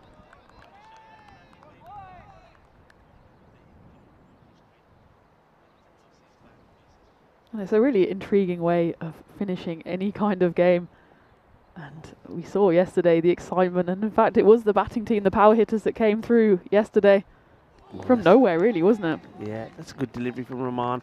I think with it is, I remember saying to you yesterday when that match went to golden ball 69, is that Govinda just seemed to have the right approach, didn't he? I mean, quite often you can see the batters thinking, yeah, I've got to lash the ball to the boundary. Whereas Govinda thought, you know what, no, I'll just stroke it for 2, the same way that I did to tie the score. So it was sensible from him. And that one just misses the stumps, but it's well picked up. Good fielding there from Adith Rajan. There he is. He was batted beautifully, did the captain. Now hoping that his team can also respond with the balls. Good start from both the openers, Srinath and Rahman so far. And just the one boundary so far. The end of the second over. Well fielded. So this is one thing that certainly did see from the Victoria Lions last year. They were very competitive with the ball. They did make teams struggle scoring runs against them, but the problem was they weren't able to score the runs quickly themselves. So if they get a few batters in that score runs, they will always be productive. That's a productive shot, though. You needed a boundary, and Achal Patel just gets one in the slot, doesn't he, where he wants it. Doesn't have to move too much. It's just there, swings through it, connects, and gets the boundary. So 6 runs come off the end of that over. It started with a boundary, started with 4, and it ends with 6. So 12 off it. I needed that because the rate was starting to creep up. It started at just around that 11 mark and then got up to about 13. But that 6 keeps it to under 13 now. To score 17 without loss after 2. You can see in those standings as well that both these teams, they were the victims of the rain earlier in the tournament. So it's their first outing. They'll both be very keen to get points on the board. It's not a good delivery. And straying down the leg side, and that gets easily put away. Disappointment, really. It's somebody who's religiously a wicket-to-wicket bowler. Strays down the leg side and gets punished this time, Srinath. And the fielder is in the ring there on the 45, so no chance. Kamal Kaki, having seen his captain, or his wicketkeeper at the other end, hit a few big shots over the rope. He wants to get in on the action. That one a 4, and as a result, the fielder again is moving into that very much cricket ball sized hole that was just opened up on that previous delivery.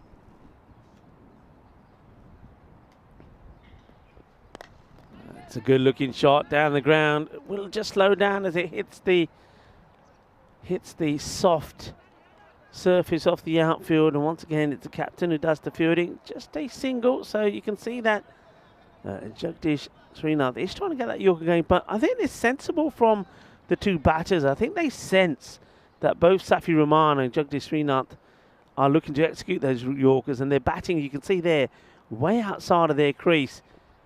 Now then, this could be the first real opportunity.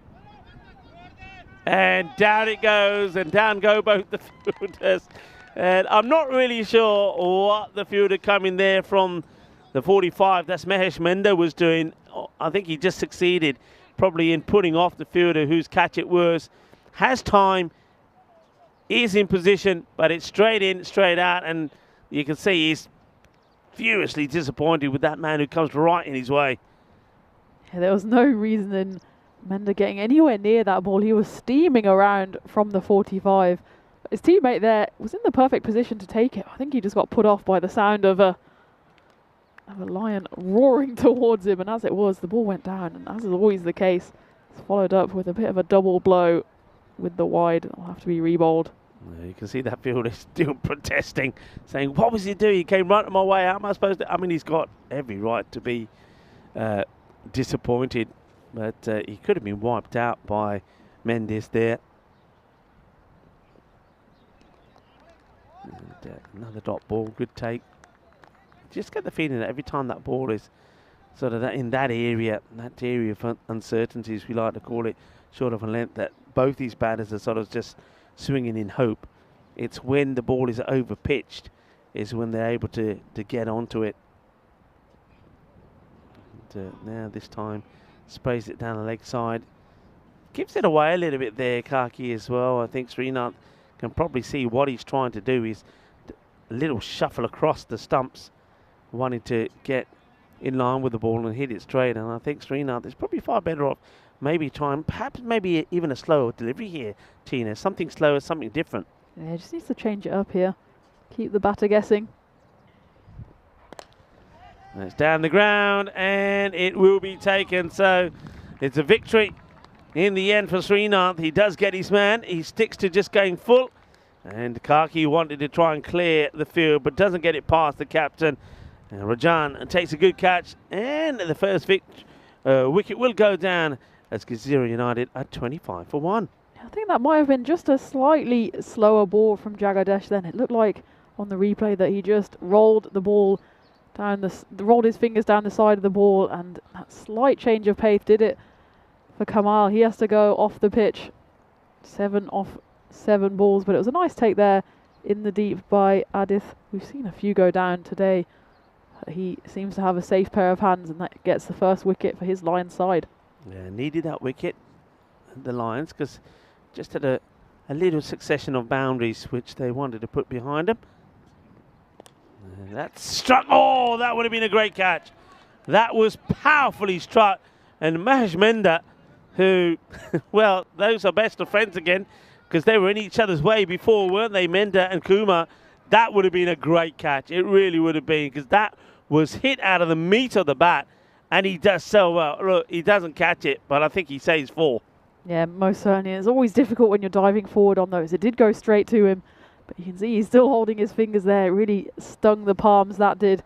But it was still a very successful over for the Lions. Just the 9 runs coming off it and that all-important wicket.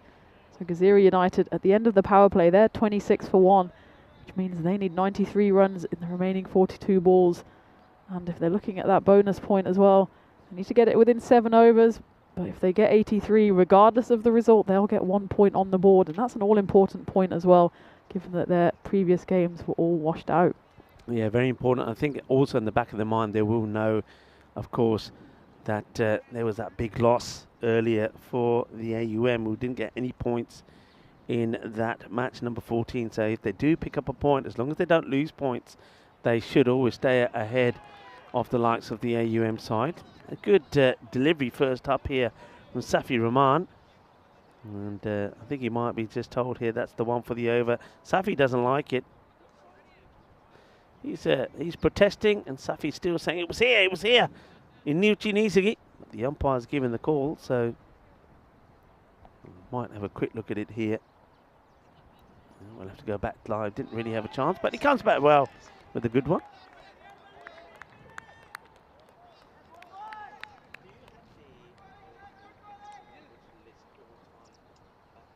And good comeback there from Saif Rahman. In fact, he's gone 2 dots at the start of his second over, and he's gone for just the 12 runs so far. He's putting in a good shift here for his Lions side. That's in the air, but it's safe in between the two fielders. It's going to be 4 runs. So struck away. So Tanka Kandel, remember, was dropped. Very first ball. I mean, it's a difficult chance that Mendes tried to take, but now he's trying to cash in. And that's his first boundary. Cuatro carreras. That's that one. Threads the two fielders and goes for 4. Just flashed off the bat. Just as I was saying again, put on the curse on Rahman. He's been bowling really well, but that one just a bit too much width on offer. The batter just threw his hands at it. Always going down the leg side, and wicketkeeper Pradeep push Pargadan just flicking that back, but no need to do that. You don't want to throw it away here. You feel this is pretty tense. Both teams not getting too excited here. I mean, that rate, it has crept up, getting close to that 14 runs per over mark. So Gazira United are going to be pretty keen to try and club a few boundaries here. And this could be one of them, but it could also be trouble. It will be trouble. Straight into the hands of Jagdish Srinath, who holds on to it. Safi Rahman picks up the wicket, and I think it's quite an important wicket because both the openers now are gone. That's the end of Achal Patel, who'll go for 14 of 11. And that's a good comeback after getting hit for that 4 and the 1 leg by as well. But the next ball is a wicket. Achal Patel, he has to go.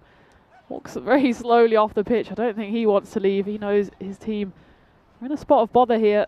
They're 2 wickets down now, 31 on the board. That run rate is slowly creeping up. That's a well-deserved wicket for Saif Rahman as well, going just 16 runs with 1 ball left of his spell.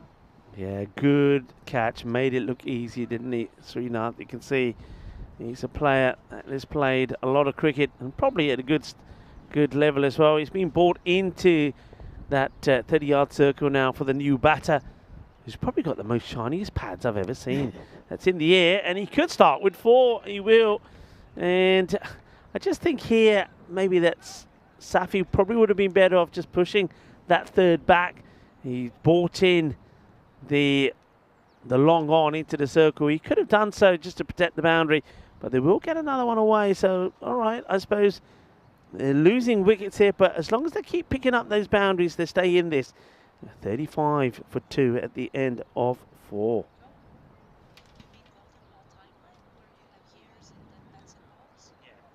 You can see that Gazira are right on that run rate for the bonus ball, but they still need to get a few more runs on the board to go for the win and maybe even have a golden ball. And as you can see, that's what I was talking about earlier, yeah. Rico, those 5 wins in the row back in the start of 2020. We must have been thinking, oh no, we need to revise this format, but look at the bowling team coming roaring back. Yeah, I love looking at this graphic, and you're absolutely right. I remember a lot of talk back in 2020 where they wanted to change it, and I know that myself, Vinny, at the time was saying, no, leave it, it will work out, trust us, and in the end it does. And you can see there a nice little pattern does start to come together there. So the first one this year, of course, goes to the batting side. How many will we have? That's the other question. Down the leg side, I think somebody sounded like the man at extra cover appealing there. Not out. Yeah, I think that was a bit of an ambitious appeal there, definitely going down the leg side. Victoria Lions, a couple of good overs for them, and that means they're ahead of the win predictor. It currently has them 73%. I'm sure that's going to go up even further with that ball that's just been hit for the 1 run. So they're well on top here, and Gazira United, they need someone to go big now if they want to at least come away with the 1 bonus point. And I need to get my sunglasses out for these pads. As you said, Rico, they're blinding. They are bright. And flashes at this one. Doesn't get anything on it as Vimal Vijaya bowling here. And I like this. Good time to introduce spin when the batting side is looking to accelerate. But you can see the problem there. Look where he ends up. And, I mean, he's bowling pretty quickly, so probably not going to be able to show you a replay of this. But he's moving away. He's trying to give himself some space. And by doing that, he's not able to execute the shot. Same thing again. Just look at the feet. The feet are going the wrong way here, Tina. Yeah, maybe those pads are too bright for him. They're blinding the batter as well, but he needs to just get a bit of footwork moving, get his feet out of that cement, because his team need him here. Bat on ball, but still no run. What a good over this is turning out to be from Vimal. And well, it's the end of the over. He bowls it so quickly. Just the 1 run come from it. And now Gazira United, 36 for 2. They fall a long way behind. How quickly? I just mentioned that rate was getting to a point was going to be about 14 runs and over. And around about 8 balls later, it's now almost 17. So you can have a look what the win predictor is saying. It has the Lions big favourites, 89% to 11. Yeah, and that shows the importance of just 1 big over. In this instance, it was a big over from the fielding side. Vimal just going for that 1 single, 1 run off the 5th over. And that means at the halfway stage, Victoria are very much in the driving seat. And look, again, I can't stop looking at this graphic, all the games that are coming up. And I won't be on commentary for it, but I can just sit back and watch the entertainment. Group E, I'm liking the look of that one. Haryana CC from Sweden and the Italian strikers. I think the strikers are going to really make the likes of Lisburn work hard there. I think the strikers, they've got, for the format, for this T10 format, I think they've got some very good players. So it'll be interesting to see how they go. Of course, the strikers there from Estonia. And Estonia have been doing some good work at the moment. I've seen a lot of work on the social media with some of the practice sessions that they've been having for the men, women and the juniors. So it's nice to see that cricket in Esti growing very well. And I saw that our friend Maida Gooch, she's just taken up her new position at the Estonian Cricket Federation as well. So, of course, we wish her well. Yeah, congratulations and best of wishes from everyone on the European Cricket Network. And, yeah, and I'm sure that they're right with the experience that she has and her knowledge and know-how, that that certainly is going to be very beneficial to Estonian cricket. So I think we're going to see them come up pretty well. And they've got some good, they've got some good things happening there, some good coaching. And I think their players and their teams will get better all the time. Of course, they were bitterly disappointed, of course, in that Challenger Division final when really from nowhere Greece came and won it. And thanks to some crazy hitting from Afridi. This one bobbles away for just a single. But yeah, a lot of nations that you wouldn't particularly, and that's what I love about the sport at the moment, that nations that you wouldn't associate with the game are playing and doing very well.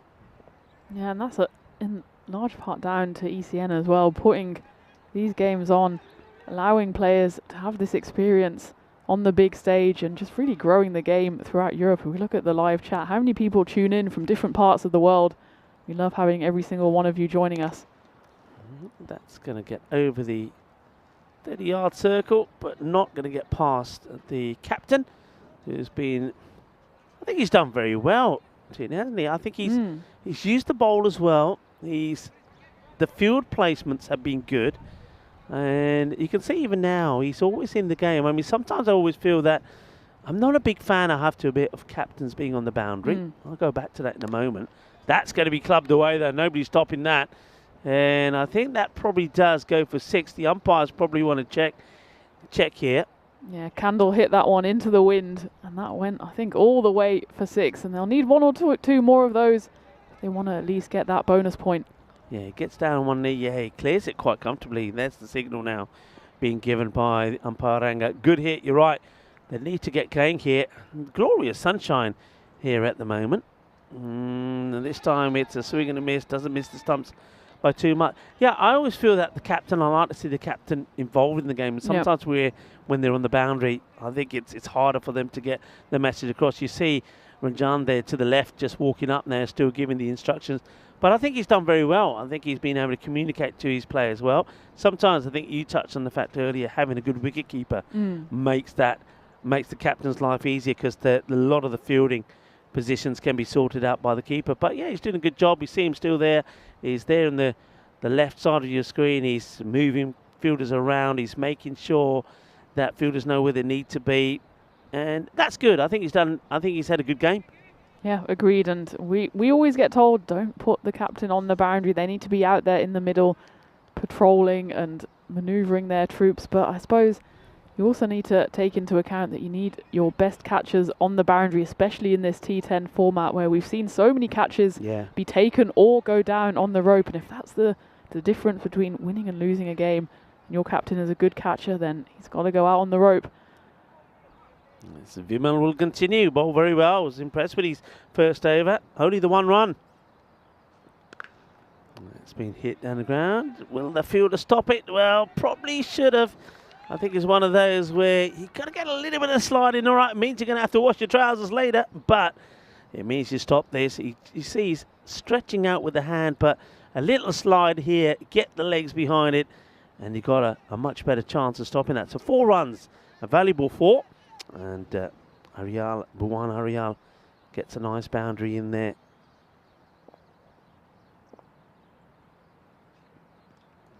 Same areas, but this time he's trying to force the ball away and misses out on it. Slightly quicker, I think, also there from Vijaya. He's bowled well so far. That first 4 was the only blot on his copybook after he went for just that 1 run in his earlier over. So some figures for Vijaya at the moment. Gets through the over really quickly as well, and I think that also makes a big difference.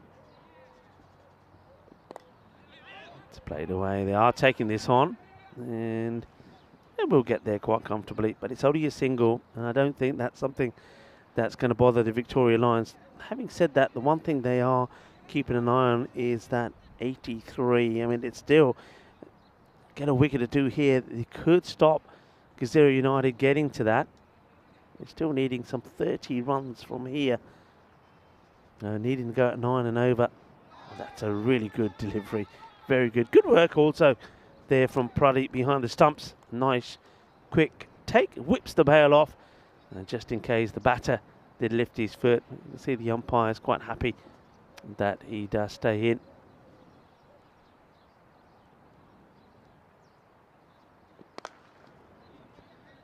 Once again, just bowling to his field and just singles. So this is really good from Victoria Lions. They're a team, I expected them to grow when we saw them for the first time last year. They had a few struggles, especially with the batting, but with the bowling they were good, and they're demonstrating that again here now. And these 2 teams, they will do battle one more time, Gazera United and the Victoria Lions. And you can see that once again, this time round, Gazera United won the toss, and they have elected to have a bat. But remember, we saw that in the earlier contest. AUM were chasing in the first, and they did get a point, but batting first, they just weren't able to get enough runs on the board. And you could see maybe Gazera United, from what we've seen here, Tina, could have the same sort of issues. Yeah, agreed. And I think Victoria Lions, they've shown themselves to be a very, very strong bowling unit. So they won't shy away from the challenge of having another go at this Gazera United lineup, and they'll be hoping, similarly to the second half of the doubleheader earlier, that they restrict the team to a low score and then knock off the runs and have an early finish.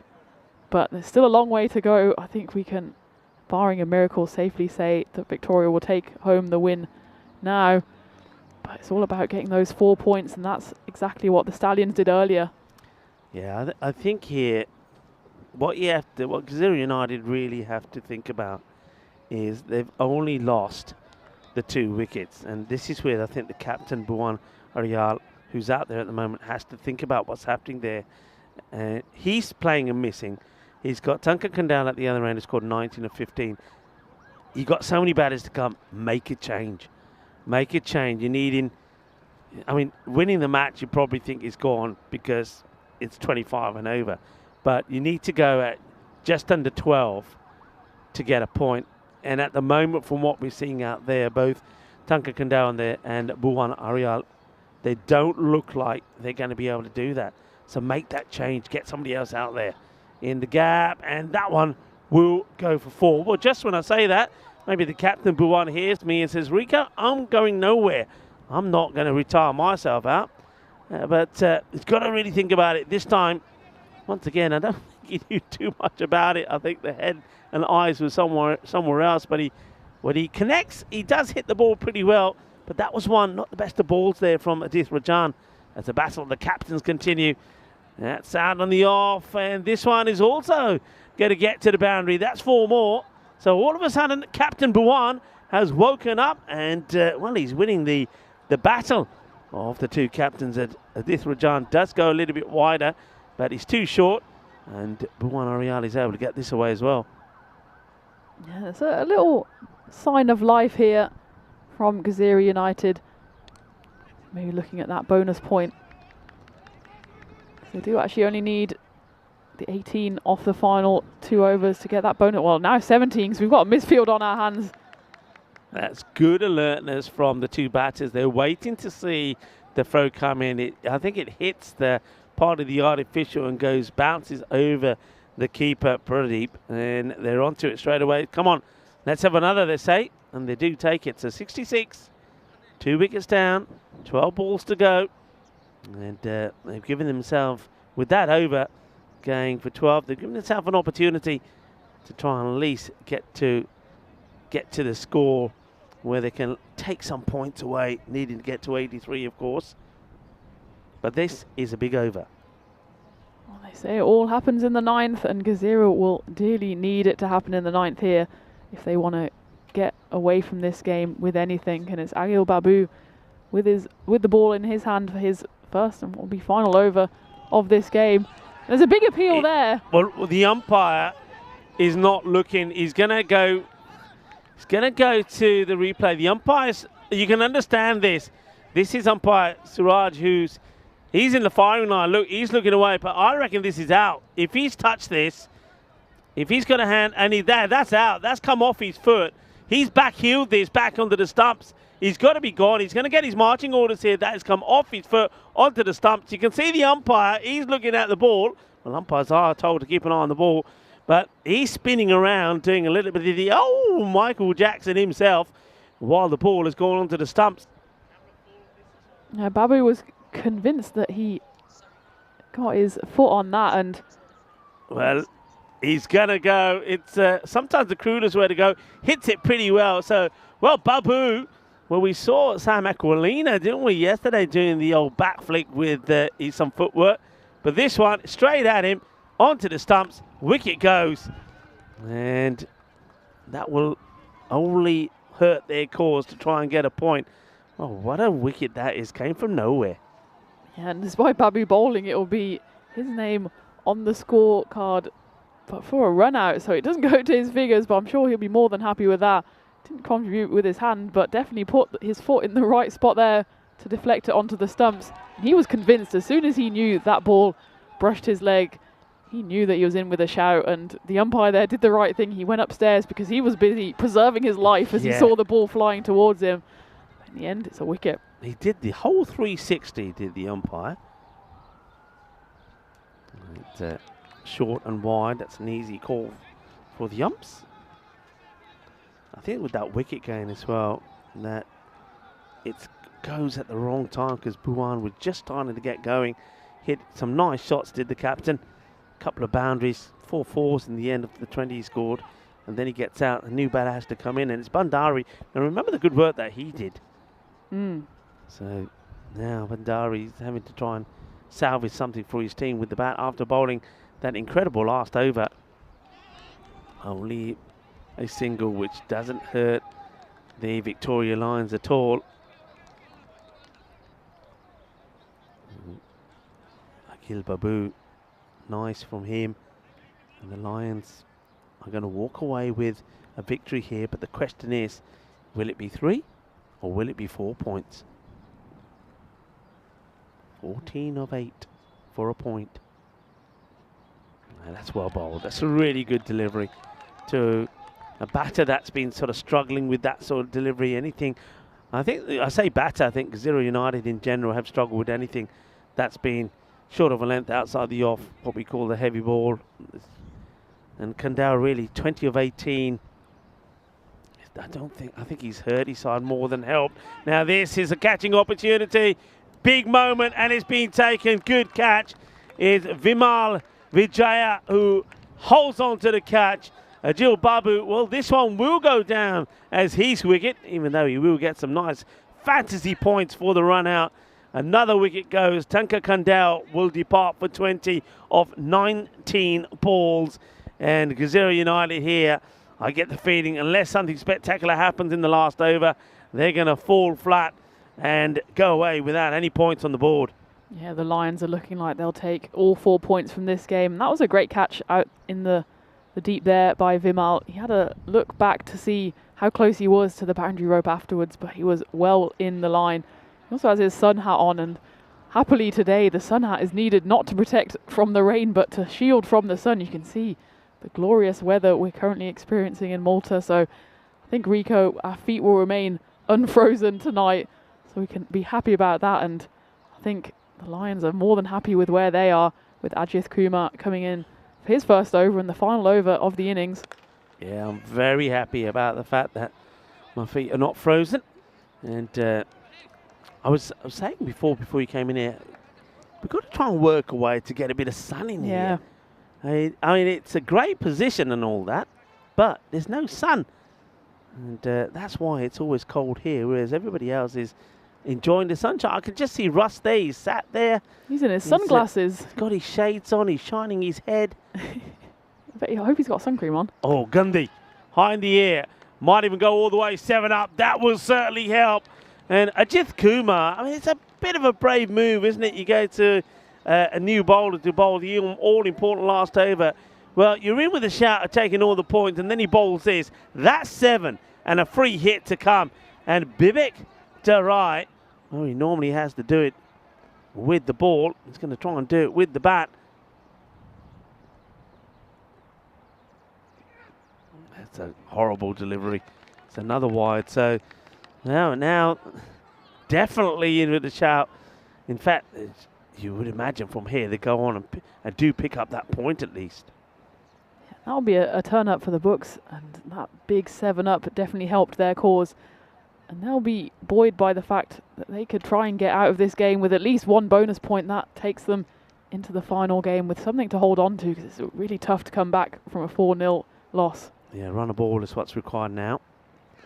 And, well, now less than a run a ball, as this is another wide. So, well, we were commenting on the fact that we felt that the captain here, Adith Rajan, has got most things right here.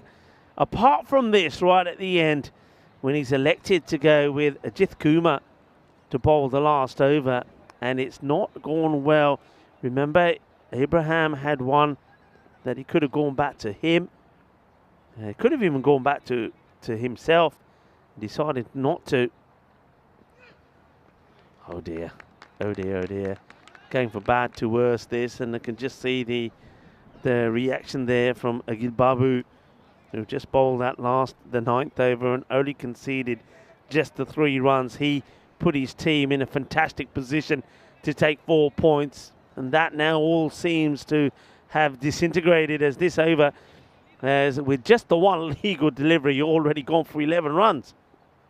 You don't see that too often, and I suppose they threw the ball to Kumar knowing that the game was more or less wrapped up, but, you know, stranger things have happened, and they've most certainly given up the bonus point now. That's a big wide as well.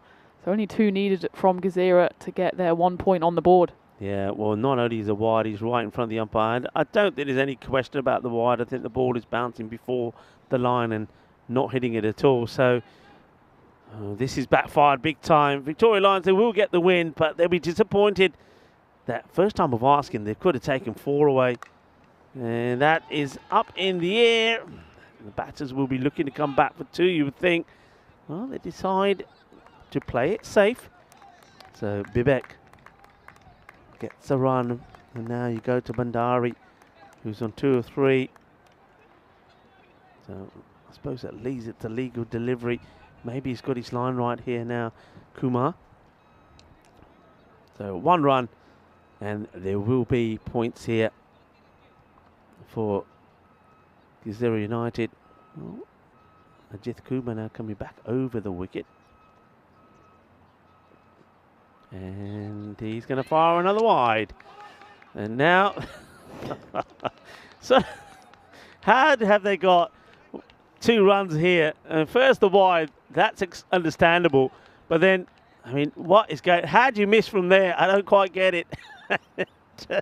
Well, he sees the funny side of it, does Pradeep.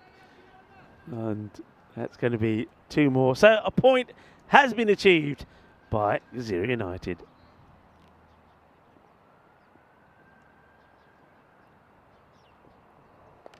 Slow ball, but it's a full toss. That gets whipped away. And Bibik Darai gets another boundary. And you touched on it at the intro. We know he's a good all-rounder. And maybe he's definitely one guy you've got to have higher up the order. When you see how the batter struggled, the likes of Kandal and even Buwan, the captain, they just never really got the boundaries in there. It was all tiki-taka. And when you've got a guy like Bibek who can give the ball a crunch, you've got... Had they just got an extra 20 runs earlier in the innings, they're really just fishing for it now, and that ball is going to be a dot ball in the end. But you think if Bibek maybe went a bit higher up the order, and they went a bit harder earlier, because you were saying earlier in the innings, Rico, they'd only lost 2 wickets. That's right. And had they just gone for it a bit more earlier on, then they could have even chased down this total. As it is, they'll fall probably about 25 runs short. Back to the wides here from Kumar. He just hasn't been able to get this right, as this over now has gone magical. 20 has come from it. It's still 2 overs. 2 balls still to come from it. So the gamble to go with Kumar from Rajan hasn't really paid off. And I think a few of the players will probably be maybe having a bit of a chat with him after and say, hey, it's not often we're going to get the chance to pick up 4 points. We've let that slip away from us here today. Here he is, the captain. Will be doing the fielding, and I'm sure that will be playing on his mind. But other than that, really, he's had a pretty good game. As a captain, he scored good runs with the bats, getting a half century, and he's led his team well. He's used, really up until this final over, he's used the bowlers pretty well as well. So that's something for him to think about. But still, he'd be happy that on this occasion, unlike last year, as finally Kumar, well, not only does he knock the stumps over, the batter goes down as well. Down and out is what you say there for Bandari, as he's going to be gone. And it's an explosive way, I suppose, and maybe a funny way as well, to end this first match, the first encounter between Gazera United and the Victoria Lions. The Lions are victorious, and I was about to say that considering the way they started last year, when they had to wait such a long time to get a victory, they'll be pleased and happy, even though not the 4 points, that they get the win and 3 points in the bag. Yeah, let's not forget that the Lions finished bottom of the qualifying group last year in the ECS Malta 2024. So they'll be more than happy to get their first win on the board, but they'll feel like they left that bonus point out there. It was theirs for the taking, and if it wasn't for that magical final over, they could have been leaving with all 4 points. But they'll have another chance to get those 4 points, because these 2 teams will be facing off again in just about 25 minutes time. Yeah, and this time around, Gazera United have decided that they will have a bat first, and I just wonder if they'll make some slight changes to that batting order, and certainly someone like Bibep coming a little bit higher up the order to give them a little bit of oomph when they need it with the hitting. And this one, though, they fall 28 runs short. Well done to the Lions, as we have a look at some of the highlights. And it was definitely a captain's knock at the top of the order for the Lions. Adith Rajan, he got 55 runs. You can see there was almost on collision course there for Gazera, but it was a case of what could have been. They did take a few catches. That was a nice catch there in the outfield, but there was one too many loose deliveries, one too many drop catches. That was a tough one there. but it just allowed the Lions to get away, and they could have even gone even higher. They could have gone about 130, 140, but in the end 118 was enough for their win. Yeah, it was enough for their win, and even though there was that amazing last over from Bandari, who bowled a 3-wicket maiden, but Gezira, they needed to go big with the bat. They needed things to go their way. They started needing around about 11 and over, but pretty soon it went past the 14, and from 14 to 16, and then once it gets past that 18, it's very difficult to get back in the game. And there was never really a point when they showed that they had the ability to go at that sort of 14 to 16 and over. There was just one small rare moment when the captain, who after spending such a long time getting going, got a couple of boundaries on the spin, then he would get himself run out, I suppose in a sort of, you'd have to say, a very unfortunate way, thanks to the boot of Babu. But once he went, then really the things did slow down. There's a couple of hits there towards the end. That's Bibek. We know that he is a hard hitter of the ball. And, well, another man who's a hard hitter, but it's a hard faller as well. Would be a wicket to fall there right towards the end, as Kumar finally does get a wicket, but he does go for 21 in the over, which allowed Gezira United to pick up a point. Yeah, and they'll almost be happy with that point in the end, because it looked like they were staring down the barrel of the old donut, the 4-0, but in the end they did manage to snatch that point from nowhere. Bibek was the last man standing there, as his teammate ended up on his backside. And you're right, Rico, I think he'll be boosted up the order, especially now having won the toss and decided to bat. Yeah, I think that's right. So once again, we are going to finish with what I think is going to be another interesting match. I think Gezira United, having been out there, will be better. But the thing is, I think Victoria Lions will be as well. But Gezira, they know that they've got to, I feel, need to be knocking on the door about a 120 score. If they can get that, this could be a very competitive game. So we're going to take a short break here now. The next match, remember, starting in around about 16 minutes from now. It gives us a chance to put the brew on, have a cuppa, and come straight back and talk you through the last match. So match number 16 coming up. And of course, get your random questions ready. We always like to have a good old chat, especially in the last match. So we'll talk to you about a bit of Malta, and maybe we'll talk a little bit about food as well. So do join us back in 15 minutes time in preparation for the last match of the day, where the Lions do battle with Gezira United one more time. Hasta pronto, mi familia.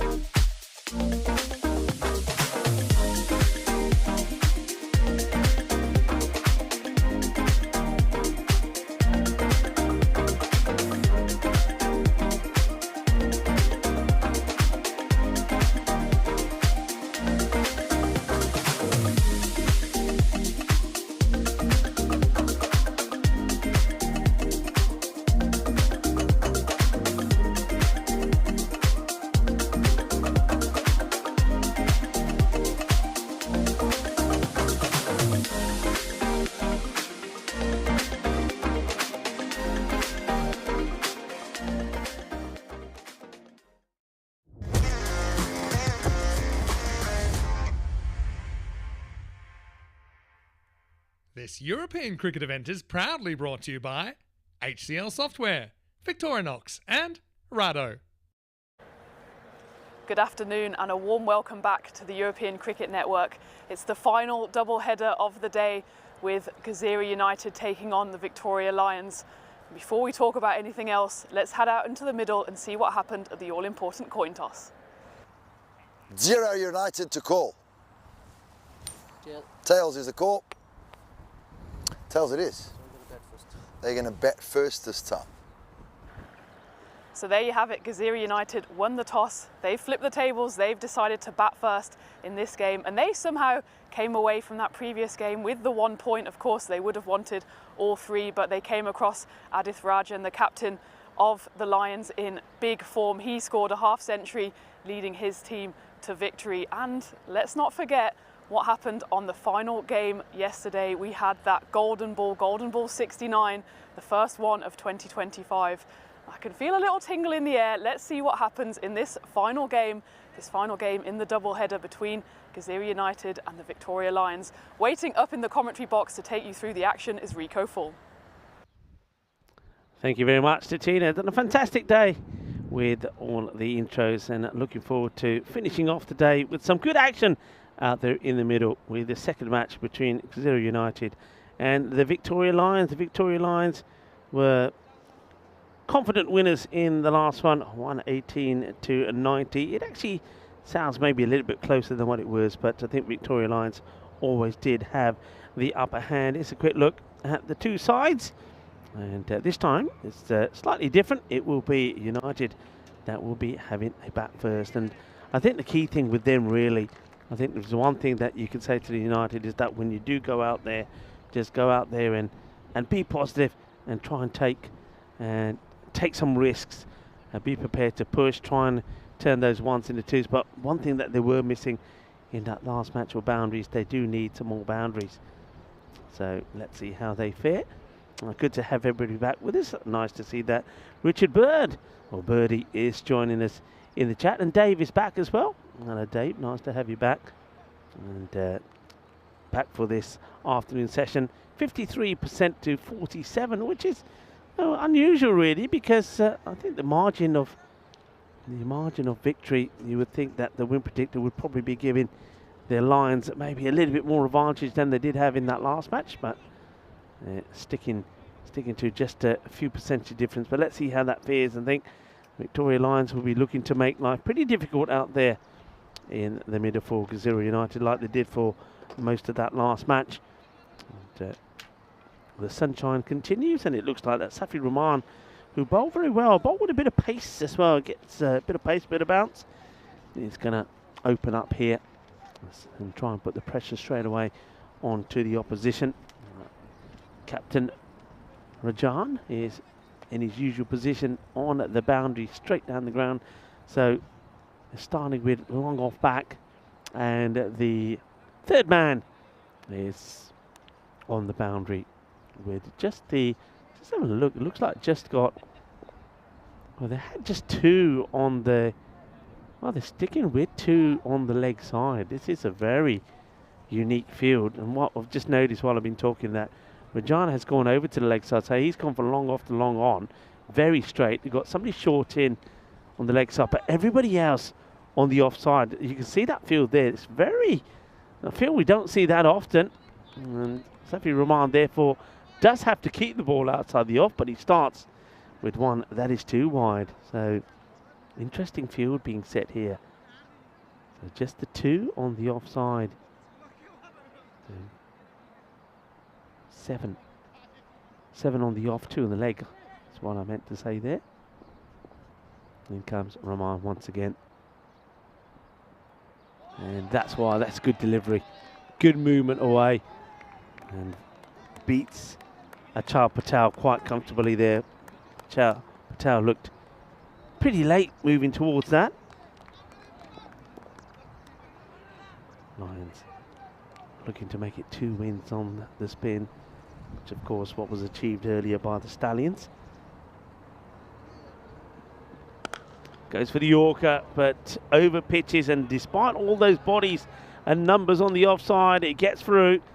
Ajay Patel is not going to miss out on that. So first runs off the bat, 4 runs as it gets through rather congested offside, but still goes to the boundary. So 4 runs as Rahman just over pitches a little. He's now moving everybody round 1. So 6 on the circle on the offside. A big swing, as that's a slightly slower delivery. I think if you have a look at if you're the batter and you look at this field, you should back yourself to time, like he's really trying to hit the leather of the ball there. But if you just play that shot on merit and time it, you're going to get it past the infield easily. So don't have to try and hit the ball too hard. Taking on this one, and it will go to one of those 6 on the ring. We've got the 3rd back, which makes the 7 out on that offside. Single gets taken. As Safi Rahman walks back to his markers. It's Bibit Darai. So we thought we want to see a chat. I mean, promoting him straight up to the opener is probably not what myself and Tina had on mind. I think having him come up 1 or 2, but they put him right in the firing line here. We sometimes see teams do that. If somebody bats very well, coming in low down the order, they tend to elevate him, but right up to the top of the order. And sometimes, you know, somebody comes in 6 or 7, maybe them coming up sort of 3 or 4, but go straight in as opener. It's asking a bit much. Gets a full toss though, and he's going to put that away. We saw him play a ball away like this in the last match. You don't bowl badly to him. That's 2 full tosses that Safi Rahman has delivered, and both of them have been put to the boundary. So it's a nice start from United. They start with 10 on the board, and they also start with 2 boundaries, 1 apiece to both the openers, Patel and Darai. Tina joins me back. So Tina, I don't think we were expected him to be the opener as we have a look at some of the matches coming up tonight there in Portugal. Yeah, that's quite the promotion for Bibek, so the pressure is on him. And the pressure as well is on Phil G. We have delivered the Golden Ball 69, the first one of 2025. And can Phil G respond? He's got the double header tonight as well. I know he's feeling a little jealous, a little left out, Rico, so maybe his time is coming. Yeah, I don't think that's the schedule for tonight, by the way, because I'm pretty sure that was a couple of nights ago where the Amadora CC, or Punjab Amadora CC, got 2 wins over Coimbra. We'll get the right graphic for you in a moment as Srinath comes in a bowl. He strays down leg side. He's done a fair bit of this, Srinath, today, and it's not like him. Very uncharacteristic for him to be bowling those wides. So drift down the leg side. It's going to be a wide to start off with. And Jagadish.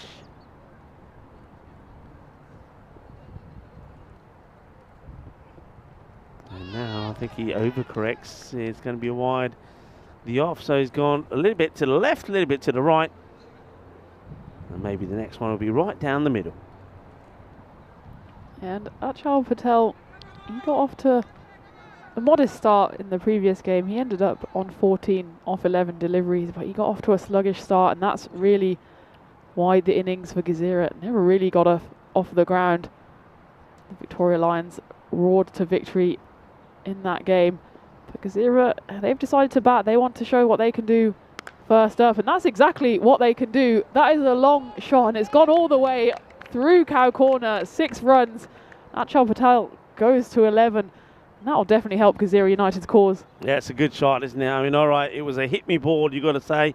Bit of a half volley. And when the ball's not seaming around, it's an easy hit. So Patel gets one away, and that is a biggie. 6 runs. Thank you very much. It's absolutely crunched away. So after we thought 2 wides, he'll get one in the right spot. He doesn't. That's crunched.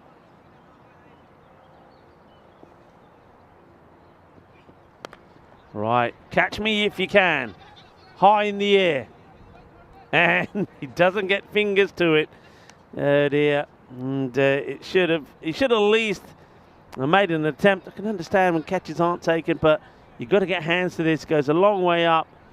And in the end, the fielder makes a total hash of it. He's nowhere near it. And the chance goes begging.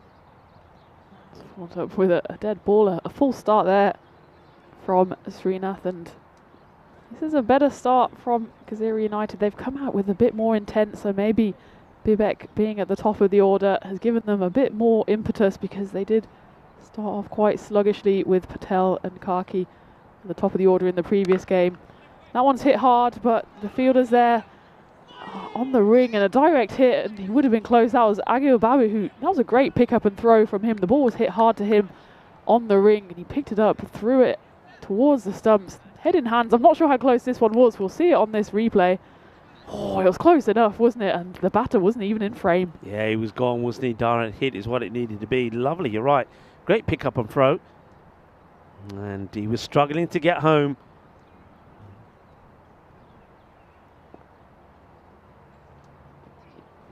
This one's hit flat, and that's going to go all the way as well. That's a lovely shot. That's a better shot than his previous mow over cow corner. That one was played with a bit more finesse, but the outcome is the same. It's 6 runs. Not an enormous amount of footwork there. Just clear your front leg and hit it. Yeah, and you can see why Victoria Lions want to see the back of Patel when he was dropped there on 11, and then a chance to run him out with him getting back on strike. And that was, again, if it hit, he would have gone. But while he's there, he's going to be difficult to contend with as he smashes his second big Maximo. 3-0 here. Change of angle. He's going around. Tries to hit that one, does Patel. He only picks out the fielder at mid-wicket. But you can tell that Gazira already coming out with a lot more positive intent. They'll maybe be buoyed by the fact that they managed to snatch away the bonus point from the Lions at the end of the previous game, and they'll want to convert that into at least 3 points here in the final game of the day here in Malta. That one's just cut across. Patel kind of looks at it dismissively. He wants that to be rebowled, and it will be rebowled. Srinath not quite getting out of his over yet. He's already bowled 3 wides in it, and 2 have gone for those big Maximos. Yeah, you can see that the captain Rajani is very reluctant to bring third up and put an extra fielder out on the leg side on that mid-wicket boundary. But you can see that's what the batter Patel is looking to do. He's looking to really go over the top in that vacant area. And end of the over, Srinath, it's quite an expensive one for him. It goes for 18. And so both the 2 openers who caused a fair bit of trouble in the last match, Safi Rahman and Jagdish Srinath, are not as successful this time, as after 2 overs it's 28 without loss. You can see how important every single one of these points are for the standings. The Victoria Lions, of course, came away with 3 points in that previous game. 4 points now will shoot them up the rankings, but Gazira United, they'll have a thing or two to say about that. They'll want to get their first win of the tournament. Of course, both of these teams were victims of the weather earlier in the week, with those first 2 days washed out, and it was Group A that was on the wrong end of the weather on both occasions.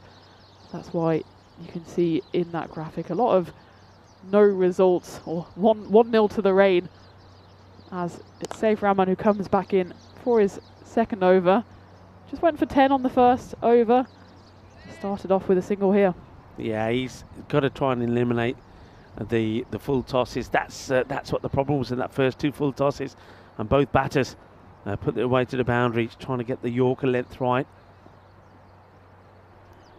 And yeah, that's well bowled. It should be once again just a single. Good early call there from Machar Patel and Bibek Tarai. At the moment, partnering him very well. This move has paid off for Gazira so far. We questioned whether we said Bibek should go up the order. We didn't quite mean that high up the order, as that one just rolled out the back of the hand from Saif Rahman. It was somehow an attempted slower ball. It did go a bit wrong. It was ugly and down the leg side. It would have been a wide, but Achal Patel just leaned into that one, more than happy to take the 4 runs instead. Yeah, it's not a good delivery though, is it? I mean, you're right, he does try and do something different. Looks like he's trying to get that to come out the back of the hand, but it's short, it's ugly, and it's just smashed away to the boundary. And now it's he wants to move. I mean, I don't like this really. This is not good cricket at all. And it's, I mean, he's doing this without Rajan, the captain, knowing anything about it. He's just seeing him do it. But I think he's set the fielder for a bad ball, and he's brought up long off. Absolutely. And not clever cricket, and Safi Rahman has to acknowledge that he bowled a very poor delivery, and now he's set a fielder there for it. And interesting now, he's seeing Rajan go up to Safi. I wonder if he now says something to him and says, hey, you know, you made that move. Yeah, look, this is what he's actually talking to him now and saying, look, it's not a good move. And I wonder if he's I think he's bringing him back in. That's good captaincy. And I think Rajan also will have a chat with Safi Rahman a bit later and say, hey, look, don't go moving the field without talking to me. Safi now wants the bowl before the fielders have got to where they should be, so the umpire has to make the stop. And almost gets wiped out in the process. Yeah, Saif's got a little smile on his face there, but I wouldn't be too happy if I was the captain, Adith, in this circumstance. He's the one in control of the field, and bowlers, if they bowl a good ball, then you won't need to have someone at that 45 boundary. And speaking of boundaries, that one's gone straight. It wasn't a bad ball, in all honesty. He was slightly over-pitched. Achal Patel, he gets it, just about on the full. And also, Saif is not doing himself any favours there. He's not getting himself in the captain's good books at the moment, because he just kind of takes a little side step away from that one. Didn't fancy putting out a hand. This has been a bit of a sloppy over so far from the Lions. 10 off it so far with one ball left. Yeah, it's very different from the first, and that's what we want to see as United are looking to bounce back after that early defeat.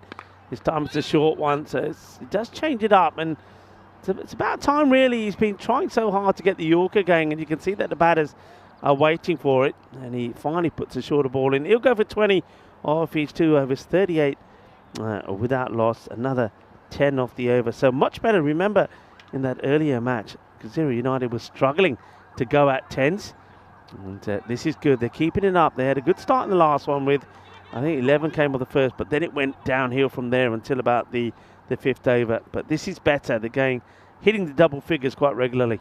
Yeah, absolutely. And Victoria Lions, they will be very keen to get their first wicket of this innings. And we were speaking earlier, Rico, about the importance of having your captain right in there in the middle. And maybe that's the disadvantage, even if he is a good catcher, Adith. He's out here trying to set the field from back out here on the boundary, 50 metres away from the action. It's very difficult. It's quite windy out there for him to be heard, and it definitely doesn't help when your bowler takes over. Yeah, and yeah, that quite sneaky from Safi. He made the quick move, and of course, with also time to be watched at, you couldn't, Rajan couldn't get involved then, but he did. Fair play to him. The very next ball, right? This is Vimal Vijaya. He bowled very well, and I think he just gets a bit of bat on this. Probably lucky that he does. Otherwise, I think there would have been a big appeal there, because that was straight. Some more little adjustments being made in the field here now by the captain. Yeah, there was just a slight bit of wood on that, and that's what saved him. And Vimal, he bowled very well in the first game, giving away just 7 runs in his 2 overs. And down his throat and dropped. Well, he was so casual looking to take this catch, Jagadish Srinath, that he spills it. Oh dear, that's a big moment, because Patel gets dropped again. And Srinath, it says, look how casually he goes to take it. And I think because he's so casual, he spills it. Yeah, he doesn't quite get in the right position there. He just needed to take one more step to his right side, and he would have been able to take that comfortably. He gives his fingers a little wiggle, because that's going to sting the palms. Funnily enough, Rico, they don't hurt when you catch them. No. Well, here's the captain now, who just underarms his back as Patel gets back on strike. Bibek playing a good role here. He's seeing that Patel is going well, and he just keeps on handing him the strike, not wasting any deliveries. That one's gone high up in the air. It might be an action replay, but in fact it's gone right over the head of the captain Adith there at long on. And again, how many times have we seen that? There's a drop in the outfield, and then there's a double punishment with a 6 following shortly afterwards. Yeah, nice shot. He just gets enough of this, doesn't he? Even though there's no pace on it, hits it well enough to clear the captain of Victoria Lions. It goes flat again, but that should be cut off by the captain, and it is. So Vimal, despite going for that one big 6, his other 4 from the over so far have only gone for singles, so he's had a very good day with the ball in hand.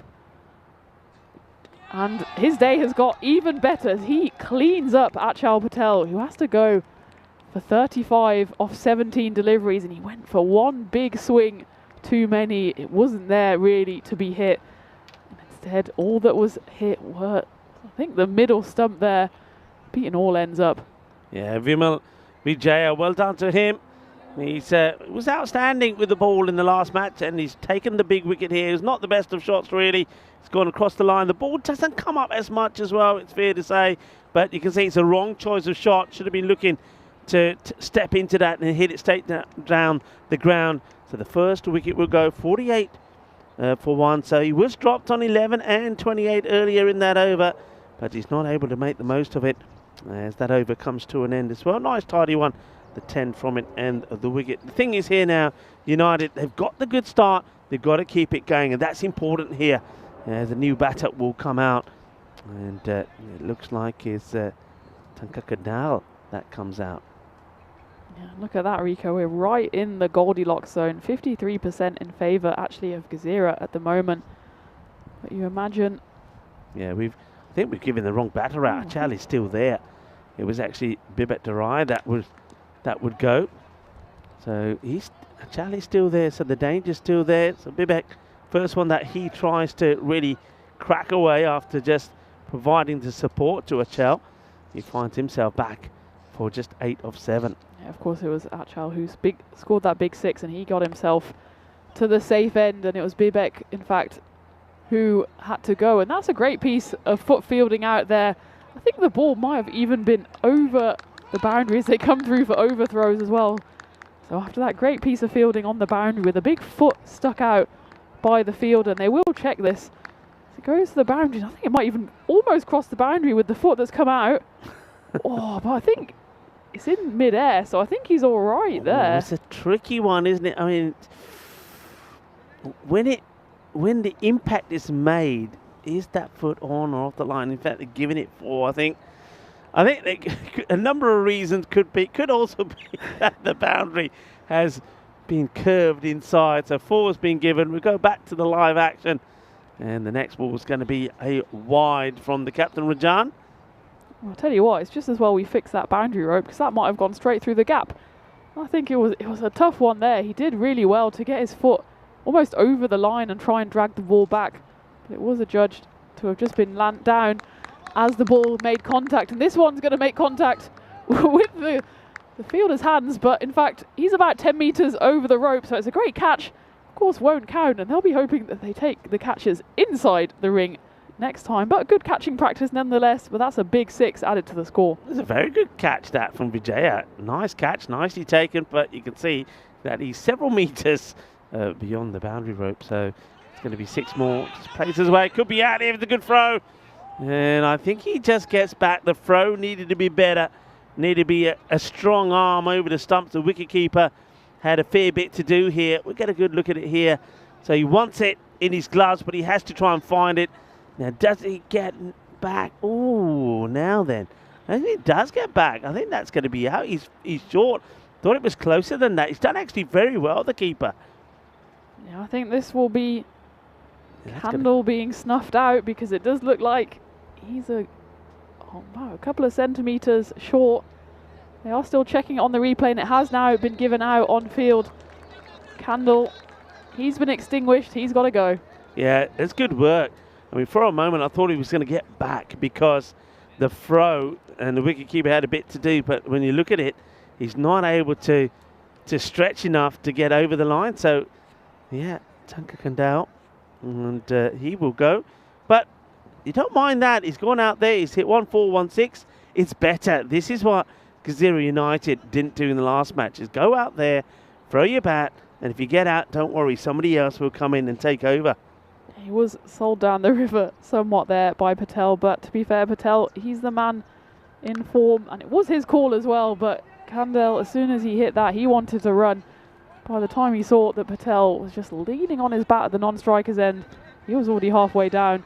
Despite the despairing dive, he couldn't get back in, but Achal Patel, he's still in there, and he's been joined out in the middle by Ariel, 44.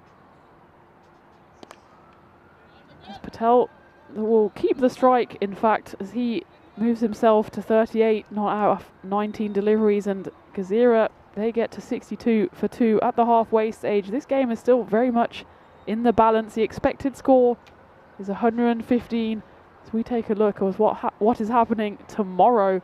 The action doesn't stop, does it? No, it doesn't stop. Malta Day will be brushing themselves off after that golden ball loss and taking on the Innings Knights. Those two will be a good match as well. And then Sui United, where we've already seen a little bit of Sui here, they're looking strong. They're taking on the Red Stars. So that's the action we've got for you tomorrow. 4 matches coming your way. Group B matches. So we return to Group B. That'll be the first time we see Red Stars as well. So it'll be good to see them join in on the fun as Vijaya comes back for his second over. His first over, he got that all-important wicket, bowling Bibek. He only went for the 10 runs. Achal Patel, he's still there, and while he is still out there, Gazira will be hoping to get a defendable score on the board. He's moved on to 39 off just 20 deliveries. He's been joined out there by the man with the brightest pads in the business. Yeah. That's Buan Ariel out there. I love the contrast there, how the pad then the colour of the pad is picked up by the jersey above. I like that, but this is the captain, Ariel.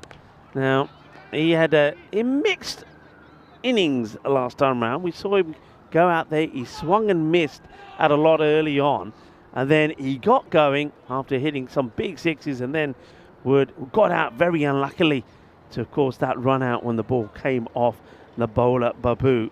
But we do know he is able to hit a big ball. This is going to be a little bit of luck here for Achal Patel, and he's going to get 4 more as he now moves into the 40s. And also, I think it's worth pointing out to you that when batters do go out and they show a bit more aggression, you tend to sometimes get maybe a little bit more of the rub of the green, and that certainly seems to be the case here for Patel. Yeah, it's sometimes the case that you make your own luck out here, especially in the T10 format where you don't have too much time to build your innings. So if you do swing at it, you've got to swing hard. Achal Patel is doing just that at the moment. He's moved on to 44. It's just the 1 ball left of this 6th over, and Buan Ariel, he'll want to add some runs himself, but also he can just play the anchor role. He's got 1 ball left of this over. So almost, we call it a bit of a free hit here, don't we? When you've got the set batter at the non-striker's end, he wants to face the next over. So the captain can have a go at this one. He does try to have a go at it, but they say 2 out in the middle, but I don't think they're going to get it. They'll just have to settle for 1. It's a good piece of fielding out there in the deep by Rejit Abraham.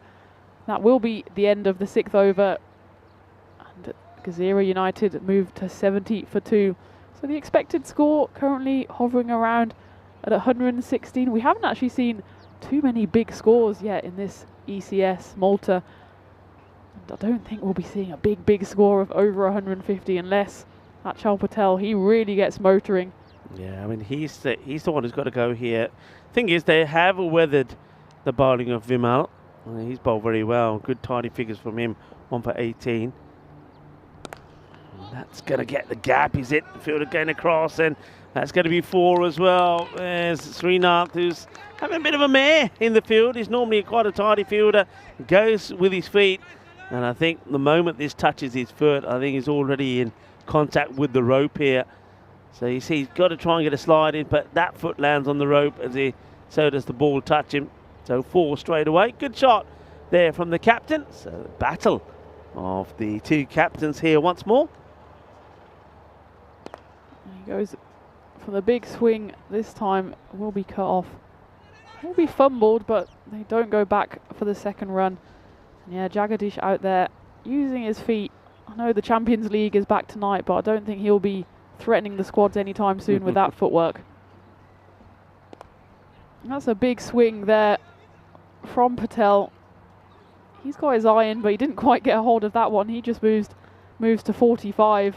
And this has been a good 10 or so balls from the Victoria Lions. They've pulled back the boundaries. They've just got the 2 boundaries in the last 2 overs.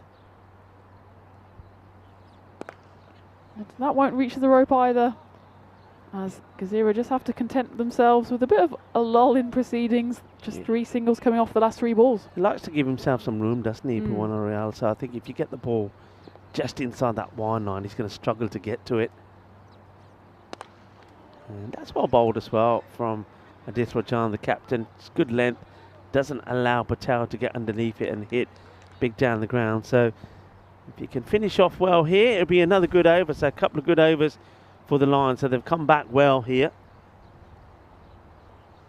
It will be a dot ball, and this is exactly what the Lions did well in the first game. They just strangled Gazira somewhat. They just bowled stump to stump, didn't give the batters any width to play with as we get to the end of that over. Gazira United 78 for 2, and now we can see what Phil G will be serving up to us tonight. Yeah, it's time to see Gurkha. They had a mixed night the other night. They lost quite badly though. I think they were bowled out for under 50, but did come back with a good win. They're taking on the Lisbon Capitals. So, of course, that action continues tonight as they have a night 9 of 16. So not only the 4 from here, but 2 matches there. And be sure to give Phil G a big hi from us when you join him tonight. And Phil doing a wonderful job there at the Miranda de Corbo cricket ground. Looking very green and lush at the moment is the ground there at Coimbra. It's Agil Babu who's into the attack, and he's been attacked from ball 1. That's hit the net. That's protecting the tennis players out there. And that, in fact, takes Achal Patel to his well-deserved 50. He moves on to 52 not out from just 25 balls, and he's really anchoring the innings here for Gazira United. Yeah, it's a very good shot, isn't it? And not the best of balls from Babu, who he gets sent almost into the archery zone. I need to make a change here in the length pretty quickly. Got to go with what Vimal and Rajan did outside the off. And that's a chance. Gets built, and now he's going to go to the boundary. Oh dear. Talking about having some bad luck and pain. Babu, after being hit for 6, could have had his man. Is dropped first by the keeper, and then what makes it worse is the fielder on the boundary somehow lets this go through him, and he's going to go for 4. We might get a chance to see it all here. I mean, how does he miss that? Oh, that's quite shocking, really, from Mahesh Menda. Yeah, it's the classic nutmeg there, and Babu, he thought he had his man. In fact, just has a 4 against his name, and it's followed up with a wide ball. That was probably bowled a bit in anger as both his wicketkeeper and his fielder let him down on the previous ball. And well, it's good to see Babu getting a chance, because he only bowled that 1 over in the previous game, but he went for just the 3 runs, and he put in that astounding run out with his foot as well. So maybe he'll get into the Champions League squad. It's definitely not either of his teammates so far. And that's well bowled. Yeah, good comeback. I mean, you can imagine that he's pretty frustrated. It's always, I think, as a bowler, I know the feeling when you do get whacked for a big 6 and then you get the same batter out the very next ball. There's a lot of pleasure in that wicket. So he's disappointed, Babu, not to be able to feel that joy. And well, he's going to have to feel more pain, because this is another one that's going to be 6 runs. It goes over that Let's Play Cricket banner. And 6 more. And once again, you're seeing some of the new striking colours of European cricket. I know a lot of people have been sending us messages through that they're liking the new vibrant look. Yeah, and Achal Patel, he's definitely playing cricket at the moment. He moves on to 62 off just 28 deliveries. I think they are on a bit of a grizzly hunt here. Have managed to find the ball in the jungle over there. But yeah, I'm a big fan of the new colours as well. I'm always a fan of the old blue. I think it works nicely.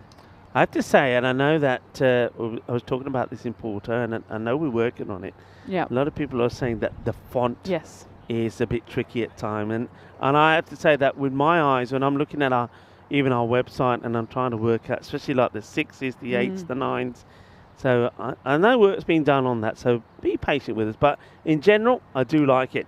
In the air, and it's Mendes. This time he does stop it. So well, he was the villain earlier. Now he becomes a bit of a hero as he stops this one going to the boundary and keeps it just to 1.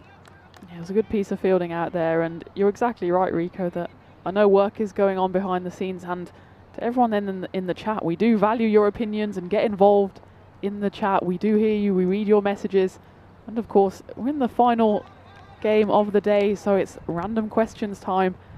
So do come in with any questions you might have about ECN, about cricket in general, about the font, about custard, anything, Rico. We're happy to listen, and we'll read out some of the best questions we get as Gazira United get to 96 for 2 off 8 overs. So just the 2 overs left.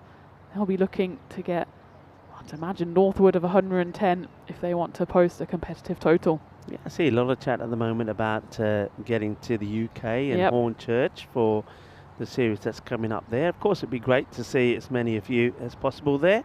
I know Dave's trying to work something out there. Hello to Tim Harmer as well. Nice to have you on the chat. But yeah, any random questions, you can fire them in today. Oh, talking about firing. Well, this is fired out of here. That is a biggie. That's a big hit down the ground. Achal Patel is really turning on the style. Remember, he was dropped on 11 and a really straightforward catching opportunity. Then he was also dropped in a routine catch by Srinath when he was on 28.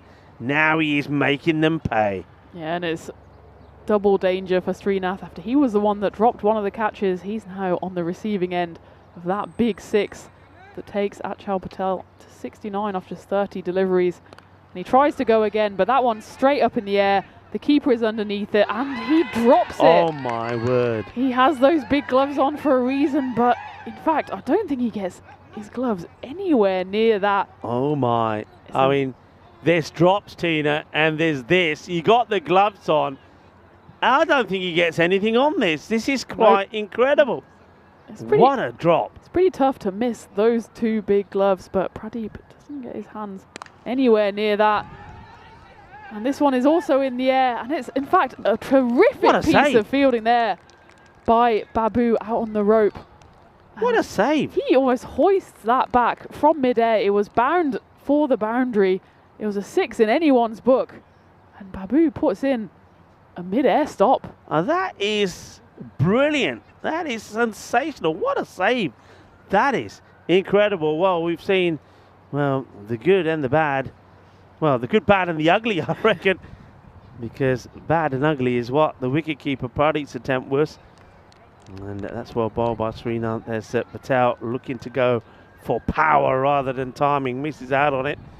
Yeah, the good, the bad and the ugly we saw there. But I can't believe that Pradeep has not taken that, not picked up that catch.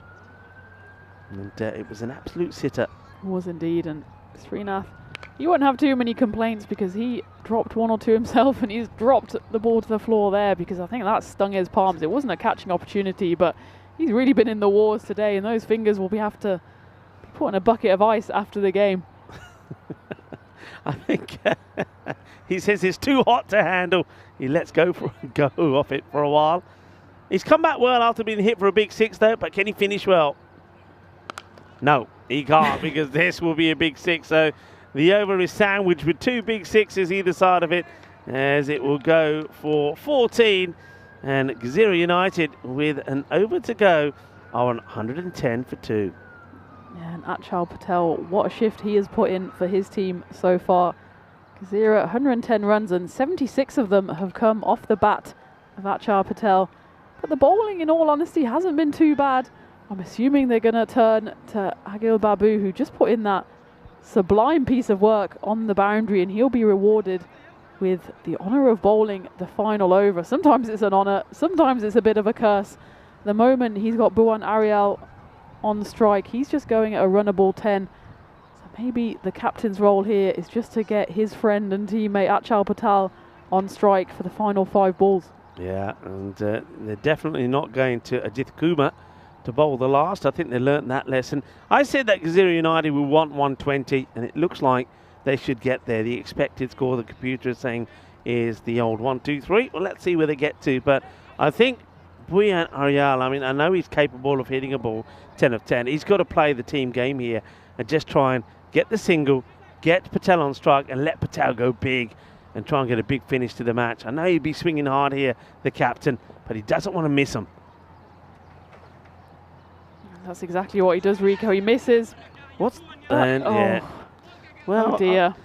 I mean, that's an interesting one here. I mean, you can see that Patel does go, but for some reason he himself just puts the brakes on. I don't think he would have got there anyway. Pradeep who put him down on a sitter, does eventually read the situation, but I don't know why. Why does he stop? Do you think he could have made it? I think he definitely could have made it. He at least had to make the keeper throw at the stumps. In the end, he allowed the keeper to just run up and Pradeep just gleefully smashed the stumps down. That was a really strange passage of play, and it's all about this in-game management, and Achal Patel didn't manage that situation well at all, but let's not be too hard on him. He finishes on 76 off just 34 deliveries. A bit of a strange one, but the opener from the previous game, Kaki, he comes out.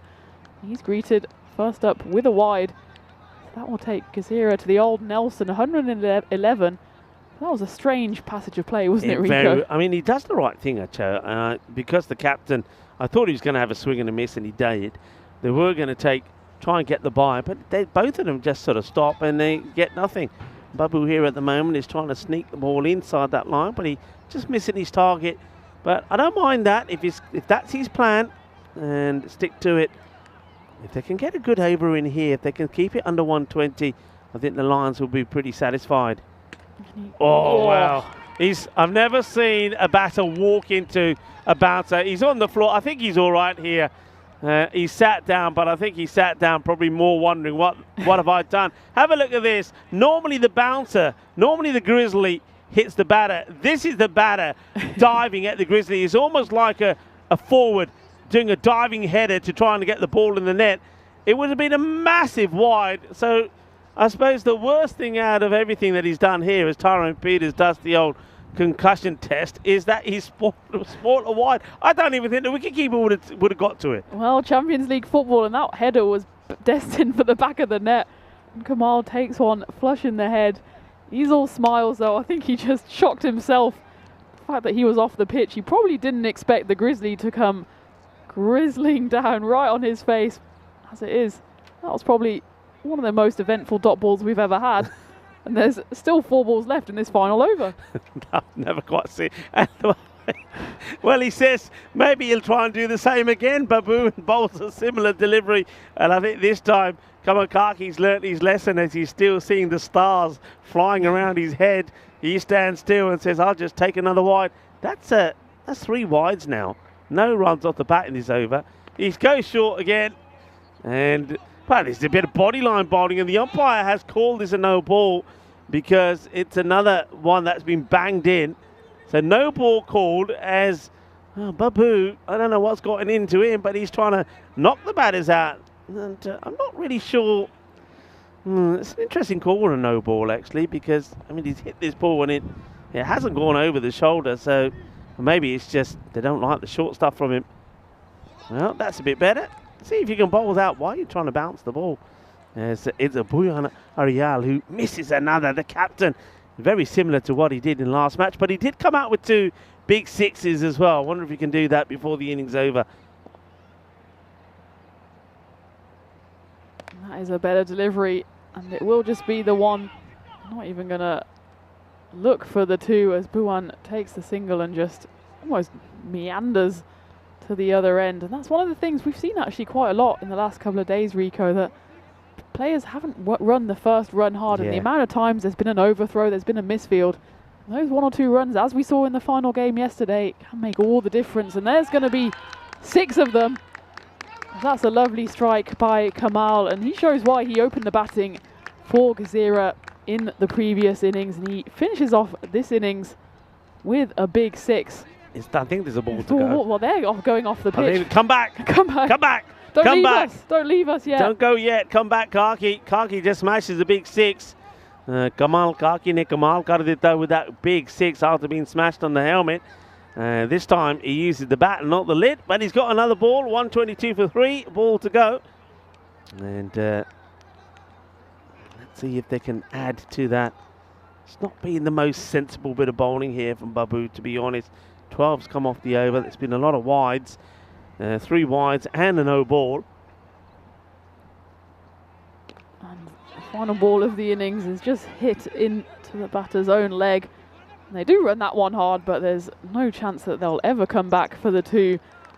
So after an eventful final over that had wides, no balls, 6s and wickets involved in it, it goes for 13 in the end, and Gazira United finish on the old 1-2-3 for 3. Yeah, much better from them. I like it. They were aggressive right from the beginning, and they didn't let off. I think the change of Bibet Darai, even though he didn't get a big score, the way he partnered the Achal Patel at the beginning was good. Kandel came out, hit 2 massive boundaries before he would be run out. But they kept going. I think the captain, Bruin Ariel, he likes to come in at 4. Maybe he thinks about maybe dropping himself down a couple, because Kamakaki certainly has shown that he's more than capable of hitting it big as well. I don't think, I mean, they haven't got to the 140 where you're thinking they're big-time favourites here. Victoria Lions will still feel that it's a score that it should be able to get to. Remember, they got 118 in the last match, but didn't score any runs off that 10th over. So they will still feel that they can get there. But I think Gazira United will know that if they can take out some of those early wickets, then it definitely is their game to win. Yeah, Victoria Lions pride themselves on being a strong bowling team, but it was maybe their fielding that let themselves down somewhat in this innings. There was a few that slipped through the hands. There was a couple of missed run-outs. That one was a run-out taken on that instance. But you think maybe Victoria Lions, they gave Gazira maybe 20 runs from the fielding, but Gazira cashed in and they put in quite a comeback, and that of course was led by Achal Patel, who finishes on 76 runs, so scoring over half of his team's total. Yeah, he did bat well. I mean, all right, he gave chances, didn't he? 11, 28, and Winnie Wilson 69 as well. He was dropped incredibly by Pradeep. But sometimes that's the way you got to go, and I think he had the right idea. He knows that the rest of the team maybe haven't quite got the same sort of firepower as he has, and he needed to go big, and he did. So well batted to him, Achal Patel. Now we'll be hoping that the guys can do the job with the ball and try and keep the Victoria Lions quiet. And that was a really nasty one, wasn't it? That absolutely clobbers him on the lid. He says, I'm all right, but Tyron Peters still came out and checked him over. And good for him. He got his own back when he smashed a big 6, and then they scampered through for a single towards the end, helping him to get to the 123, a score that the win predictor had predicted quite a while back. So well done to the old computer for getting it right. Let's have a quick look at the scorecard. Yeah, and well done to Achal Patel at the top of the innings, the wicketkeeper. He eventually fell to a run-out, a bit of a bizarre run-out, but not before adding 76 runs to the total off just 34 balls. And he was ably supported by Kandal and Ayal in the middle, but in fact no one else was really needed because he was so dominant with the bat. Yeah, and with the bowling here, there was that 1 wicket to Vimal Vijaya. I think he bowled very well in both matches, so I think on the bowling front, he certainly has been the pick for the Victoria Lions. But there was a little bit of pain there for Jagdish Srinath this time. He never really got it right. I think even Safi Rahman, he goes for 2 lots of 10. Even he didn't bowl as well as what he knows he normally can. So Gazira United, they capitalised on that, and they set themselves a nice score, which means the target of 124 will be required for the Victoria Lions to see if they can make it 2 wins out of 2 on day 1 of their campaign. Join me, Rika Full and Tina Goff. We'll be back in about 10 minutes time to talk you through the last innings and maybe entertain some of your random questions. We'll be back in 10. Hasta pronto.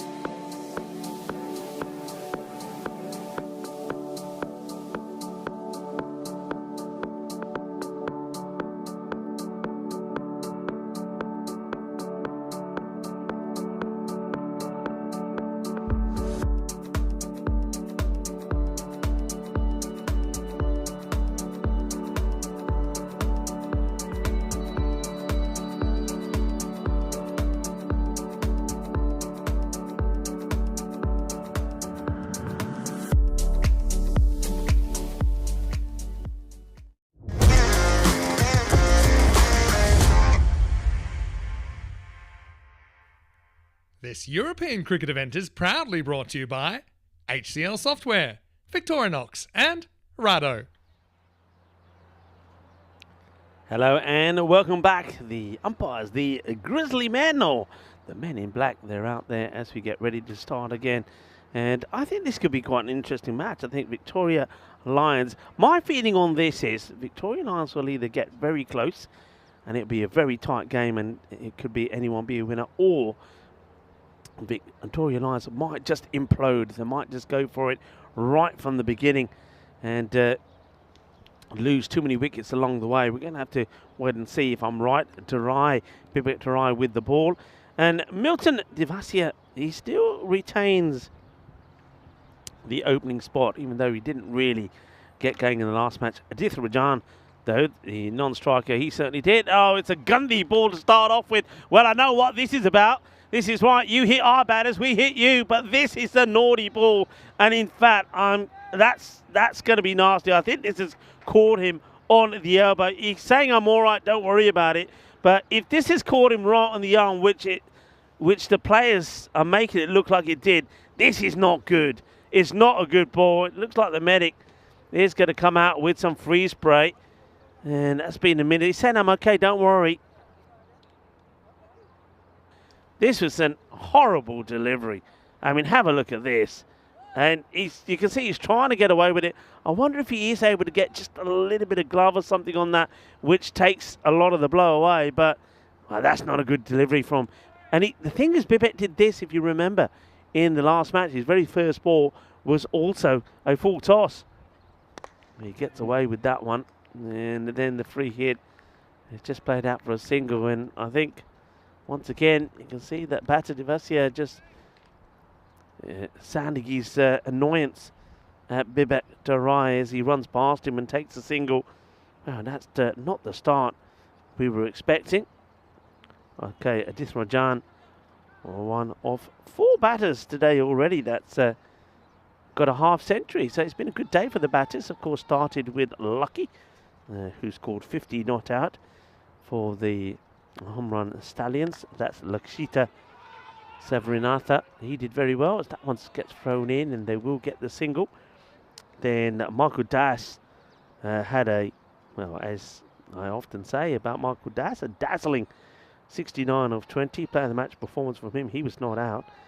Adith Rajan then in the last match, 55 of 27. And then in this match, so far, it's Achal Patel, 76 from the 34 balls that he faced.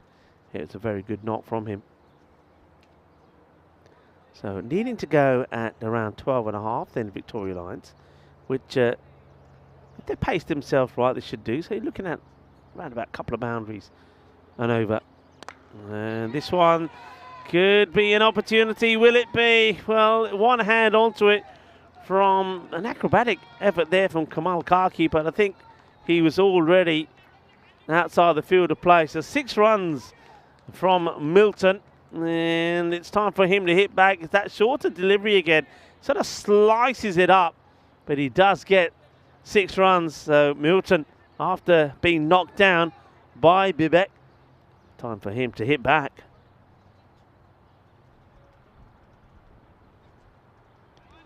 Well, that one goes straight through.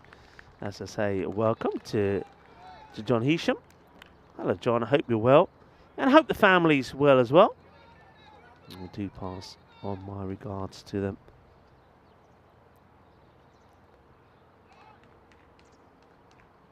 So do get involved with your random questions, of course, as well.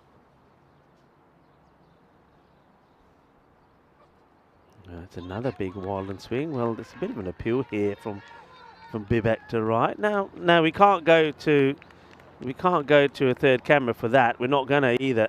So you make up your mind. I didn't see anything, and I think this is the umpire who's now seems to be pressured by the appeal and by the wicketkeeper. I mean, we use the technology on runouts, but not on caught behinds or LBW. So the umpire, Suraj, has to make his own decision. In the end, he decides it's not out. Tarai looks to finish the over well. And he bangs it in short. And this one is a catching opportunity. No call on it. Could be ugly. And, well, this is a bit like the old game I used to play when I was little. Piggy in the middle. And they came in from everywhere. Nobody put a name on it. It should have been out, but it's not. And Devasia gets that short delivery again into him, which he doesn't like. And, well, they make a total mess of this, don't they? And the chance goes down. He survives. And, well, Tina is back. Talk us through that one. That was an accident waiting to happen. There was 3 of them flying towards it, including the keeper, who made up an incredible amount of ground.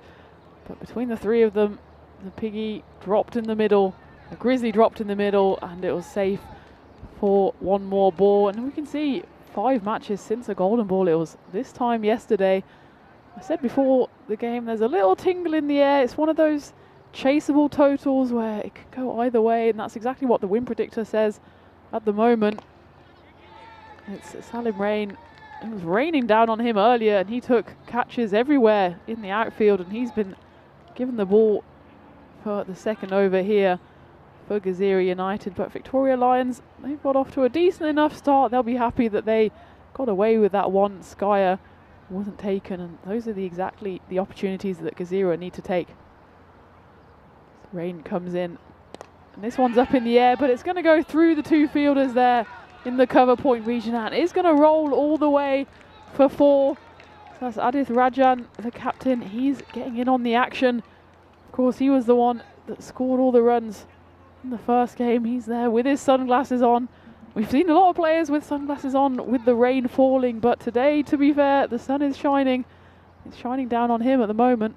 Yeah, it's been an okay day for shades today. The sun is out and it's glorious afternoon sunshine here at the moment at the Malta Sports Club. He goes again, this time leg side. There's no one out there. We're still in the power play, of course. And that's back-to-back boundaries for the captain. 4 more runs. Victoria Lions go up to 19 without loss. Got a good eye, hasn't he? I know we talk about his shades, but he sees the ball well, and it's minimal movement. He knows that he's in a good position to get that one away. He's not trying to hit it too hard as he gets the elevation to get it over the 30-yard circle. He knows he's going to get the boundary. Interesting field set, though. I mean, there's making some changes here now. They're keeping the 3 on the leg side, but nobody back on the boundary on the leg side. So they've got third man and backward point on the boundary. That's a low full toss. It's just chipped. It might even go all the way. No, it's going to be stopped on the rope there by Kamal Kaki, and it just chipped straight over the bowler's head. And I thought it was going to go past Tanker Candle there, but it was Kamal behind him who did the fielding work. Could have almost been a comical moment when both of them go sliding doors across the screen, but as it was, Kamal did the fielding there. Look at that, 48, 52% at the moment. This is really on a knife edge. Oh, that is ugly. That's a no ball. It's off the field completely. Oh, what a disastrous delivery this is from, well, Salim Rain. Gets it completely wrong. It doesn't even hit the pitch. It beats everybody, and that is going to be, well, unfortunately for the keeper, it goes down as byes. So there's going to be 4 byes and a no ball, and that's 5 valuable runs from nowhere. There's always a harsh one for the keeper. Byes, of course. You always throw a side eye to the keepers when you see a high byes column, but there was absolutely nothing you could have done about that. Oh, now there's this one. Now, let's have a look at the height on this as well, because I don't think this ball is coming down, and it's waist or above is what we go with. It's not a good delivery. Let's see where this is. And I think you call that. I really do. I mean, Milton Devicia, they've been really targeting him, and it has been called a no ball. And I think it's a good call. It's a bad delivery from Rain, and that's 4 more runs. And that keeps, I believe, the free hit in play as well. So it's double jeopardy at the moment for Rain. It's raining boundaries here. He's already gone for 3 boundaries in this over, and there's still 2 balls to go. I don't think I've ever, I'm trying to think here now, I don't think I've ever seen 10 off, I was going to say 2 balls, but of course one of them was a no ball, but still 10 of 2. So that's 2 no balls on the spin. So we've actually got 10 of no ball there. So no ball and there's 10 from it. That, I think that's a first, isn't it? That's certainly a first for me. 10 of 0. 10 of 0? And just like that, the score has gone up to 30. And there's 20 off this over. Yeah, it's already gone magical. 2 balls left, and look at what that's done to the win predictor as well. And that one is well bowled, so he comes back well. But in fact, yeah, it's just going to be cut off there by Tanker in the field, and they do scamper through, and almost a chance of overthrows here. So it's all gone a bit chaotic for Gezira in the field. They just need to calm down a bit here, because run rate is still up towards 12. It's still delicately balanced, but of course magical overs like this will definitely help Gezira United's cause. Victoria Lions cause. Gezira United, meanwhile, in fact, the keeper has been sent back here. Yeah, I actually think Achal Patel needs to stand back. I don't think he's confident standing up, and he may even just be putting the bowlers off by doing it. Full toss, crunch, big 6 into the covers. Bowl it. And Milton Devasia, you know, we've seen this before. Wasn't it the other day, yesterday, when we saw a batter get hit? And I think it was the Centurion. He wore one early, didn't he, Niaz Mohammed, and then he went on and scored a ton. Well, Milton Devasia, well, he got hit by a shocking ball on the arm, and now he's come back and he's smashing it everywhere. 21 he moves on to, and that over from Salim Rain. Well, it says 28. I wonder if that includes the buys as well, which really should be buys. It should have gone down as no balls. 38 without loss after 2. That was a big over for the Victoria Lions, and Bibek, he has the ball in hand. He did have that horrible first ball that caught Milton flush on the arm, but he came back relatively well after that, just conceding 10 from the over, just 1 big 6 in there. He's got a bit of a rescue job on his hands at the moment after that magical over from Salim Rain. He gets off to a good start with dot ball, and it's been a chaotic 2 overs. I can't believe we've only been out here for 2 overs. We've seen it all. It's been a crazy 2 overs, and of course it feels like a long one because of the time it took for Rain to get through his first over. But they're using Darai straight away here, and I think Adith Rajan, if he wants to, can play him a little bit cautiously. They're ahead of the match. He knows that he's a good bowler, so he probably wants to just see him off, see through this over. You're well ahead in the game. And we remember that it was 38 was the score, the power play score for Gezira United. So they're there already. So even if you can just nudge it around to take a few singles here, I think that's fair play. Just see off the dangerous Bibik Tarai. And he showed just how dangerous he was there with that ball that almost cut Adith in half. And that's well bowled, but it's a equally nice shot, and it's just chipped over mid-off, who's inside the ring. It goes for 4 runs, and that's one of the best shots we've seen in terms of playing proper cricket shots. You don't need to overhit it. Darai immediately wants to change the field. I think he wants long off sent out, but he just got to the pitch of that, gave it the old flamingo, and a couple of bounces to the rope, and mid-off has been sent back now. Kamal here joining us on the rope at long off. Good shot, straight down the ground. And that's well bowled by Bibek, and that's all the experience he brings to the team as well.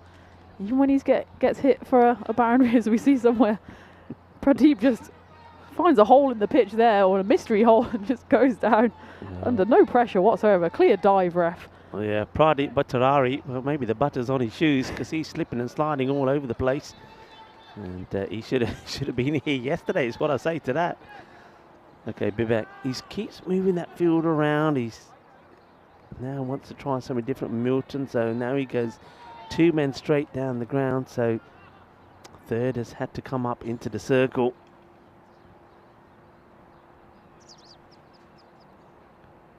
Just a full start there from Bibek, and they're tweaking the field quite a lot here, Rico, but I think it's just the bowling that needs to be a bit more consistent. And then, in all honesty, it doesn't matter what your fielders are doing at the moment. They're bowling both sides of the wicket, and that's what's giving Victoria Lions the runs. That's a better ball, and that's exactly where you want to keep it. As Milton goes for a big swing on that one, doesn't get anywhere near it, and think keep bowling that line, make the batters do something that they don't want to do. All this tinkering in the field, I don't think it's really necessary. Yeah, not necessary at all. And a lot of chat on the group chat at the moment. It's good to see so many people enjoying the cricket, and yeah, a few of them are undecided which way this could go. One or two are thinking that it could be perhaps another golden ball finish like there was last night. And that's heaved away through square leg, and it's not hit perfectly by Milton, but it's good enough to roll away to the boundary. That gets him up to 25, and it gets Victoria Lions to 47 for no loss at the end of the power play. 3 overs down, leaves them needing 77 runs in 42 balls, so that's a run rate just about 11, and you can see, look at that, one big magical over, and that has really contributed to the really solid start by the Lions here. Yeah, it's good. They're up, aren't they? And Gazira United haven't helped themselves really here. They did well with the bat to get them to 123, but now they're letting themselves down with, well, let's just say they're not bowling a good length. They're making it easy for the batters so far. Milton Pavasi at 25 of 13. Adith Rajan, I think he's quite happy that he's this time, there he is, got a good partner there with him. And, let's see how he does against, this is Tanka Kandel coming on to bowl. I'm just waiting here, some adjustments again being made in the field. As Kandel comes in for his first delivery. That's not a bad ball first up. The keeper back up to the stumps. In out, shake it all about from the keeper. If he catches one standing up, I'm buying the drinks. All right, I'll tell you. Deal. I'm telling you, he's not. I don't know why he's standing up. I mean, to the spinner, I get it, but and I also do think that because of his positioning, I don't think he helps the bowler. I think there's just buys and extras coming here. Well, he puts his paw out and stops that one one-handed. Maybe he just wants to get his steps in. He's going back, he's going forward. Of course, they missed out on that first game, so he just needs a bit of extra cardio. And the bowler, Kandel, didn't really help him there. That was a wide delivery. The captain, Rajan, standing firm and playing some dashing shots.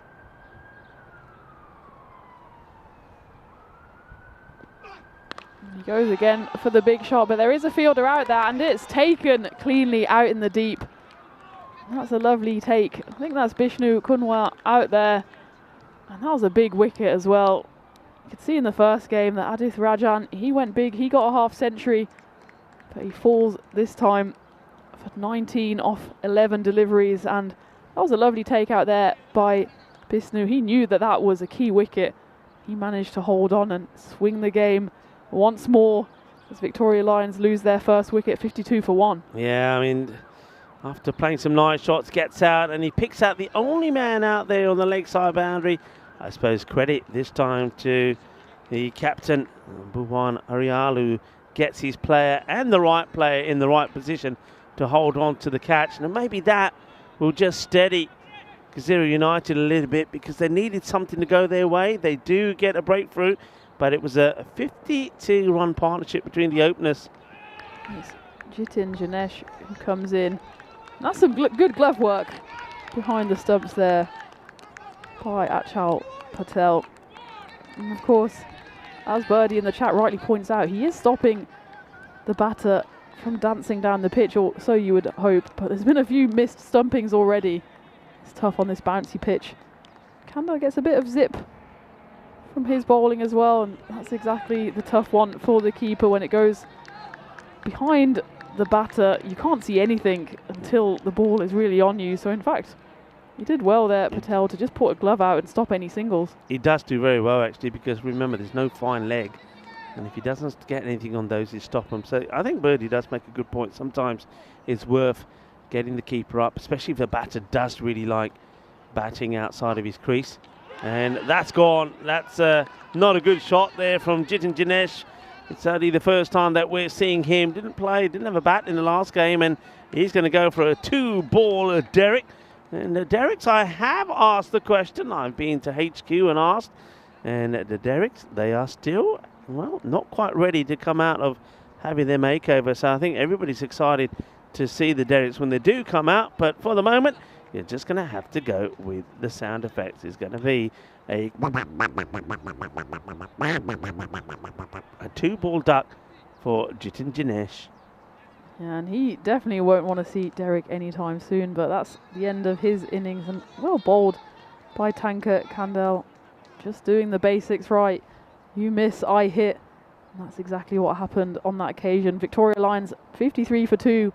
1 ball left of the 4th over, and this has already gone for 2 wickets. A couple of wides and a 4 in there, so one of those overs that has a bit of everything. Bit of cricket bingo, but that one finishes with a dot. So the Victoria Lions stay 53 for 2 off 4 overs. Good over that, and needed that, and Tanka Kandel 2 for 6 in the over, and he's 2 good wickets. But a good batter's come out here. Pradeep Pushpangaran, the left-hander, he batted very well, and Milton Devasia now, I mean, he's made a start. He's got to be thinking now, right, he's just got to be a little bit more cautious. He doesn't want to really give his wicket away straight away, especially with 2 wickets having fallen in that over. So these two will be keen to put a bit of a partnership together. Of course, the bonus point is in play as well. You can see by that graphic just now that they were right on the run rate to take the points, or at least the 3 points for the win. It's been halted a bit by that big over with the 2 wickets in it. Now it's Bandari in for his first bowl of this game. And that's going to go away to the leg side. It should be cut off on the boundary, and it is by Bisnu Kunwar. Bandari, he was involved in quite an eventful 2 overs in the previous game. He took 2 wickets for just 13 runs. So they're hoping he has the magic touch again and the golden touch to maybe avoid that golden ball, or Gazira, maybe they'll take the golden ball at this point as well, as long as they're on the right end of it. Of course, the batting team won golden ball 69. The power hitters came surging back yesterday in the final game to take the 3 points. That's a big swing there from Pradeep, who is the new batter, the left-hander. He's come in. His high score, in fact, 71 not out. He scored last year, so he's no bunny, but that first one was just a bit of an ugly hoik across the line. It's a hoik. That tends to be the way he starts. He starts, and I remember saying this last year about him. Let's see what he does here first. Yeah, I remember saying this last year. He went out to bat, and the first match he didn't really do too much, and the second time I saw him, and I remember myself saying he doesn't really look like a batter because he was swinging wildly, and I said he was looking a bit like a number 11. Well, he proved me wrong by playing some really good innings, including that one where he scored that 70. But he does take time to get going, but when he does get going, he can do things like that.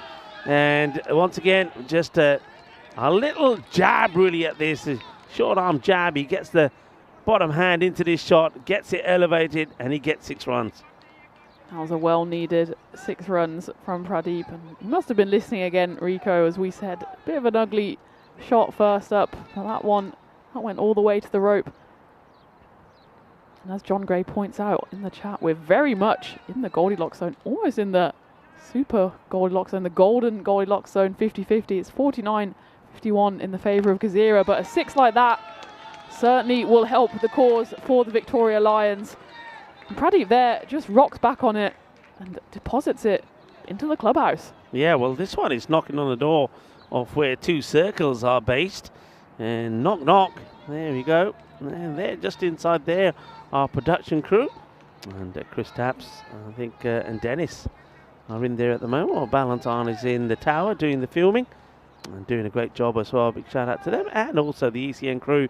But 2 sixes on the spin as Bandari. Remember, his last over in the first match is quite amazing. 3 wickets fell in it and no runs, which kept the Victoria Lions to 118. It still was enough, though, for the Lions. But now here they are now. It's been an interesting little period after the Lions being on top. That one good over had them in trouble from Kandel. And now Bandari, he's sort of maybe swifted the balance just marginally back in the favour of the Lions.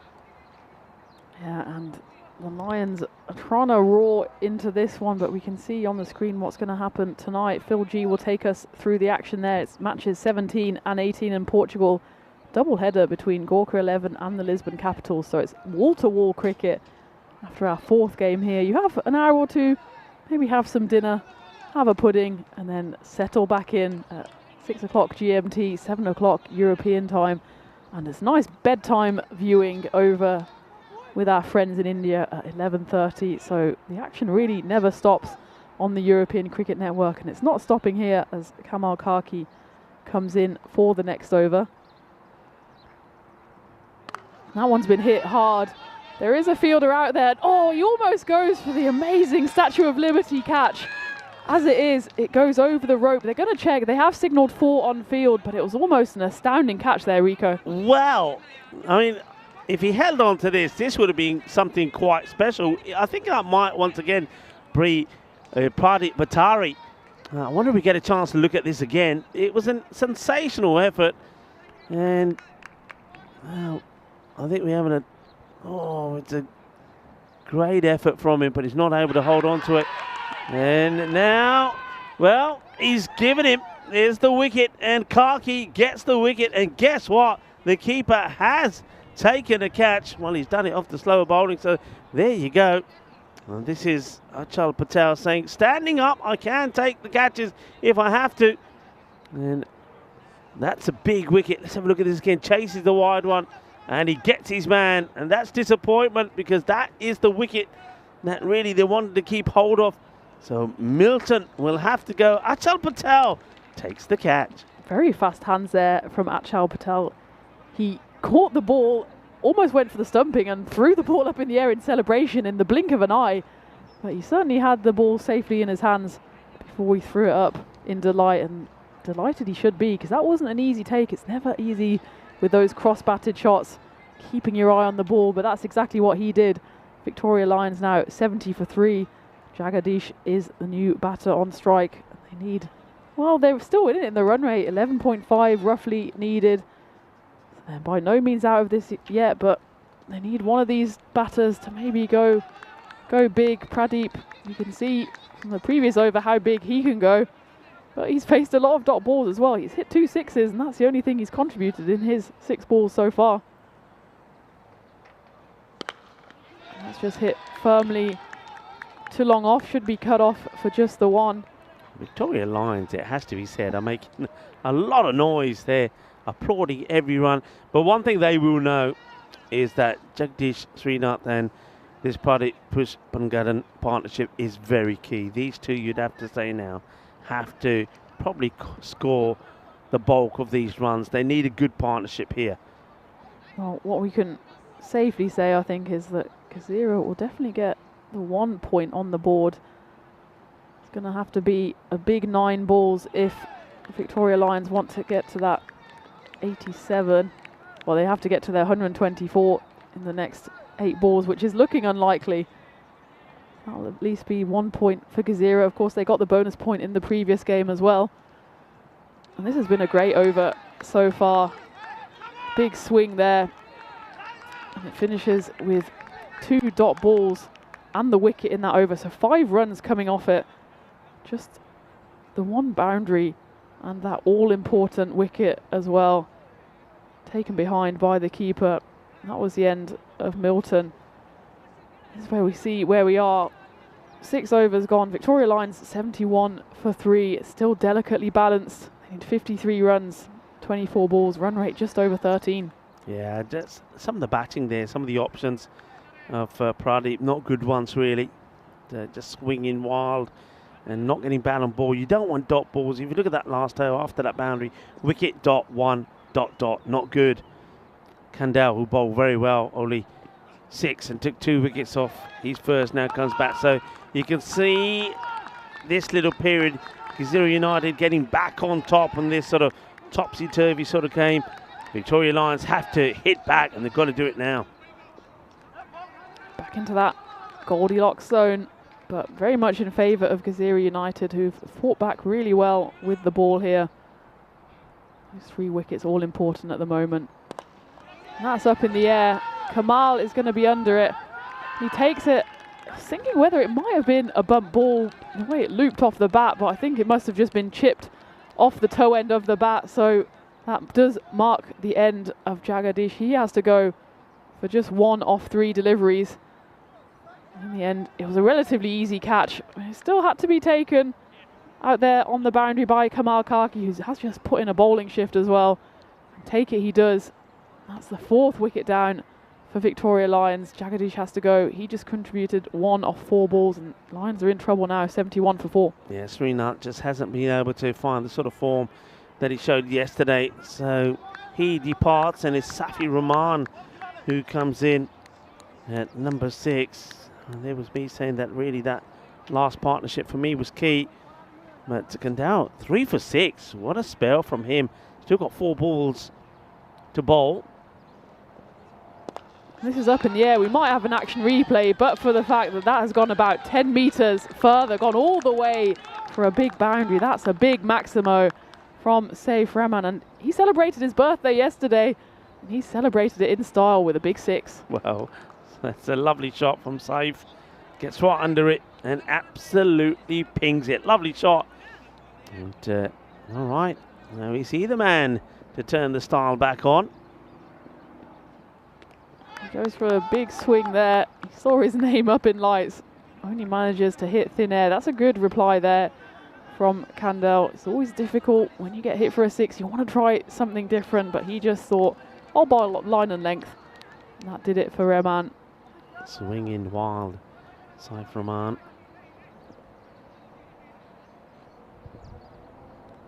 Deep in his crease. Oh, that's a hit and a half. 1 bounce, 4 runs. You see what he's out there to do. He just see ball, hit ball, and he waves that one goodbye. 4 more. That was hit so hard it almost took half the oval with it as it went through. They'll have to get out and replace that divot because that made quite the impact on the pitch there, and it was a lovely shot. Hit really firmly by Rahman, and that's 10 scored in 3 deliveries. Just the dot ball in between. There's 1 ball left of the 7th over. Rahman tries to swat at that one. It will be called a wide by the umpire. Good take, and I have to say that Achal Patel just seems to be getting better and better with every ball that comes through. So certainly he has proven himself as a good keeper. I know he had a bit of a mare in the first match, especially when he's standing up. But that's a good take, and Kandal's not exactly slow. Final ball of the 7th. And that's dispatched Rahman. He's been sent back. Kandal has snuffed out his innings. That's hit very top. I think it was leg stump in the end, but the end result is that all 3 stumps are splattered on the ground. And that's exactly what I was saying just now. Kandal, he just decided to bowl line and length and make the batter do something. And all the batter could do was take an ugly swing at that. It was the top of middle, actually. Didn't give him enough credit for that, Kandal. And he's quietly finished on figures of 4 for 17 off his 2 overs. Victoria Lions 82 for 5 off 7. Yeah, well bowled in the first 4-fer that we've seen in this European Cricket Series, and that series continues tomorrow with Group B matches. Malta Day in action against Edix Knights. Edix Knights, remember, are a team that have been in the finals so many times. In fact, the last 3 finals, but have always ended up being the runners-up. And then we will see Sweet United taking on the Red Stars, and Sweet United are looking pretty decent at the moment. Got some good players in their side, and I think if they can keep themselves fit, they certainly will be key contenders as Kamal Kaki gets set to bowl. He's second. I'm looking forward to those games tomorrow, of course. Edix Knights, they're always the bridesmaid, never the bride. They'll want to put that right in this ECS 2025, and the first ball of the 8th over is just going to be a dot. The Victoria Lions, they need over 14 and over if they're going to take home the points today. 42 runs needed, now 17 balls. Push Bagadan hit the first 2, I think, for 6, and now he's missed. What's that, 7 on the spin? He's just trying to hit it too hard here, and every dot ball, you might be able to pick it up on the mic, is being celebrated out there like it's the World Cup win. And rightly so, because they've pulled this back really well, Havgazira United, and every dot ball is like gold dust at the moment. He's trying to play the same shot to every ball. That's the problem. He goes again, and this one's just gone straight up in the air. There's 2 fielders under it, And it's been put down. That's Bishnu Kunwa. He called for the ball very early there, and he's got his head in his hands. He knows that that should have been taken. It was good communication first up to tell his teammate, no, I've got this, but he didn't. Down it goes, and well, liking the reactions from the fielder. I think that was Bandari who was next to him saying, well, I was there, you called it, you dropped it, you take the lashings now from Rico and Tina.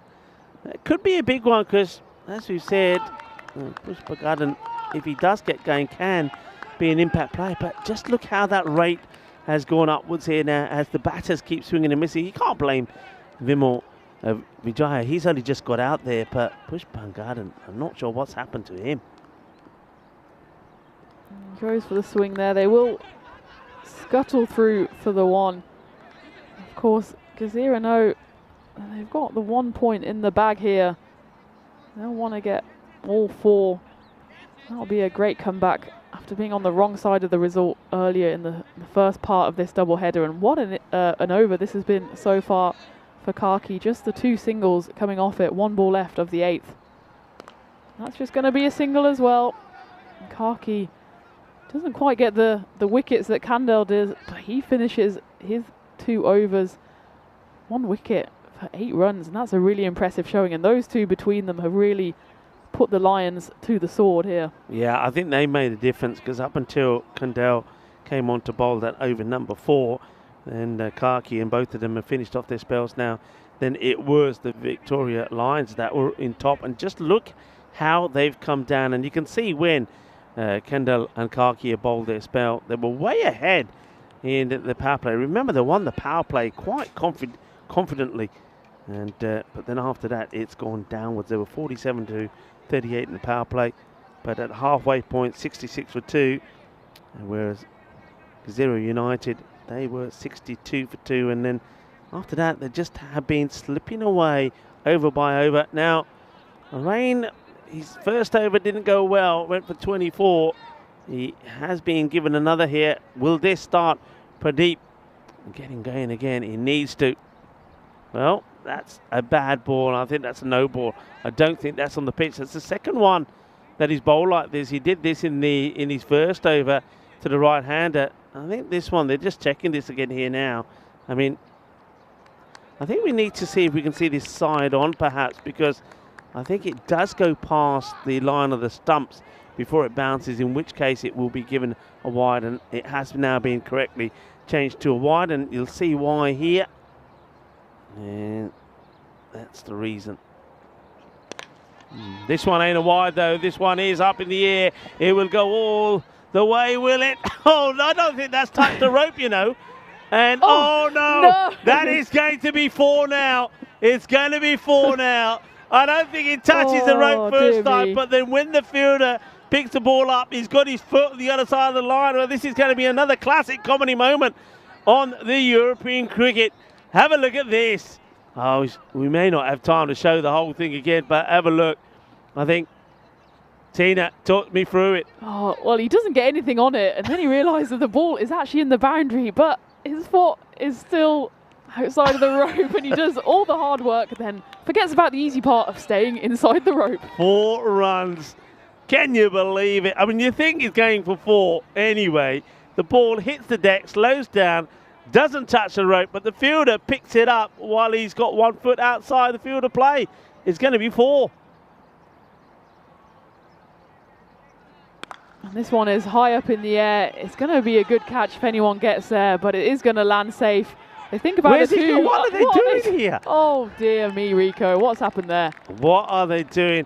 I suppose the only thing I can think of is that they've decided that if they're going to get anywhere close here, Pradeep Pushpan Garden has got to stay on strike. So Vimal really sacrifices himself here, but I don't think they communicated what they were doing. Look at Vimal. He doesn't really know what he's doing. He said, come on, go. I'll go. You get on strike. He doesn't seem to be too disappointed.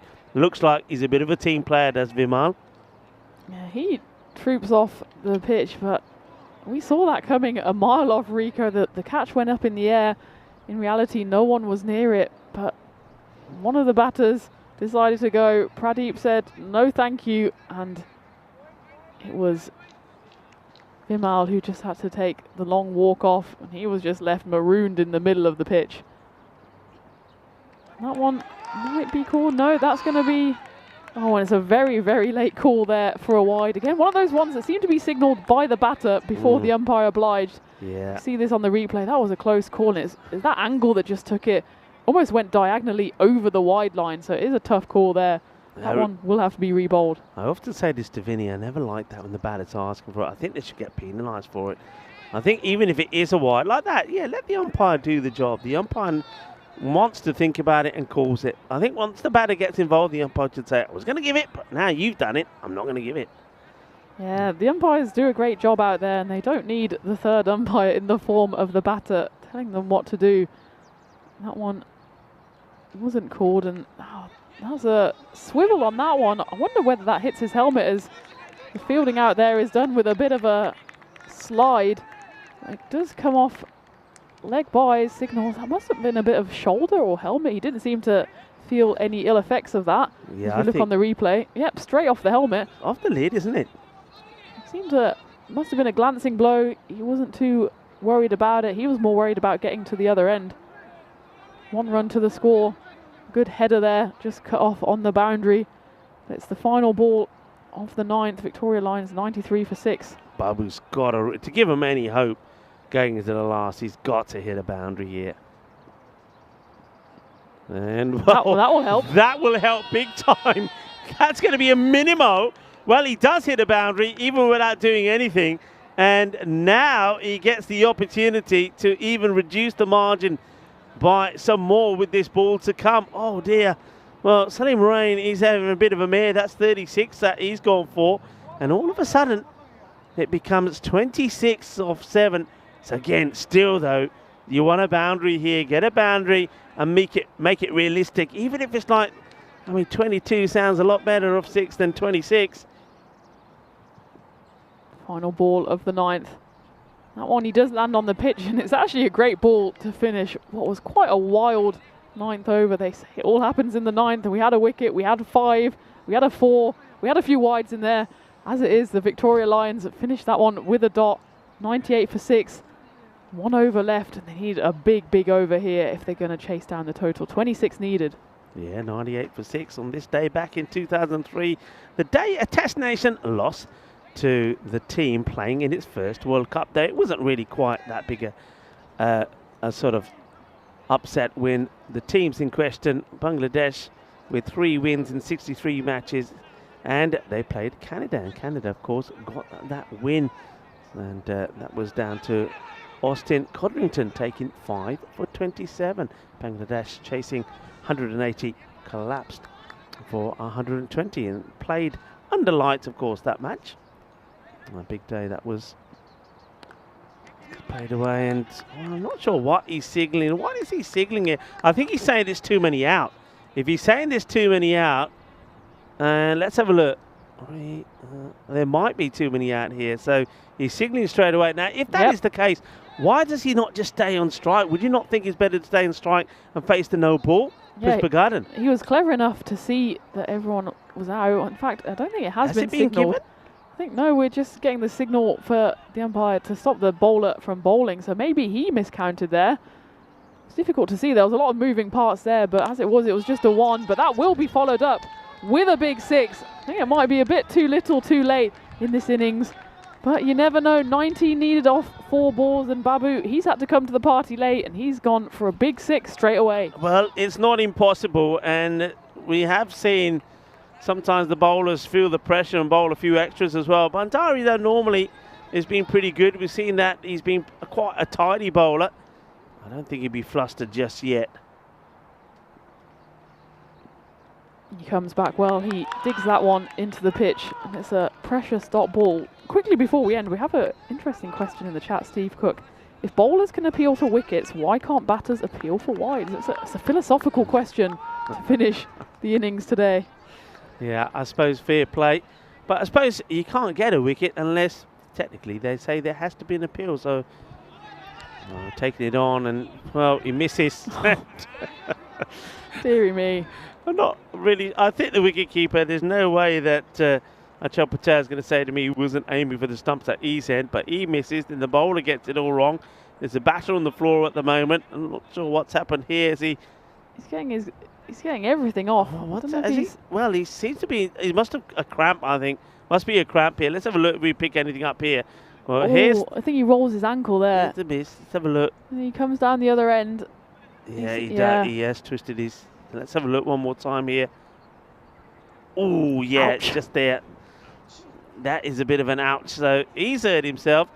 Well, I suppose we'll have a little bit of time here for some freeze spray maybe to be administered. I hope he's okay, but he's not getting up too quickly.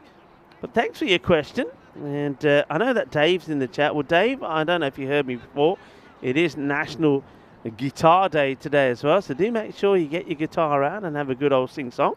And anyone else out there as well. And it looks like he's not carrying on. That's not a good sign, is it? He's hobbling off, which is never good. I don't like to see that. It's a really painful one. He got caught going back, going forward. He knew he had to go for the run, and fair play to him. He still completed the run. Such is his commitment to the team. But you could see on that replay, it's a really nasty roll of the ankle, and we wish him all the best as he gets taken off the pitch. Will, of course, the new batter not be on strike. Babu came to the non-striker's end, but the main thing is he is okay, and hopefully it's a quick turnaround here and get some ice on that ankle, and he can return fighting fit later in the week. Yeah, Pradeep Pushmangarden, he's still there, but 20 of 18, and you got to say it's all the swinging and missing that he did that's put them in this position. Otherwise, really, it was realistic. 18 then of 2. Now they need a no ball or something to be hit for 6. It ain't going to happen. It's just going to be a single, and it gives an opportunity for Rajit Abraham to, well, have a real bash at the last ball to give himself a bit of a highlight. But well done to Gazira United, winning the toss, one in the bat first. And they did get to the 120 that I thought was pretty crucial in this fixture. And they'll go on. And a little bit even Stevens, a win apiece from these two. I thought that would be pretty evenly balanced, these two sides. And that's exactly what they prove in the end, with both of them winning one and losing one. And both teams, it will be, well, 4 points at the end of the day from them both. So they'll congratulate each other. Well done to Gazira United. They came back well.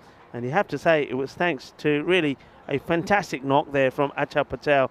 And I don't think you can take the player of the match performance away from him. He also proved himself, I think, Tina, behind the stumps. Yeah, absolutely. You must have heard us early on in commentary questioning why he was standing up to the fast bowlers, but he more than proved himself. He wasn't worried about getting any hits on his body, and he took a few good catches, and he was a good presence. And of course, it's so important for the keeper to stand up to stop those batters dancing down the track. But as it is, it's on as even between these two. Victoria Lions pick up that bonus point. They did get over that 86 mark, but they will fall 15 runs short of the extra 3 points that they so dearly would have loved. But I think it's a fair result all round, Rico. I think so. And I think also, I mean, I want to mention Tunka Kandau. I know we'll see his bowling figures later. Certainly also had a shout for player of the match for me as well. I mean, it might even go to him. I mean, this is just my views. But he did take 4 for 17. And I think it's fair to say that he took those wickets at a key point for his side. So it could be a shout for his great batting. But it would be no surprise if Tunka Kandau gets the call as well. These are the matches coming up tomorrow. Malta Day are taking on the Edix Knights in the first of the 2 double headers, and then Sweet United will take on the Red Stars. First time we get a chance to see the Red Stars. And of course, there is cricket coming up straight after this, more or less, in Portugal as well. We'll remind you of that. Well, Milton Davisa wouldn't want to be reminded of that one that crunched him right in the arm, but he did come back well, didn't he? And got a few boundaries going. He didn't have the worst of knocks, 30 of 16, and he put a good partnership together there with Rajan as well. And then early on, especially in those first 3 or 4 overs, the Gazira United team looked all over the place. They needed something to happen. They needed a breakthrough, and that breakthrough would finally come, and it was thanks to some good bowling from Kandal, who got the big wicket really there of Adith Rajan. And then after that, wickets kept on falling. They went with Jitin Dinesh to come in at number 3. He went for a 2-ball duck. And then there was that good catch there from the wicket keeper, Achal Patel, holding on to a catch, standing up. And then after that, really, it was all curtains as Kandal takes the 4 wickets and the batters never got going. And Pradeep Pushpangarden, though he did have a bit of luck, never really made the most of it. Bishnu there was dropping the 1 catch, but otherwise Gazira, they were quite safe in the outfield, apart from this one occasion where over the boundary, a bit of a brain fade as he picks the ball up with his foot either side of that rope. But otherwise, there were some good catches in the outfield. There were some tough chances out there. The wind is swirling as we have this run out, sold down the river as Budizaga comes into frame and takes that one. There's the goalkeeping from Achal. And as you said, Rico, he was all over the place today, but he did well and he kept on plugging away behind the stumps. Yeah, he did keep on plugging away. And I think in the end, of course, he served his team well. This was the twisted foot moment. I mean, credit to him getting to the other end, but well, he never gets run out, but he has to go because he twisted his foot pretty badly. So, of course, our thoughts will be with him. Let's hope that he does. That is not too bad. And that's Agil Babu. And hopefully he'll rest up and get that looked at tonight.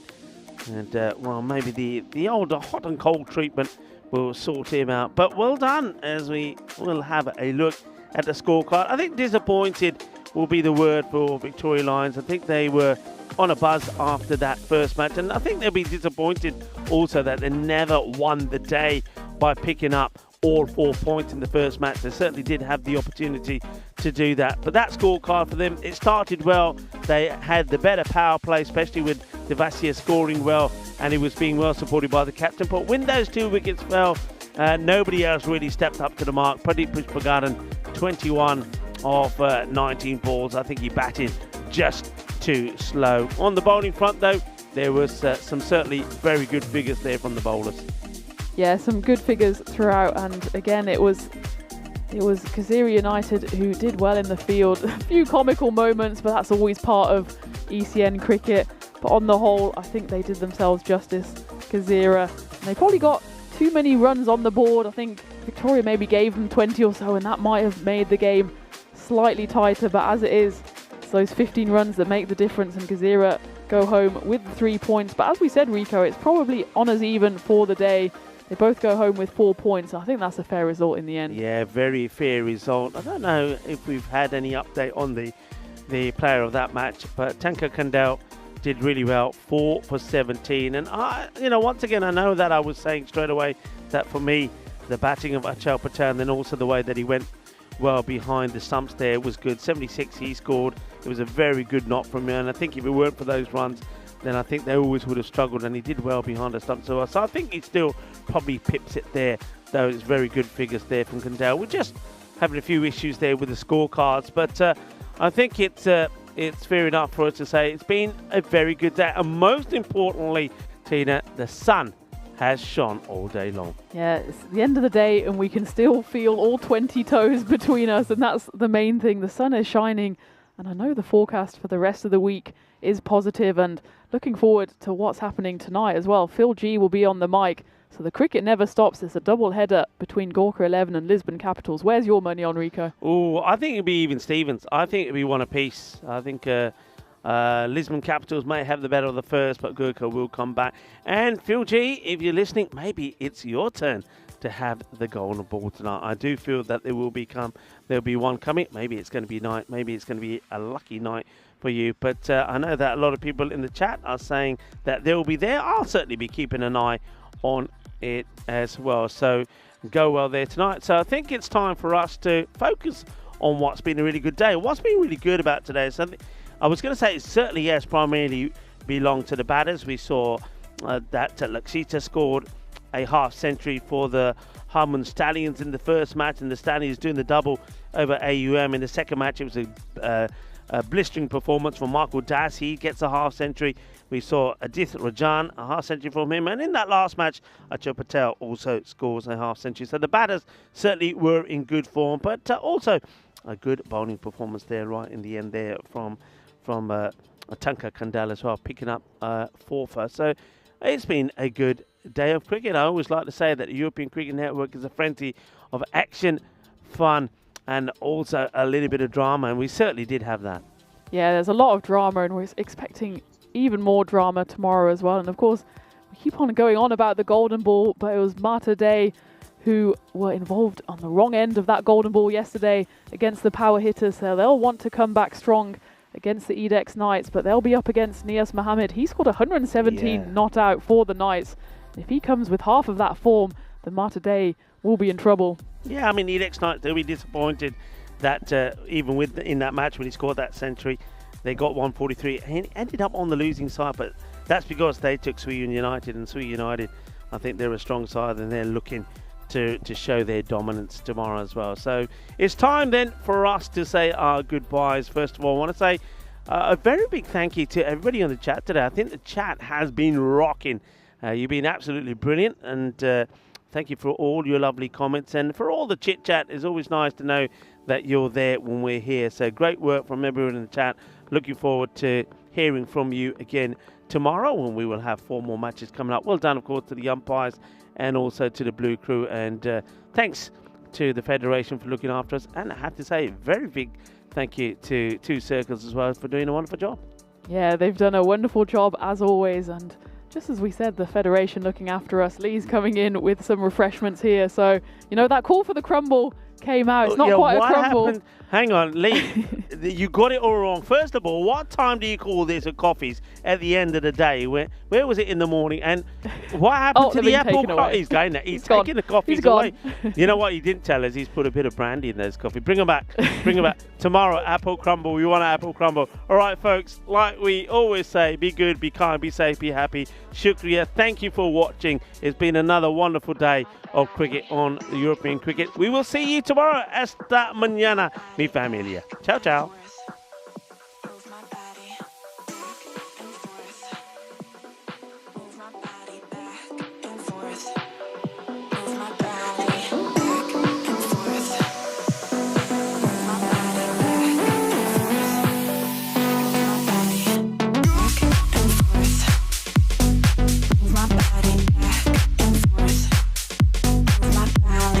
Back and forth. Move my body back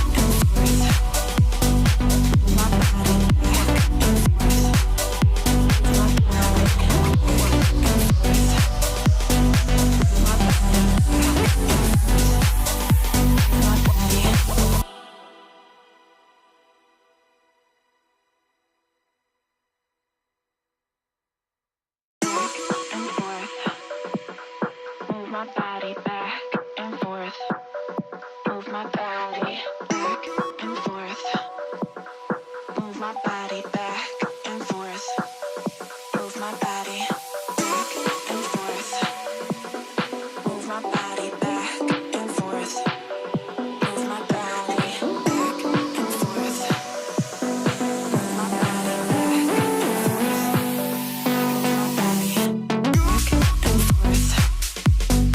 Move my body back and forth. Move my body back and forth. Move my body back and forth. Move my body back and forth. Move my body back and forth. Move my body back and forth. Move my body back and forth. Move my body.